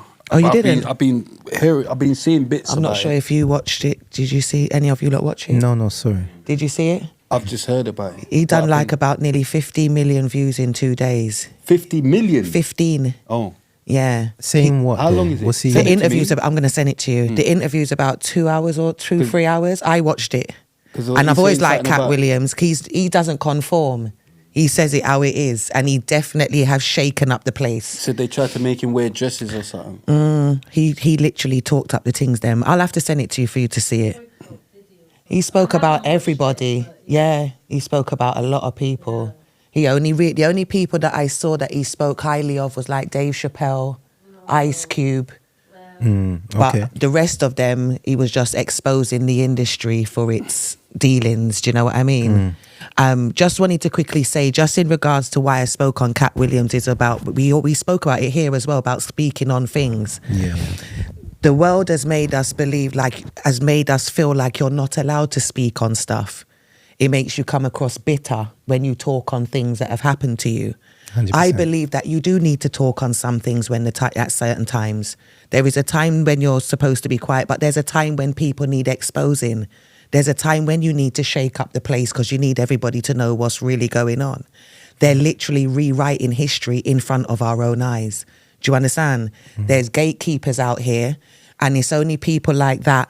You know what I'm saying? When you get people that they don't care, they're going to disrupt the place and they're going to say it how it is. Do you understand? Because they can't be bought. And if he hadn't have so much to say, it wouldn't have done it wouldn't have done what it did. Do you get me? And I feel like we need more people like that to talk out, to be fair. I think so. Yeah, that was just it really. But Anything we can else? move on. We can move on. No, nothing else? Just, no. All right, boom, we're going to take a break and come back with the main subject, which is going to be hope. You get me? Boom! Welcome back. You know what I'm saying? Heavy like that. You get what I'm saying? Hope. Obviously, this is a man, he's free after 22 long years behind bars, 5 before then, but in all them years, obviously, hope was needed. Hope is needed with a lot of things. Do you get what I'm saying? Faith and hope, it's kind of similar, isn't it? Or not? Kind of similar, isn't it? Faith and hope, or not? What's your outlook on hope? I feel faith is more certain. You know, like when you have faith in something, you know it's already there. I have faith in God. I know. It's not a question for me. And you think hope is I like feel a like question? with hope, you're more hoping something happens. You understand what I'm saying? You're not sure, but you got a bit of hope. You understand what I'm saying? I'm not. I'll have to look it up. But I feel like that's hope, how I feel. like it's good, but I think hope without any action is mental. You know, like you get some people, they just sit in their yard and hoping. You can't hope that you're going to get a job. Yeah. And you're not going to try and get a job. If that makes sense. Yeah, you need to be proactive. Yeah, With faith hope. without It's good to works have is hope. dead, they I say, totally innit? understand that. Do you know Yeah, what I it's good mean? to have hope, but you have to have some action behind it, innit? No, of course, definitely. Whereas faith is kind of different because you can, like what she's saying, you can have faith, you can sit in your yard and have faith, but I would still feel that you still need to act on your faith. Yeah, Like, definitely. what are you just gonna do? Sit and think, oh God, I've got faith. God is gonna save me. I've got faith. God is gonna get me £1 million, or I've got faith. And all right, it's cool. Faith, your faith makes you know, but you can stand there thinking you're knowing, but you still have to. No, but I Do you get what I'm believe. saying? Remember, You still I have to- believe that you only need that. How I know you need to have faith the size of a mustard seed. Yeah, but I'm saying. Do you understand action what is I'm still saying? needed So with I know that. I didn't say that No, there's no, not, I'm saying- no, but 'cause I'm some of just my- saying how strong my faith is. I don't know how it is for everybody, but when I say I have faith in God, I have faith in God. But when He's working through me, works will be done because I'm going to act with the faith. That's Do you my whole understand what point. I'm saying? Same with hope. Like, you know, like, oh yeah, what was you doing? Hoping that you're gonna come out. Obviously more with faith. But I'm saying you're still gonna have to do things to show them. No, 100%. Do you know what I mean? To show them, look. I had to put things into actions, obviously. Do you understand? Because I understood that the powers that were against me, I understood the obstacles that I needed to overcome. So definitely. It says here, 101%. hope. Hope, a feeling of expectation and desire for a particular thing to happen. Do you know what I mean? So it's hope. But you got to act on it. Am I saying madness? Do you get what I'm saying? Am I going mad? You're laughing now. Am I going mad, fam? No, you're not. I'm going mad a bit. Going mad a bit in it, but it's cool. Hope. So we've got nothing else to say on hope. Are we going to move on? Care, help me, car. You get, that's good, yeah? Alright, boom. Hope. Now, what? You ain't got nothing else to say on hope? Quickly. Yeah, we hope the system improves. No, 100. Do you understand? We hope our This is brothers where- get that's what I'm free. saying. Do you 100%. understand what I'm Help me out, saying? help me out, that's You what I'm saying. know, all of these things. These Stand are up like and be counted. Yeah, No, but I'm saying, this is your time to shine. me, I shine every 100 day. I've done done me a lot. This- You know what I'm saying? But Done me a lot. yeah, but, I've done well as well. Do you know what I mean? Anyway, boom. Oh my gosh, how am I What? forgetting this? What? Every episode we have a different dilemma. You didn't forget, did you? I did forget. Oh, don't I know. was about to round this up. Do you know what I mean? I'm the only one on the night bus. Yeah, Care Bear's driving diesel. I'm the only one that's. I need to hold. There's all a fucking tube strike and all that. I'm definitely on the night bus. It's mad. You get what I'm saying? Out there's brick as well right now as well. Did you feel a dip in the temperature? Because Very I did cold. when I came Listen. out today. Do you feel it? It's not Very about how cold. cold it is. It's about the dilemma. Boom. Every episode we have a different dilemma. Go on now. All right, cool. Dear RTM podcast show, this is today's one. Dear RTM podcast show, love what you lot are doing. You kept me entertained throughout my whole sentence. Big you up. Not only are we still listening to Spray's music on the wing, but he's now giving us beer joke and everyone fancies cream. So big up yourselves. She's pregnant, everyone. I just recently came home from a 4-2 on the toilet, innit? 4-2, fucking hell. So do that on the toilet, innit? Anyway, sorry, mate. Anyway, I wasn't really religious before, but I took Shahada in prison after Alhamdulillah, after being convinced by my cellmate. To be honest, I didn't really know anyone in that prison, and becoming Muslim gained me a lot of friends and respect. I took it seriously, praying 5 times a day, going Arabic classes and everything. But I've been out for 6 months now and stopped going Jummah 4 months ago. I don't even pray no more. Stuff. I'm starting to lose faith as nothing is seeming to go right for me. I still haven't got a job and my 35th birthday is in 2 weeks. I find myself questioning if there is even a God and what's the point in religion when all it does is separate mankind. Am I going mad, as Spray would say? What's your thoughts, please, guys? Keep up the good work. Okay, I'd like to say something. Assalamu alaikum, brother. And, I can only imagine what you're going through. But allow me to say something what was taught to me. After difficulty comes ease. It's like a blacksmith, if you will, that is shaping a piece of steel.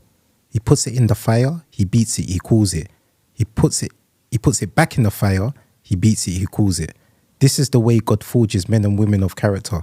He does not forge us into great men and women without the fire, the water, the beatings. These are the difficulties of life. We must face them, we must overcome them. Allahu Akbar. That's all I have to say to you, brother. That was still. Got anything to say to him? I agree with what he just said. But have you got anything to say to him from yourself, from your own thoughts? Go ahead. He's trying to have an easy day today. No, who was? I No, agree. no, but Have you got anything? You don't agree with everything. You're Christian. You don't agree with everything he says. Allahu Akbar. I agree with everything he says. That's my answer. What's your answer? yeah, but let's say, but we have, What's your answer? My answer's already we done. might not be said the same way, but we Allahu have Akbar. similar My things. Do you answer's understand done. what I'm saying? I already know I'm that winding when up. you're I'm being, your just test winding is your up. testimony. Winding up. I can't I'll anymore. leave it there. No, it's true. Do you understand? Make your test your What I would say, testimony. no. Like God doesn't give he gives his strongest battles to his strongest Do you know what I would soldiers. say? Do you understand? And Do you know what I most would of the say? stuff you gave me, you asked me go if on, you go talk, for it, so let me for it. Alright, talk. go on, go on. Do you know them ones Go on. there? Alright, cool. Yeah. So basically, what we go through is what makes us who we are. Do you understand what I'm saying? Most of the time, that's why we have 100%. the people sitting on here, because it's their story. Like we said, we're not glorifying certain things, but we can't hide from our story. 10 times out of 10, it's our story that's made us who we are. Do you understand? And not everything is permanent. It's not for a time. This is just a part of your... Do you understand? So this is when you literally have to tap into faith and don't get deterred. Do you what I say? understand? Alright, cool. I say push your. You should be going Jummah. You should be going Jummah. That's the first thing. Yeah, and you stop going Jummah. You stop praying, and now you wanna complain about things going wrong for you. How do you know that's not why things are going wrong for you? Because you've stopped praying. Alhamdulillah. Do you get what I'm Allahu trying to say? Akbar, brother. You have to think of these Well things said. as well. Go back, go Jummah, get back in on your deen. Speak to some of the brothers, even if you have to, because you said you was on it properly in jail. phone, or maybe not phone, or try and talk to some of the brothers. Because it's about who you're with as well, isn't it? Do you get what I'm trying to say? Like, I find when I'm around my brothers, I'm more closer to my deen. That's the only time I've ever done Ramadan properly. Is with 100%. Hamza and that. Okay. Free up Hamza. Get me, And but them lot. Nah. Do you know what I mean? Nah. They're the ones that, and Musa, Smiley Yes. and that. Them, Okay. they got me, and you Alhamdulillah. understand? And that's the only time I've Yeah. ever. So you feel like when you keep close to the word, I feel like, like regardless. like yeah, you know, like with the prayer, like you know, like we say, like with the words of what God, you know, like it's easier for you to stick. Do you understand? Because you're listening to the words, what they say. You understand what I'm saying? No, and I it totally. keeps you more, you know, on path and etc. So the more you detach yourself, Is this the is this your connection with God? exactly. It's like what we. 100%. It's like what we were saying about hope and faith. Yeah, like even though things are going wrong for him or whatever, not necessarily as soon as you start praying, it's gonna go good for you. But just the prayer and the closeness, you feel better. But sometimes we have to also ask ourselves as well, is this that there was sometimes when people say that, yeah, I've turned my back on my faith, the reality of the situation is this as well. There was already a defect in you. So even from the times when you said that you were praying 5 times a day and so forth, and if you don't explore the defects that is in all of our hearts, then we could also have the same fate as well. So it's about understanding who we are as well and tackling the issues that we need to tackle. And sometimes we don't do these. Do you know what I Because feel? again, it's easy to emphasize on others. It's easy to observe others and make a judgment and so forth. But it's a lot harder to look within yourself as well. I think with him as well, yeah.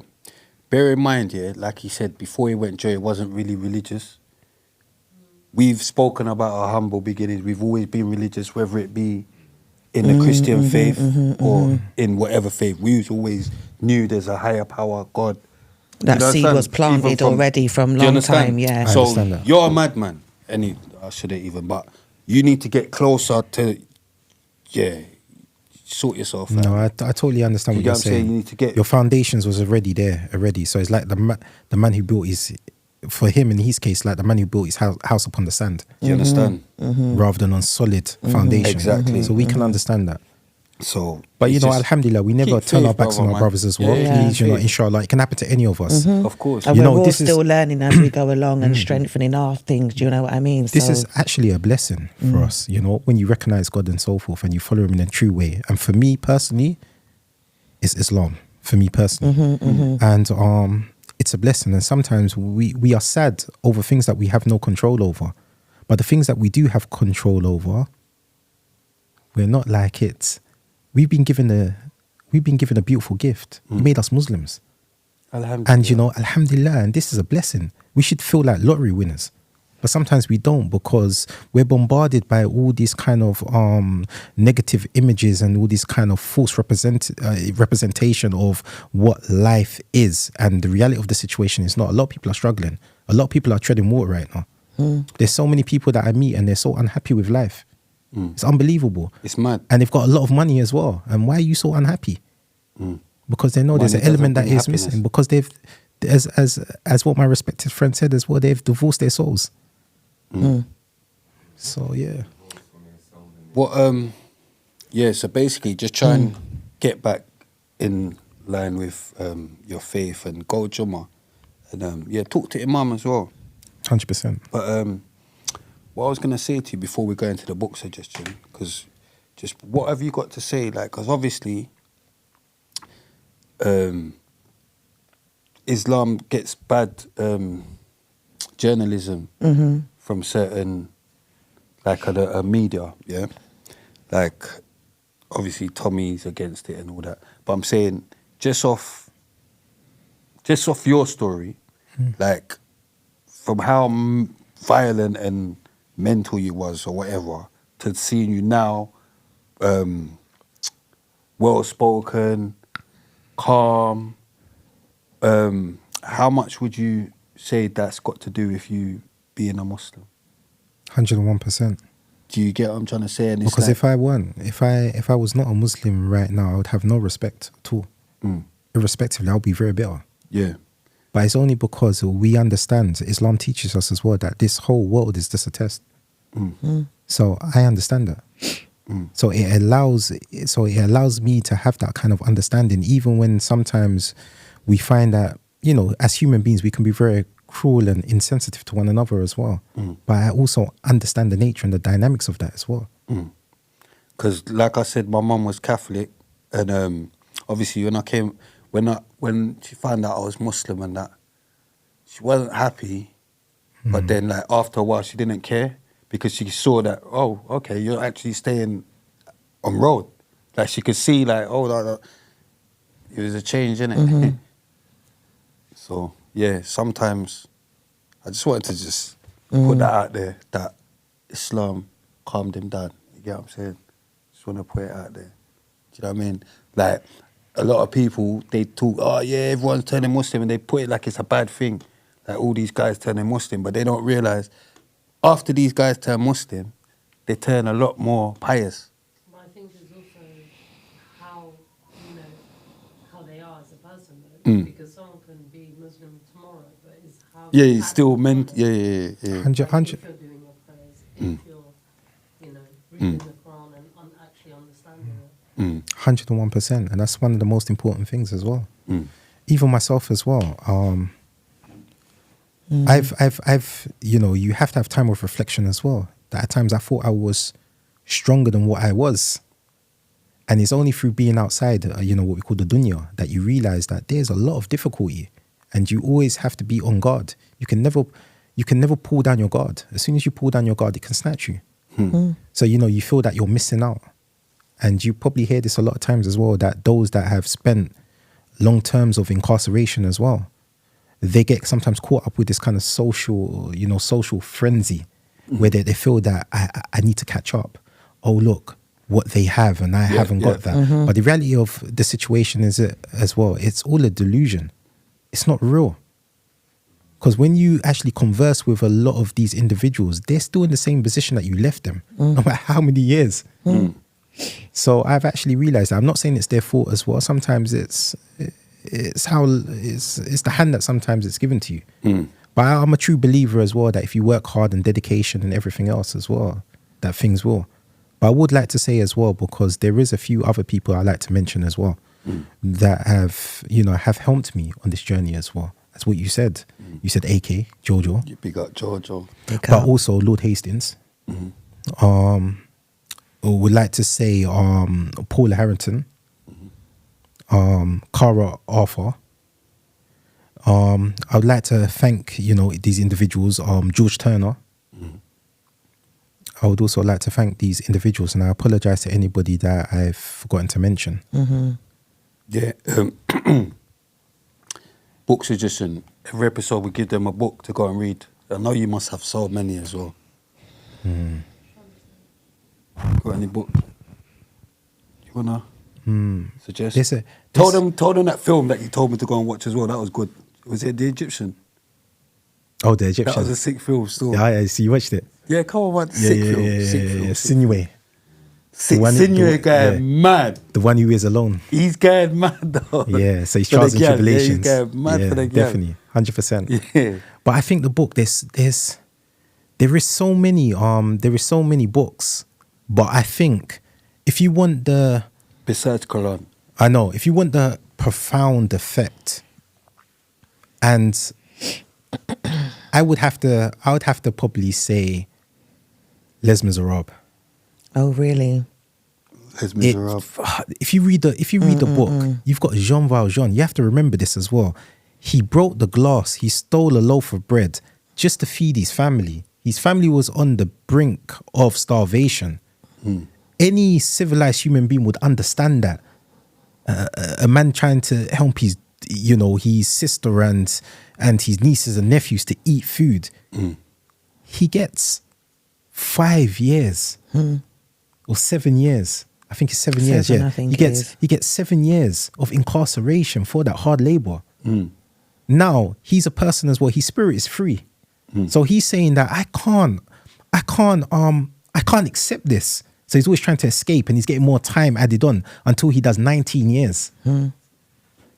Then, he comes out, he's trying to change his life, but then he's given a pass, so everybody knows that he's been in prison. So he's not getting no job opportunities. And then what happens? He becomes, you know, as we know him, Jean Valjean. He's very bitter. But then, what does he do? He meets like an abbot, and he kind of changes his whole stance on things. So he becomes Madeleine, or I forgot the name. He becomes a different type of person. He's helping the community. He's a pillar of community. But then there's this cop called Javert, and he just doesn't believe that criminals can change. And there's a manhunt for him. And it's just a beautiful whole story on how a man's transformation and how he changes his life and the human sacrifices that he actually makes. So for me, that's amazing. Les Miserables. Fab. And it's a sold out play every year. You lot should go and watch the play. Never. Like it's big. Do you know That's what I just mean? the greatest book suggestions we've had. Greatest book suggestions. No, you get what I'm saying? I'm sure now they owe you some money. 'Cause do you know how much people are going to go and get the book or read the book off his thing? Why for that? But just, I can wire myself, he won't. You get what I'm saying?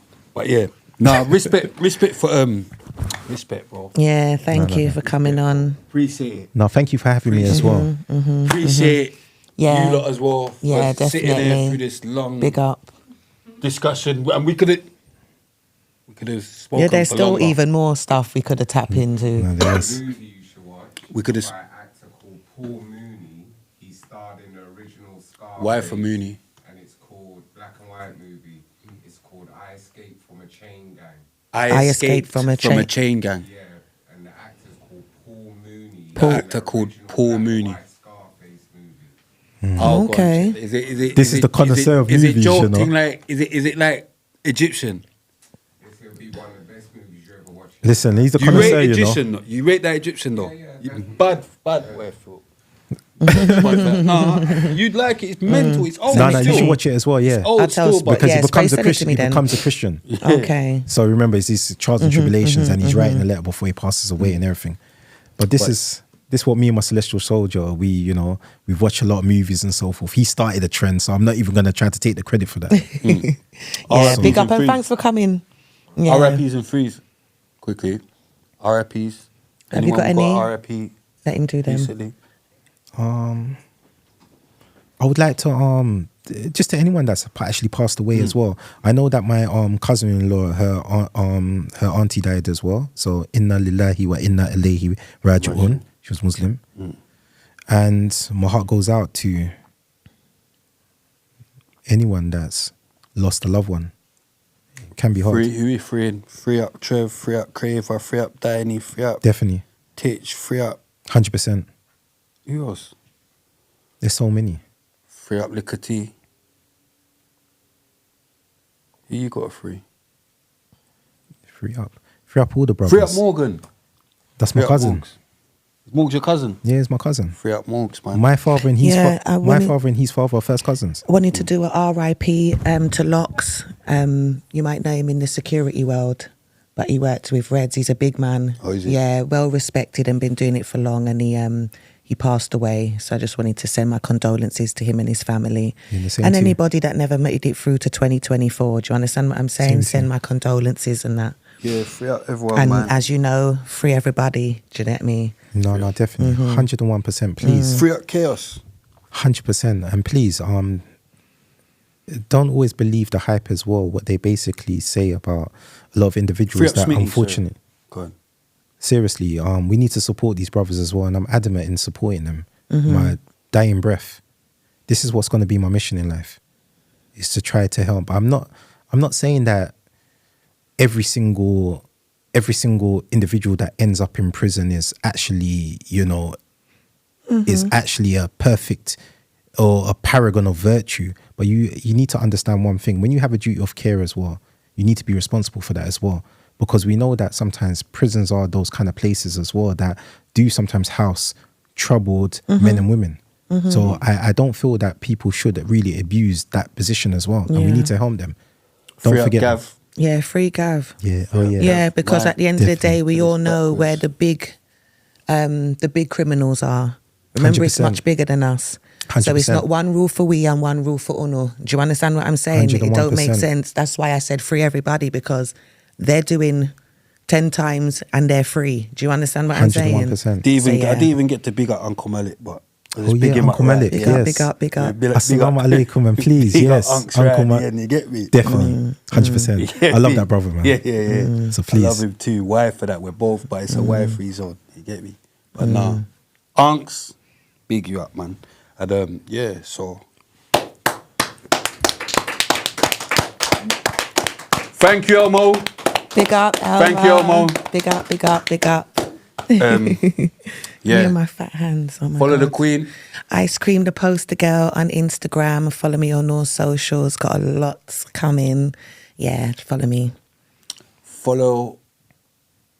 Oh yeah, Dwaine Patterson 3 as the number 3. Don't worry, we'll have it come up underneath. Why for that? But as you can see, people, I hope you enjoyed our show. I was very calm today, and I think I deserve some flowers Yeah, for you being were this calm. actually. Yeah, right. Do you know what I mean? Obviously, I was getting on to...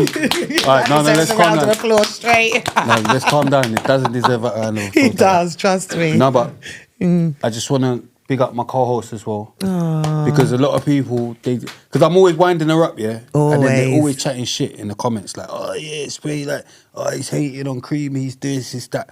They don't realise I am hating on her. Like, do you get what I'm trying to say? Yes, I am. Like, do you get what I'm saying? Like, yes, I am. You love the wind up though, innit? No, but do you get what I'm saying? There's a hating on Cream, yeah. Because you lot keep saying she's carrying the show and that. Of course I'm hating on that. You made me have time the other day in the comments underneath Black Kings' post, but we'll talk next time. We can talk now. Yeah, no, I'm just saying the way you wind me up. I had time that day for everybody Oh, yeah, with you that was little going mad. wind up. Do you know what I mean? Cream, it's not about us. Anyway. But anyways, yeah. No. Yeah.